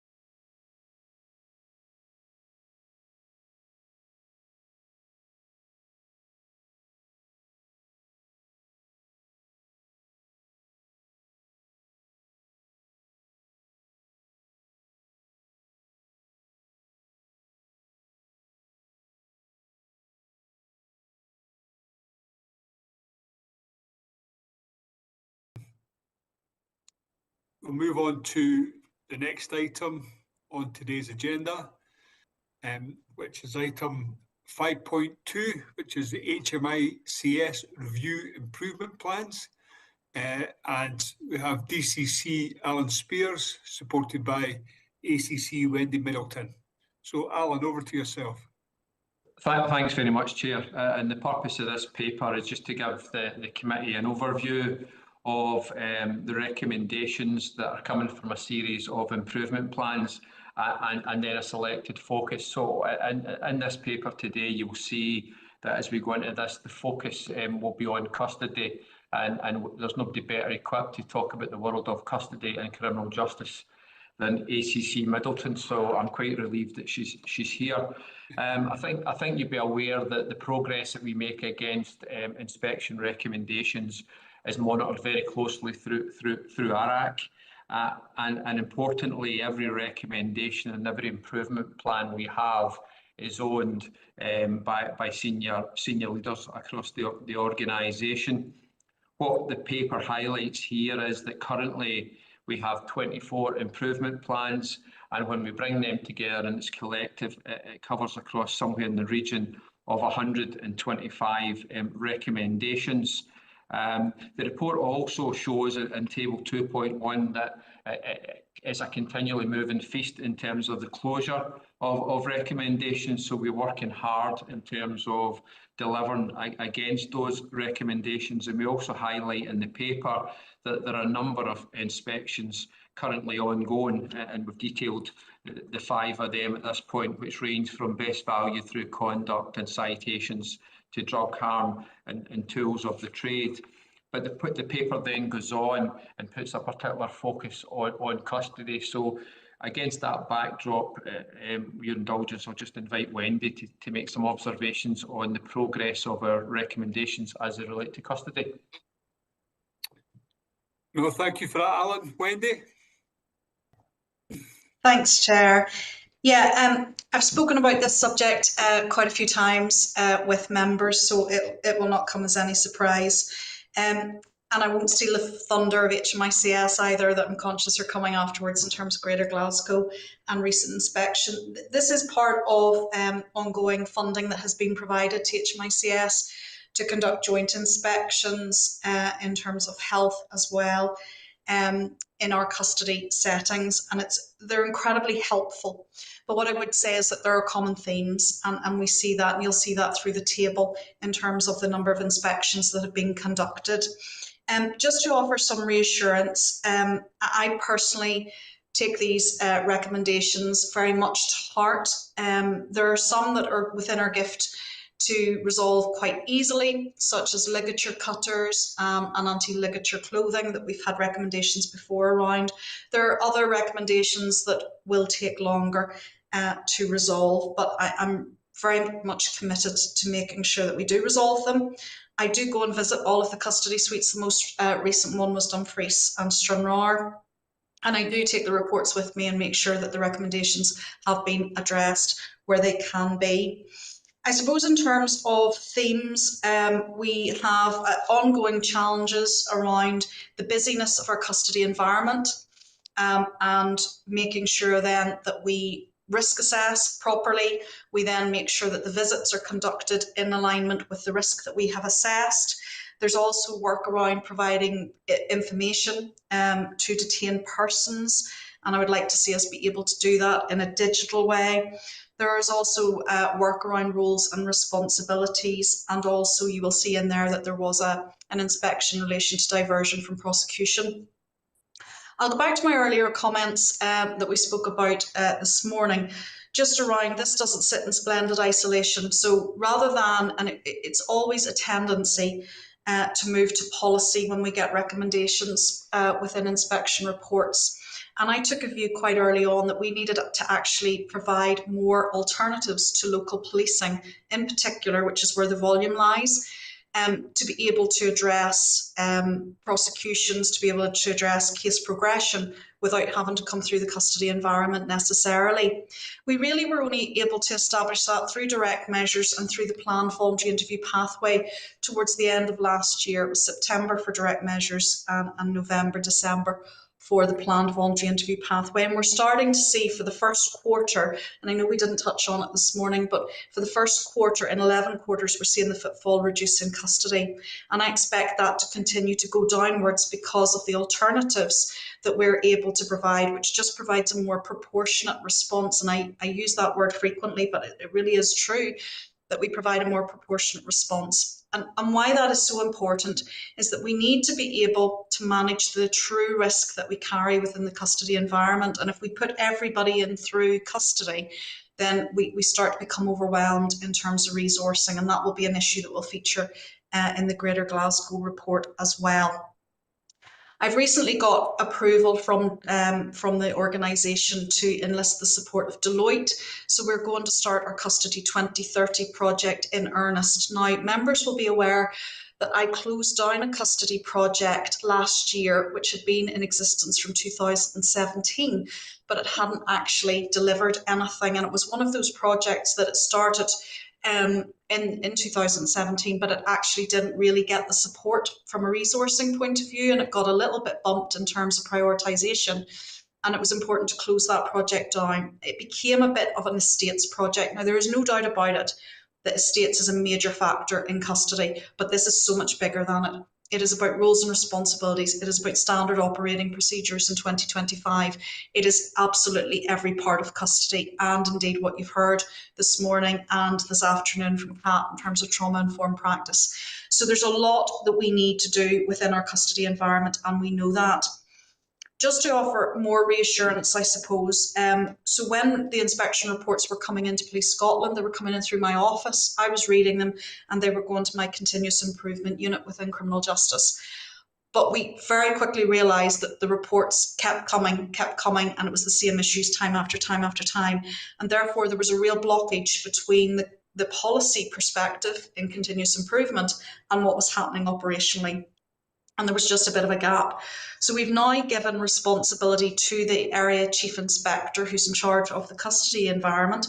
So it will also, the report will go to continuous improvement, but it will also go into the local area commander to resolve their issues. And it's nearly like having their homework marked. And I've made that really clear. We have to have accountability and responsibility at the right levels as well within the organisation. So whilst at the continuous improvement level, we'll look at those cross-cutting structural issues that we need to resolve. But there does also need to be local management and grip as well. So I don't intend to go through every aspect of it. I've touched on briefly what some of the headlines and common themes are. I'm alive to all of it. I take it very seriously. And I would finish by saying that the recommendations are really helpful. And we do need to resolve all of them. But custody is a particularly safe environment. In that, you know, we thankfully don't lose very many people while they're in our care in terms of passing away. We have had incidents of people passing away within the custody environment. Those are few and far between, and I can't say too much more about them because they are subject of FAIs, and we'll get the recommendations in due course. But I've been struck and continue to be struck by the care that our staff offer people who are detained. And I think there is more that we can do, but I'll maybe get an opportunity to touch on that following the HMICS input into Greater Glasgow and also the ICVS input as well today, Chair. I'm happy to take any questions. Thank you, Wendy. If I could open it up for questions.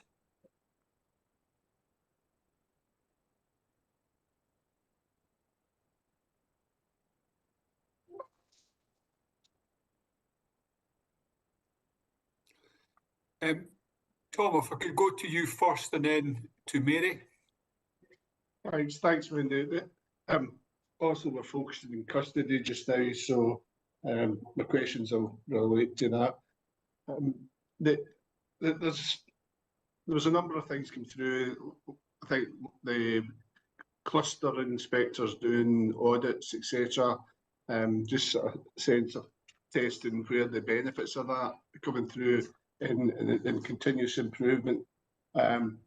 The recommendation actually for Dumfries and Galway, glad you were there recently because that was put back a year for the training issues there. but it was due to be in June. So is that going to be done by then? And then my final one is maybe tell us a bit more about what we're looking for to get from Deloitte's and what expertise they're bringing into this, because it has real big implications for the state's master plan implementation of that. You know, how far's too far for custody, people's how we treat people in their care, and the risk of them being liberated when they're vulnerable, etc. Just if you could touch in, will Deloitte give us the answers to these things so we know what that master plan needs to deliver for the future state? Thanks, Tom. So I think that the cluster inspectors doing the audit is important from a local accountability and knowing what's going on in their business area. I think that's really important. We also have an audit function within the continuous improvement unit. I think that it needs more work. I think it probably needs bolstered in terms of staff, Tom, and it probably needs to be wider than just custody, because we are moving into more of a qualitative approach around the standard of cases as well, and prosecution files. So and that well sits within my area of business. So I think that we need to expand that audit function. We definitely have a piece of work ongoing at the minute to try and understand what that looks like. But in terms of the cluster inspectors, I think it's really important that they know what's going on under the bonnet of their own respective areas. And I've got to push that accountability and responsibility to the right levels. In terms of Dumfries, yeah, I was really heartened to go there and see how they were getting on with their recommendations. Undoubtedly, Tom, Dumfries and Stranraer are really challenging because of the geography. As you know, I like to drive those roads myself to understand just what must that feel like if you have somebody in the back of the police car that is maybe vulnerable, or certainly the behaviour is challenging. So it was really enlightening for me to go down there. And as you will know, it's a very ageing estate in Dumfries and in Stranraer as well. But I do take on board, and I accept all of the recommendations, by the way. There are no recommendations that I would argue with in terms of HMICS. I think they're really balanced, I think they're really measured, and I think they are on the money. So I would like to see that progress in terms of Dumfries, and I'd also like to see us be able to better support the teams who are in Dumfries and Galloway as well. In terms of Deloitte, I think what they bring, Tom, and I've we've batted this around a little bit internally as to whether we could do it ourselves. And I think if we could do it ourselves, I would have done it probably 18 months ago. What Deloitte bring is software where we're able to crunch through data and apply a consistent methodology that has already been used in the organisation.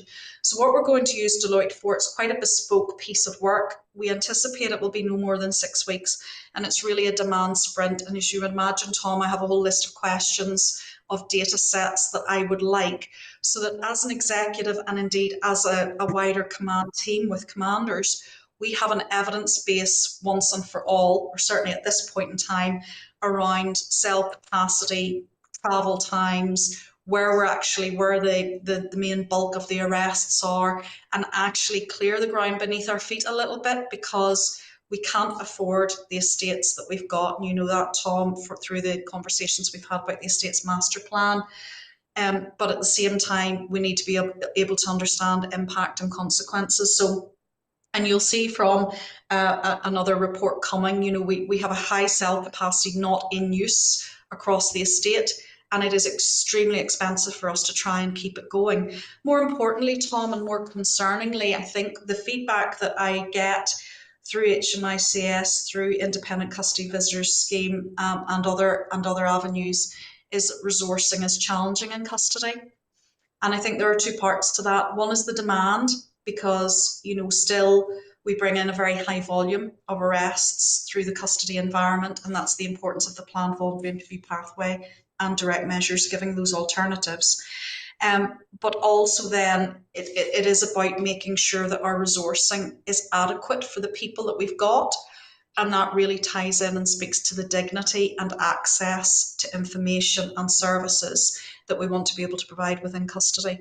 And very often, once the custody suite gets busy, that's when our staff start to experience pressure in terms of offering showers, other facilities, access to support services, access to information, etc.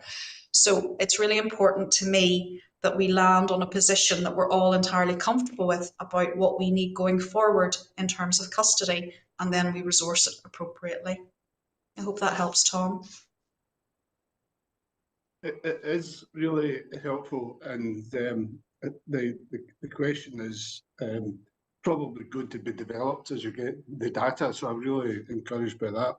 Is that you know, what's reasonable in terms of custody provision, because there's a balance between the individual and their cares rights and our organisational efficiencies and capability to deliver that. So it's making sure that we've got that balance, and the board's position in that is one of the public interest, and this is a matter of real public interest. And so it's not, I'm sure you understand, it's not about getting to a final position in the board saying, yeah, that's fine. It's about involving the board in that discussion going through. So I'll look forward to those discussions and make myself available to you. Thanks, Tom. Okay, thank you. Mary, could I pass over to yourself? Yes, thank you, Chair. And thank you for the report and helpful responses to Tom's questions as well. I think I take from your responses, Wendy, that you find value in these reports from HMICS, and that there is helpful identification of recommendations and areas for development, which you then can take forward. And I assume in turn use the learning from past inspections to prepare for future inspections. So there's a real potential for positive developments to come out of the inspection process. So if that, you know, look in particular at one, which is the report on diversion from prosecution. And again, we note a very positive impact from that review as well. But I wonder if you could say a wee bit more about the timescale for the development of the new standard prosecution reports and say something about what's involved in its implementation. Yeah, Mary, no problem. So the standard prosecution report work stream sits under my criminal justice improvement group. And I suppose when we started out on this, and it's a joint venture with the Crown Office, when we started out on it in May 2023, I probably thought, as did Crown, that we would develop it up through different work streams, and we would then have a document which would make recommendations as to what the SPR should look like. That's not how it has transpired, Mary, and I don't think actually that it's a bad thing that it hasn't gone in that direction, because what we have done throughout that time is make agile changes to the SPR, which have been very timely, very relevant and very important. So, for example, we've included a section on mental health. That wasn't there before, and actually there was no point waiting, and that was I suppose the choice that we made. Do we do the agile changes, or do we wait and do it all in one fell swoop? But actually we've been able to do it from an agile point of view. We were also able to insert a section around neurodiversity as well, really important, and has added value to the SPR. And very recently, 2 weeks ago, we've now tailored it to include body-worn video, and the whole point of it, Mary, is to try and make it as user-friendly and bring the officer on literally a journey of how to complete the SPR. We're going to take that further. So I suppose what I'm saying is we don't have a start point and then an end point. It's very much quite a dynamic process, but it's actually going to get us, I think, to the same point. And the importance of the SPR is that we need to be able to move to a standard prosecution report when it is appropriate to prosecute. So this goes back to my earlier conversation about direct measures and having those alternative pathways, so that when you are at the point where you've got to, you've no other option, and actually it's the right thing to do is to submit a prosecution file, that you can do so and work your way through it quite methodically and in a very intuitive way, as opposed to what we had previously. So I think in terms of delivery on the SPR, we have delivered some significant changes to it. There are more changes to come, Mary. So one of the things that I have recently approved is abbreviated standard prosecution reports, and colleagues on the call will say, well, Wendy, we have those, and we do, but we don't mandate them. And so what we're going to do is for the high volume but low risk cases that aren't appropriate for direct measures, but they are worthy of a prosecution report, we're going to make that basically an abbreviated file, and it will be auto-populated so that salient details just need to be put in by the officer. So we're trying to make everything as efficient and effective and drive up the quality at the same time so that we have a consistency of approach. So that work is ongoing, Mary. I would imagine we'll not get to an end point as such. We will just continue to evolve and develop the SPR as we go. But I think for the first time this year, we saw the number of SPRs reduce from 140,000 to around 125,000, and that is because of direct measures. So I'd like to see where we continue to go with it. Yeah, I think that would be really interesting, Wendy, and certainly commend the efforts to make that more efficient. I mean, a more efficient process and a more effective process. So generally that approach, which is about being as agile as possible when you have these reports and you need to action them, does that inform the process of prioritisation in terms of how you actually decide which of the recommendations or areas for development you're going to tackle first, and which you're going to try, which are important to be delivered and which can wait? Can you say a wee bit about that, perhaps? Yeah, so in terms of all of this sits under the Criminal Justice Improvement Programme, and therefore we're pulling the levers all at the same time, Mary. And that is a bit of a juggling act, but I think it's something we've certainly been able to do. And I don't feel the need at the moment to ask for additional support on that, other than the benefits realisation, which is a piece of work that I have asked for support from project management on, because we're actually at such an advanced stage now with direct measures, plan, voluntary interview pathway, summary case management, that we need to be able to articulate those benefits as we go. So all of that is in train. The custody project will come on board, as I say, with Deloitte will be the first part of it. Once we have got the data analysis and the report from them, and they have done this in other forces and other UK forces, once we've got that, we will then formalise a project, which I will SRO.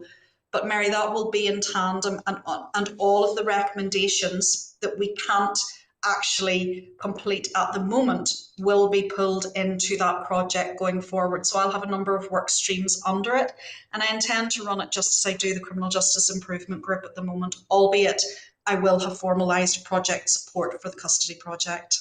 Okay, thank you very much, Wendy. Thank you. Thanks, Mary. Okay. Thank you. Unless anybody else has got any questions, I've got one final question on this section. It's just in relation to the progress that's being made following on from the roads policing report that was received in November 2024, and the action plan, I think, that's been developed to address the 11 recommendations. How's the progress on developing that going? When would we expect to see this come along to the committee?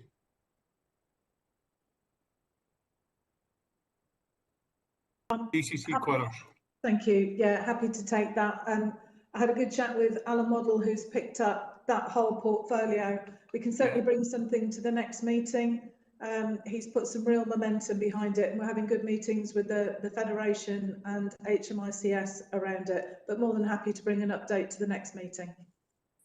Yeah, that would be very much appreciated, Jane. Obviously earlier in the quarterly performance report, we had a conversation around some of the incidents that are occurring on the roads in Scotland, the increase in deaths, with some of the other reductions that are taking place, and there's been conversations around the challenges facing specifically roads policing division. So to see that, I think would be very helpful. So much appreciated. Okay, let's move on to the next item on the agenda, which it's been referred to on a couple of occasions in the last report. It's the HMICS recent review. The publication was on custody inspection report for Greater Glasgow. and I think we have Brian McAnulty, and I think we've also got Ray Jones joining us from the HMI, and I think again ACC Middleton is going to support this presentation. So Brian, is it yourself that's going to lead us through it? Yes, thank you, Chair, and good afternoon, colleagues.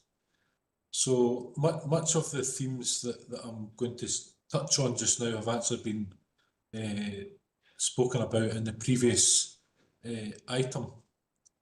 As you say, I am joined today by Ray Jones, who is the lead inspector who oversees the ongoing programme of scrutiny around our custody reviews, along with Healthcare Improvement Scotland.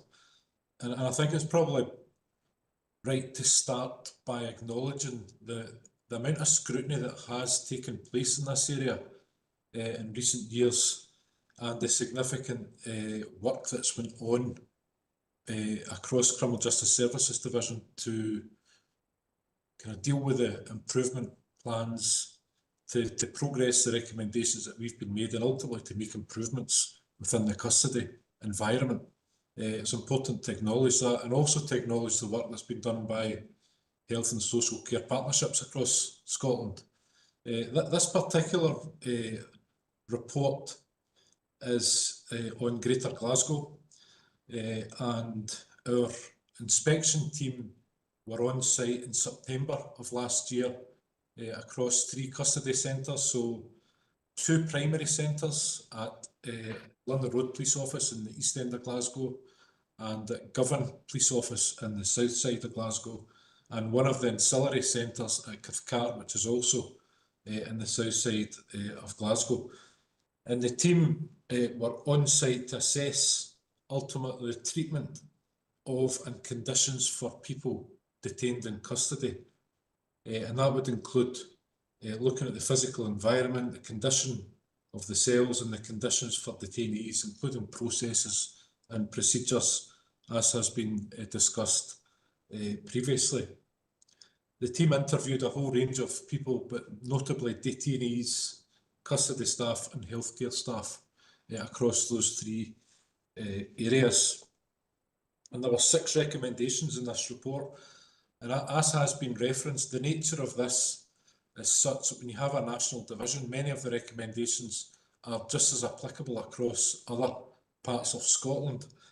And in particular, on this report, we're highlighting recommendations 2, 3 and 4 as having equal relevance across other parts of Scotland. So recommendation 2 is about an appropriate level of management presence being maintained in custody centres. So that is about cluster inspectors. So we did find that the visibility of cluster inspectors across the centres was mixed. Many of the inspectors are working remotely, and I think what we've heard from ACC Middleton going out and visiting centres themselves, it's a challenging environment for staff, and I think actually having managers present and overseeing processes is really, really important. Recommendation 3, and it's linked to that previous recommendation, is about providing robust oversight in terms of decisions around children being detained in custody. So the report highlights a number of concerning examples where children have been kept in custody for longer than we would deem appropriate. And also previously mentioned by Wendy is the issue of ligature cutters is another issue that has arisen in this particular review. I think the other thing that's important to acknowledge is that we did find that the provision of healthcare across the 3 centres was good. And I think that's a reflection of a lot of the good work that's been progressed. So I think I'll pause there, Chair. I'm taking the report as having been read, and I will pause just to see, first of all, if Ray wants to add anything, but more importantly, if any members have any questions that we can address. Thanks, Brian. Ray, do you have anything you want to Very briefly, Chair. Yeah, thanks, Brian, for your introduction. And the only other thing I would add is just a bit more about the context of the report on Glasgow custody. This is part of the joint programme with HIS, as Brian has said. It's actually number 7 of our joint reports that's been published. And we've also published a progress inspection in relation to Dumfries and Galloway. So also within that context, as it is an ongoing programme, we've undertaken additional inspections since the Glasgow report. So the publications will be pending in around about a few weeks' time, early July, on Forth Valley, which was a full custody inspection, and on Oban, which was actually a follow-up on our Argyll and West Dunbartonshire inspection. We're currently on an additional one, and that's N Division. So members of our team are up in Highland and Islands as we speak. So as you can see from that, and I'm pretty sure Wendy's not holding her head in her hands yet, but this is an ongoing programme, so the business keeps coming. And the overarching point from that, from our side, is that we are making similar and repeat thematic recommendations that have got influence across the custody estate. And I think a couple of points that have been made earlier, certainly the ACC mentioned the importance of looking at those recommendations in the round to ensure that learning was being achieved to get ahead of the next one. And I think it was Mary Catherine that said the importance of prioritising those recommendations. So that's something that we feel is really critical, is looking at those recommendations, not just as they come, but from a sort of risk, threat and harm perspective as well, in terms of what is the most pressing and needs to be addressed. So that was just some additional comments, and I'd be very happy to hear from others, and I'm sure Brian and I would be happy to take questions. Thanks, Ray. Thanks, Brian. I know that Wendy will be desperate to come in relation to this, but if you'll just show some slight patience and tolerance here, probably more helpful if we just go out and ask the members if they have any questions, and that will give, I'm sure, everybody an opportunity to respond. So, first of all, I see that Mary has raised her hand. Mary.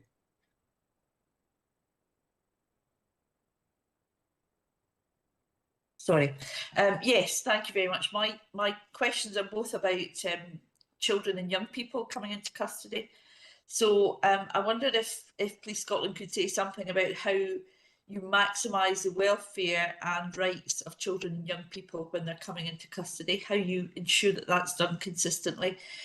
And then I wanted to pick up recommendation 3, which is that Police Scotland should ensure that custody decisions regarding children detained in custody are subject to robust management oversight and are recorded appropriately. So I wondered if you could say something about this, because it was the report would seem to suggest that these decisions are not always consistently adhered to. So that would be helpful. Thank you very much. Thanks, Mary. Yeah, happy to come in on this. So this report was maybe somewhat different in terms of children and young people, featuring quite large, and it was a very hard read, Mary, if I'm being honest, when I got this report. And the team are very good, Ray and Brian and Craig. You know, we do have ongoing conversations. The difficulty, and actually I think it speaks to what Ray was talking about in terms, and Brian, in terms of the visibility of cluster inspectors. That was really disappointing to me to read that, because when I'm out in the custody centres, I'm meeting them, and therefore my assumption incorrectly was that they are working in a custody environment, and the report clearly highlighted that wasn't the case. So I have directed that they will be in the custody environment. Every single officer and staff member who is involved in custody will be in the custody environment. It goes back to my earlier point as well, Mary, around chief inspectors. I have them for a reason. And there is actually a very particular course of action that should be taken when you have children and young people in the custody environment and children's certificates. Our paperwork, our documentation isn't where it needs to be. Now, I will counter that by saying that due to my alarm at reading the report, I did ask for a review of all of the cases of children and young people that were subject of this inspection and wider. And I'm satisfied from the report that I've got, Mary, that there was reason. So when you read the report, it does look like, and HMICS were very clear, it was disproportionate, it was inappropriate, it was, you know, beyond what was perhaps lawful. I'm actually reassured, Mary, that the care that's shown, and I think we'll hear that through the ICVS as well, the care that's shown to children and young people is actually of a very high standard.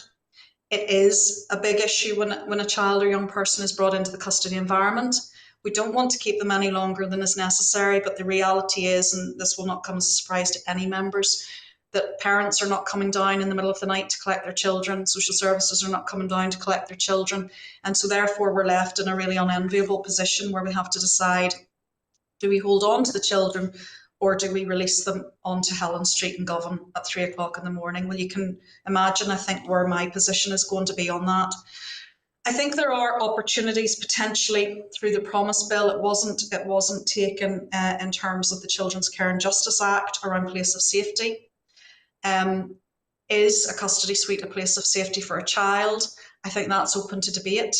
Is it safer than the street at 3 o'clock in the morning? I would contend it is. But we do need to get sharper around our documentation. And again, I've intervened on that point. So not only do I want my inspectors in the custody environment, I want them to be all over this and make sure that their documentation is absolutely on point. So I think that, you know, we do have concerns around, and we've already spoken quite at length this morning about children being involved in violence and carrying weapons. So there is a real need at times for children to come into the custody environment, but we've got to try and move them out as quickly as possible into safety going forward. We have just piloted a Childline pilot within Cathcart, and that is where every child who comes into Cathcart is given the opportunity to connect with Childline, and I've approved the national rollout of that with the support of Childline, and I think that's really important too in terms of our trauma-informed practice and what we've been talking about. Just in terms of, as well, I wanted to touch on the risk management aspect. We have been working with the Risk Management Authority to make sure that our risk assessment process is where it needs to be in 2025. That's a really important piece of work for me. And that is directly related to children and young people in particular as well, Mary. So really want to understand, you know, the vulnerabilities associated with children, but we do need support from other agencies as well. There's no doubt about this, where we are left a bit high and dry sometimes with young people in our care. But you know what, and I come back to it, Ray and the team do a fantastic job in trying to improve how we deliver our services. And I don't push back on any of it. Yeah, and I think that's really important. These are very serious matters, and I'm content that you're taking them very seriously. And I know that HMICS will do follow-ups on these as well. So on that basis, I'm content to leave it. And first of all, should say I commend the issue that you've just raised about Childline. That sounds like a sensible way forward for some children as well. So thank you for that, and hope to see reports soon telling me that all of these recommendations have been overtaken. So thank you very much. Okay, thanks, Mary. Chris. Thanks, Chair, and thanks, colleagues, for the report, which and the responses so far. Obviously, really important and serious issues here, and a great deal of work is done to take these issues seriously. I just wanted to ask a question around the section of the report on legal rights, and specifically around paragraph 95, 96 on the recommendation from the recent inspection in Ayrshire on compliance in relation to disposal decisions, and the concern that's expressed there about changes in practice and wondered if it would be possible to hear something about progress in relation to that. Thank you. I'm not sure if HMISCS maybe want to come in just on the background to that one, and then I can comment on the progress. Might be helpful. Yep, certainly. I'd be happy to just make a brief comment. That relates to a stage of our inspection where we, prior to going on site, we look at a sample of records from the National Custody System, and on that inspection that you refer, and as you've clearly stated, we also refer to previous inspections where we've seen the same issue previously. What we're saying there is that we've noted cases where the criminal justice decision has been made that a person can legitimately be released, but there's a delay in their actual release. Those are not large in number, they're relatively small in number, but they are significant, especially if you're that individual. So what we've referenced in a few reports now is that a greater attention has to be given to matching those custody decisions to release. We are very mindful of, at times, there being absolutely appropriate reasons for that happening. An obvious example can be intoxication. Many of those individual cases relate to drunk drivers, not all. So we absolutely recognise that. But as I say, it's not all. And what we are making clear in the reports, hopefully making clear, is that there needs to be a very strong accompanying rationale. And it goes back to the point that the ACC made earlier about improving documentation, improving recording. What we're seeing is that there isn't always a supportive rationale recorded on the NCS to say why that individual has been delayed their release for following the criminal justice decision. So that's what the background to this is, and hopefully that'll help Wendy make a response. Thank you, Ray. So in terms of what we have been doing, we've brought all of our custody sergeants together in January for a day. This is on top of their custody sergeant training, and we've made it really clear in terms of the importance of moving people through the criminal justice process, but also of good, clear documentation. It will be through our own audit team that we will check that and whether that is being adhered to. And I come back to the importance for me in making sure that structurally we are taking demand out of the custody environment, because this speaks to a busyness again, that when the cells are full and you're managing a lot of risk, that is when we tend to see that actually the documentation starts to go somewhat awry. Notes aren't made at the time, they're jotted down and then updated subsequently. We just need to try and take that heavy demand out of the system. Now, part of that will be warrants, and there are far too many failure to appear warrants in particular that our hands are tied, and that gives you a bit of a population. That's not what Ray's talking about, but it adds to the kind of the footfall within the custody environment. So we need to try and address that and find a better way through that process. But certainly it is so important, and it comes back to understanding the risk that you're facing with the person in front of you, making sure you assess that risk properly, making sure you update your documents accordingly, and that your visiting schedule marries up with that. And also, when the person has completed the criminal justice process, we release them. And if we don't, we have a very good rationale, as Ray says, as to why we're holding people. And Ray's absolutely right. Whenever you ask, and I do ask the question when I'm in the custody environment about this, it will be because they are intoxicated. They are not fit to be released into the street. And so there will always be a reason, but without it being documented, nobody knows what the reason is. So really important, but I keep emphasising the importance of the Custody 2030 project, the work that Deloitte are going to do, because we need to understand true demand. We hold far too many people for court as well. 42% of those that come in through the custody environment we hold to go to court. Well, 42% are not being remanded into prison at the moment. So that demand that we've got, that busyness across the custody environment, we really need to press into. Thank you, Chair. Thanks, Wendy. Thanks very much. Thank you. Thanks. Thanks, Chris. Tom.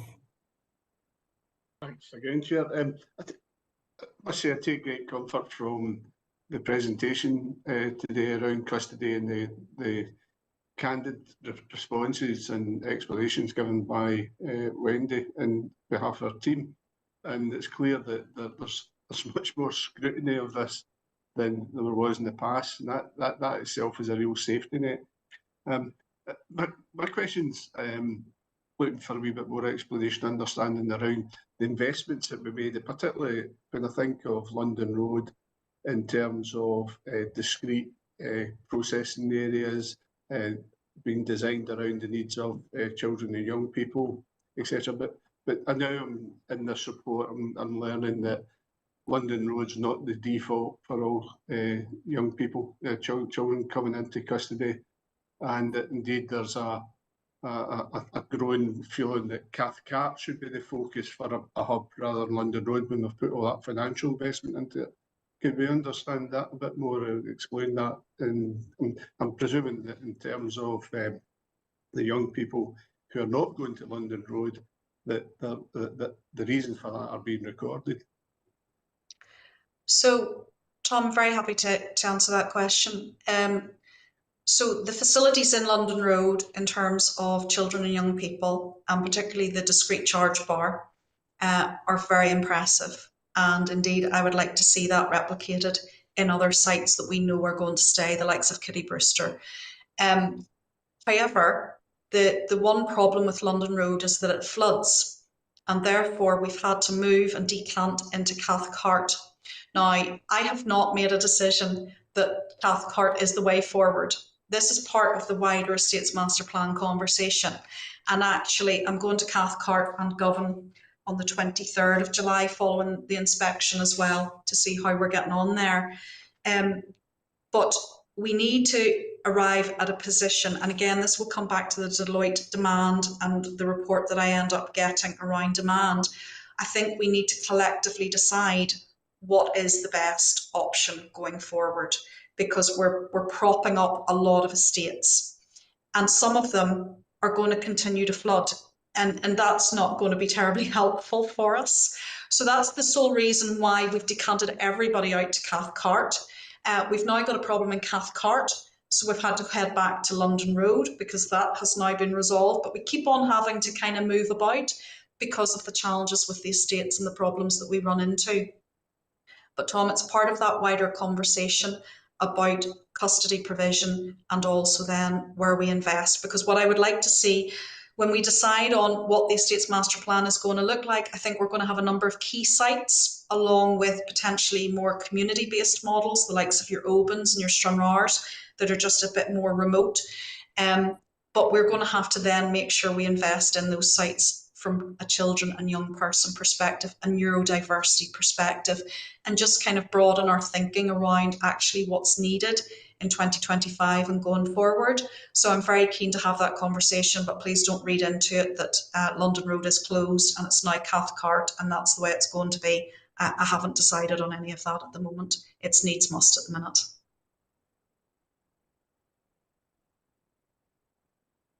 Okay, thanks for the question. Thanks for the response there, Wendy. Ray, I see you want to come in on this.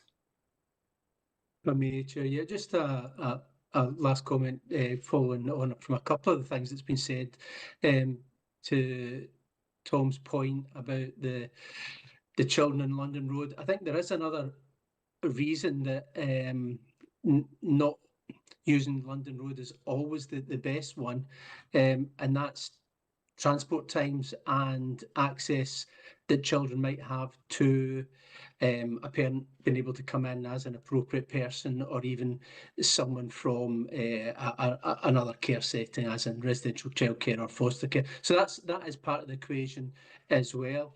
And a couple of other quick points on what was said earlier on about the appropriateness of children in custody. I think the comments made by the ACC are really welcomed. I think the overarching view of alternatives and direct measures, I think is critical, but the role of partner organisations within this discussion, and not for today clearly, is about how to collectively create appropriate alternatives for those children that can be diverted from custody completely. And we're nowhere near that yet in Scotland, but it's an important issue for us. And I know some of the other scrutiny bodies, but it's certainly not an issue that Police Scotland can resolve on their own. Lastly, on the Vision 2030, we really welcome the comments made on that and what it may achieve. But unsurprisingly, as a scrutiny body, we would also comment that there are some really pressing operational, practical issues that we would hope to see addressed in a shorter time. Thank you. Thanks, Ray. Tom? Thanks very much. So I recognise the points raised by Ray, and I welcome his contribution. Particularly the point regarding time to travel to a place and access to families and supports, and other supports, is also relevant to adult population. It's not just to children and young people.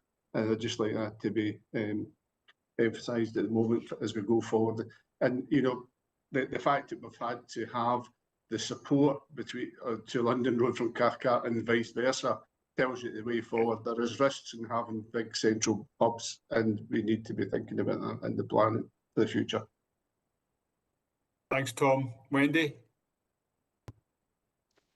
Yeah, thank you, Chair. Just to raise a point around collectively we need to find alternatives to custody. I have flagged that already with the CYJC. I know that the SPA had held an event. There was a lot of work done, a lot of momentum around children, and as a result of that, there was a working group then established.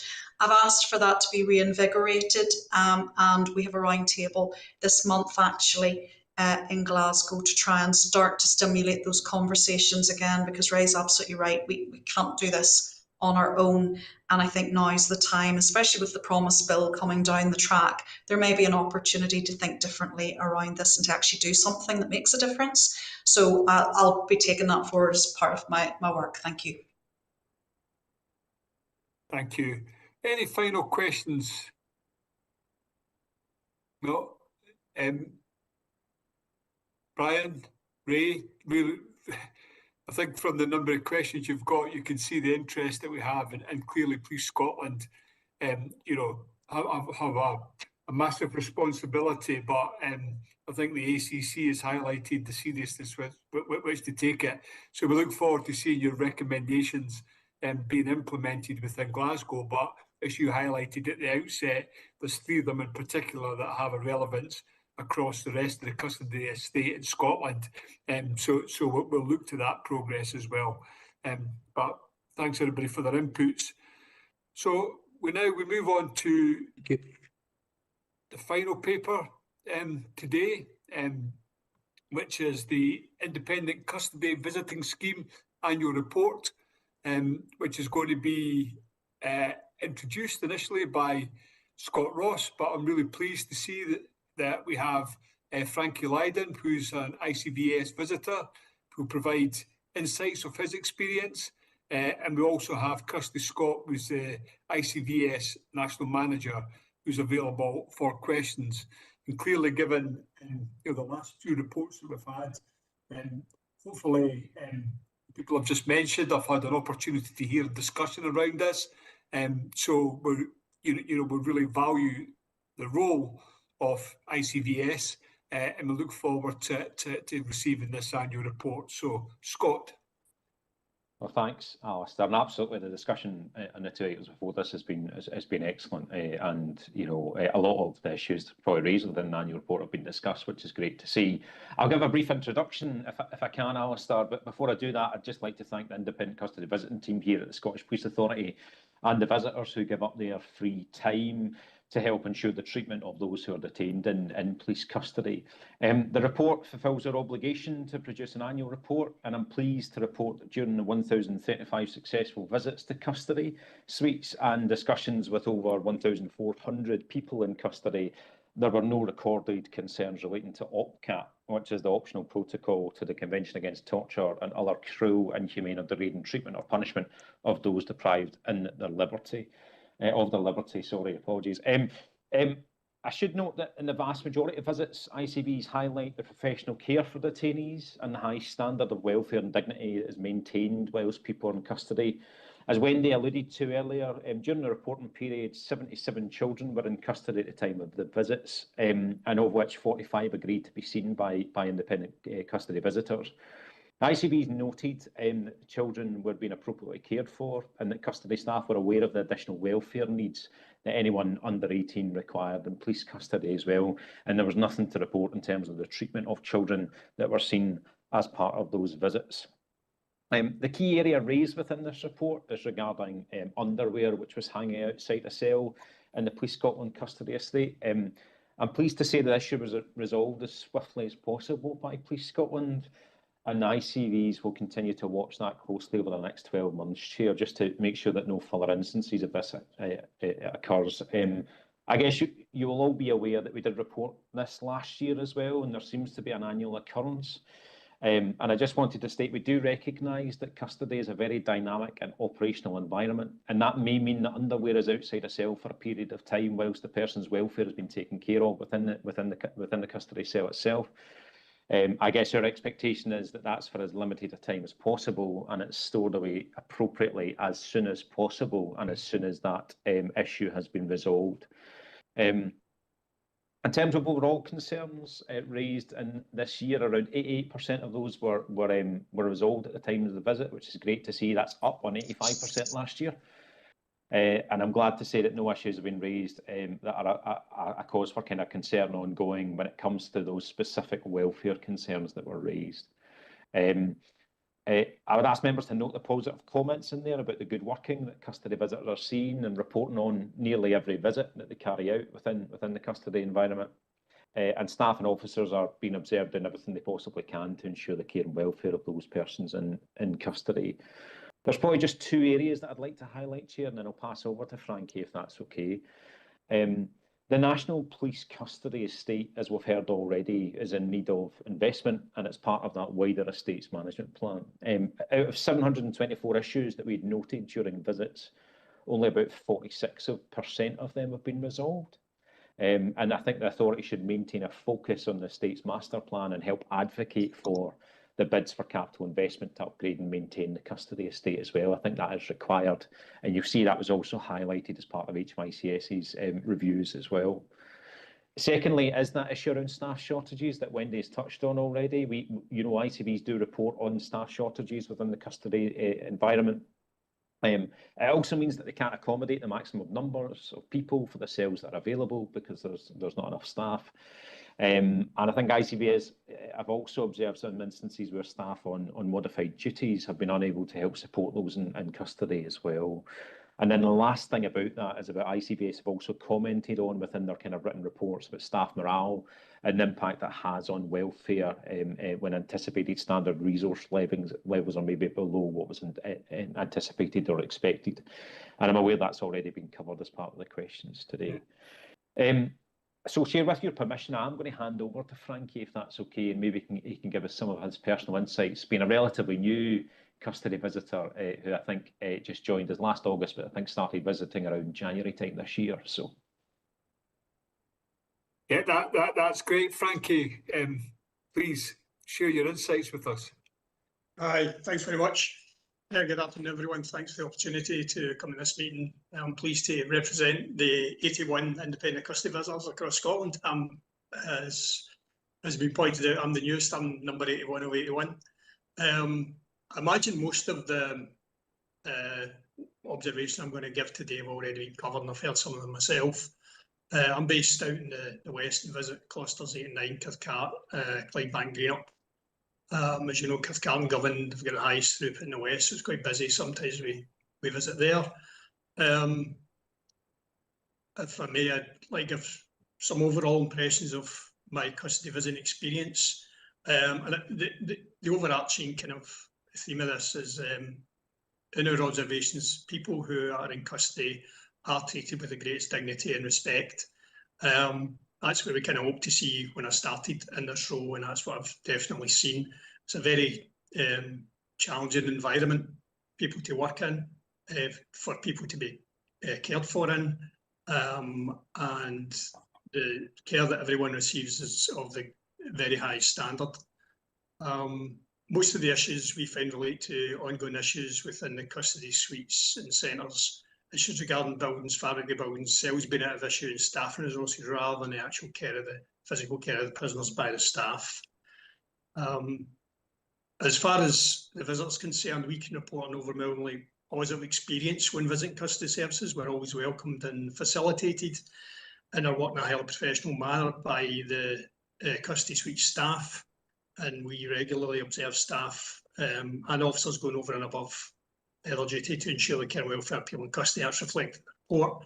However, we see some of the work has still needed to ensure that needs of concern are met. Obviously, surrounding the fabrics of the building and the staffing issues which have already been raised. I'll just leave it at that moment. Thanks, Chair. Thanks very much, Frankie. And first comment from me, about overwhelmingly, you see that people in custody are treated with dignity and respect, and that's what you hoped to find when you became a visitor. So, to have that realised, that must be something that's quite rewarding, actually. It's very rewarding. I mean, my background is in policing, so I retired 15 years ago, and it's me coming back into the kind of policing environment first time after that, and I've seen massive changes, of course, in that time. And I've had some experience where speaking to people who've been in custody in that intervening period, and how things have changed. But it's to see the change in professionalism of the whole staffing of custody suites has been quite remarkable. It's now, I think, a kind of career path that people get to go into, and they stay in there and learn how to operate in that environment, which is really, really challenging. Yeah, that's a powerful statement. That you, with your own professional background, with the gap, you now see that significant change, which you're reporting is very positive. Yeah, absolutely. Okay, thank you. Can I just open it up? Does anybody have any questions or observations for Frankie at this point?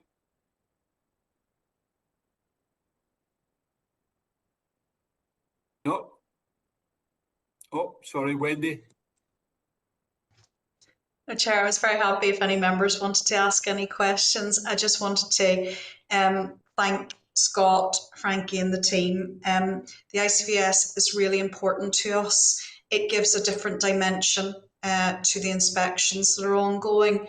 And I think when you layer all of the information, you start to get a really clear picture of what's going on in the custody environment.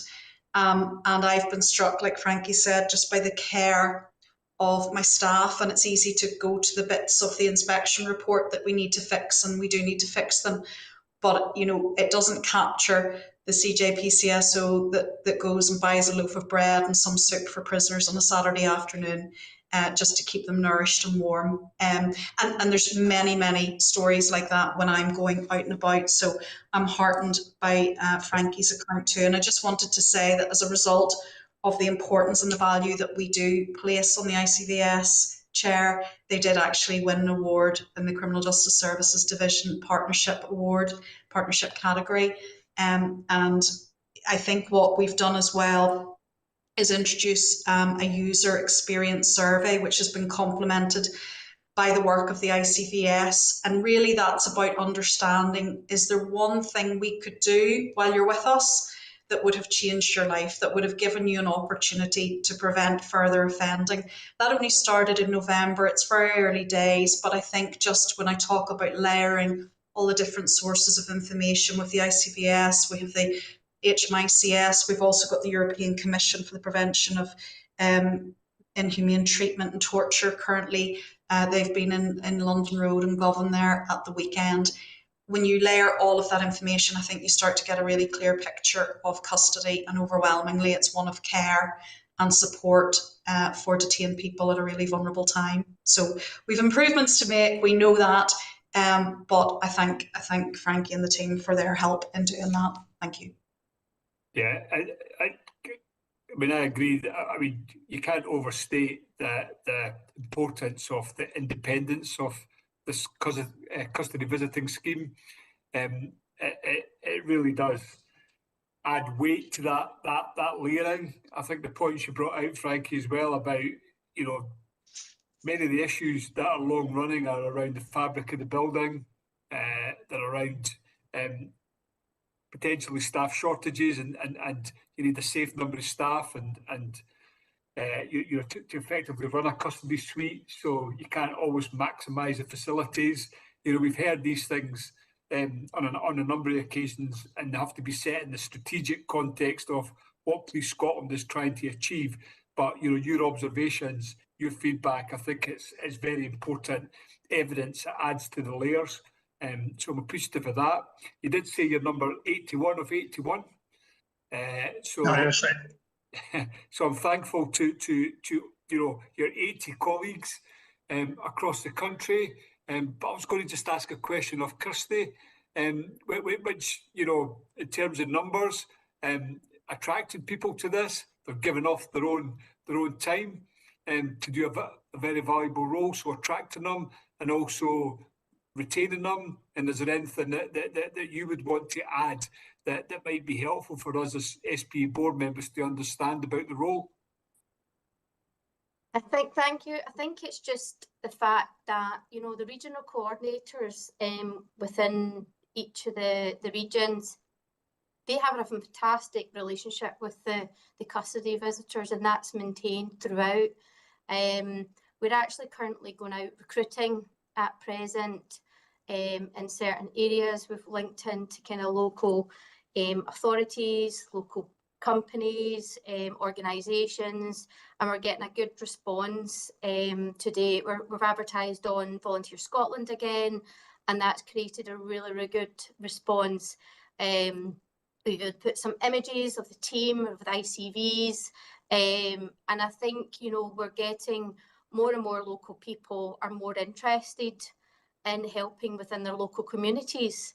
And you can see that apparent throughout, you know, that volunteering role. Yeah. So no, the team that we have currently, obviously we're basing it on throughput.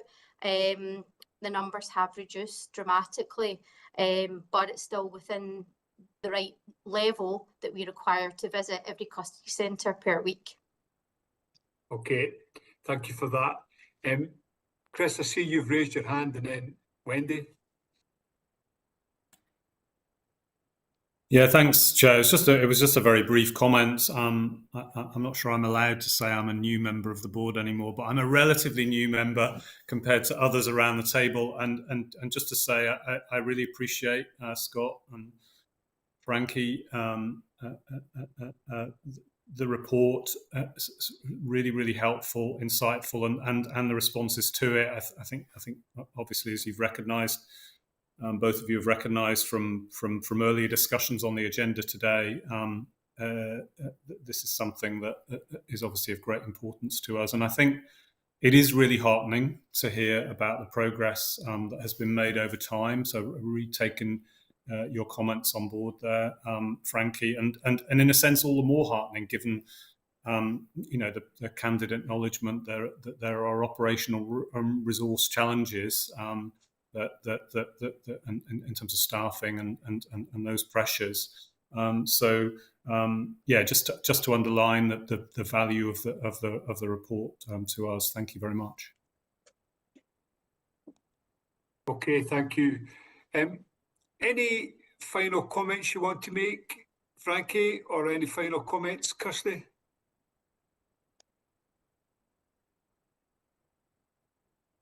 No, okay. Oh, yeah, sorry, I'll go, Frankie. Sorry, I know that. Sorry. Yeah, I mean, I've had sight of the report. I've read through it all. There's nothing in it that I haven't seen already. in my short time of being a custody visitor.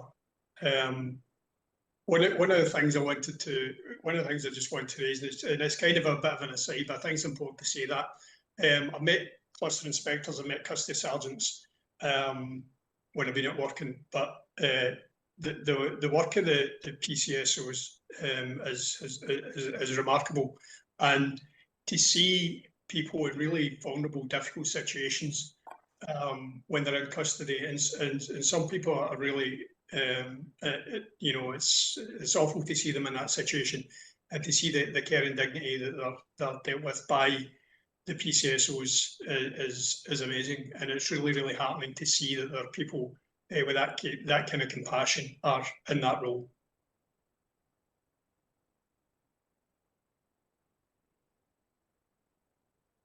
That's great, Frankie. Thank you for drawing that out and commending the work that these people do. It is heartening to hear about that. Any final questions? Okay. Well, thanks to you for coming along and speaking to that. That was the final item on today's agenda, and it's just to note that the date of the next PPC is Tuesday, the 16th of September, 2025. Okay. Thank you all. And Jane, I think we're meeting in 5 minutes.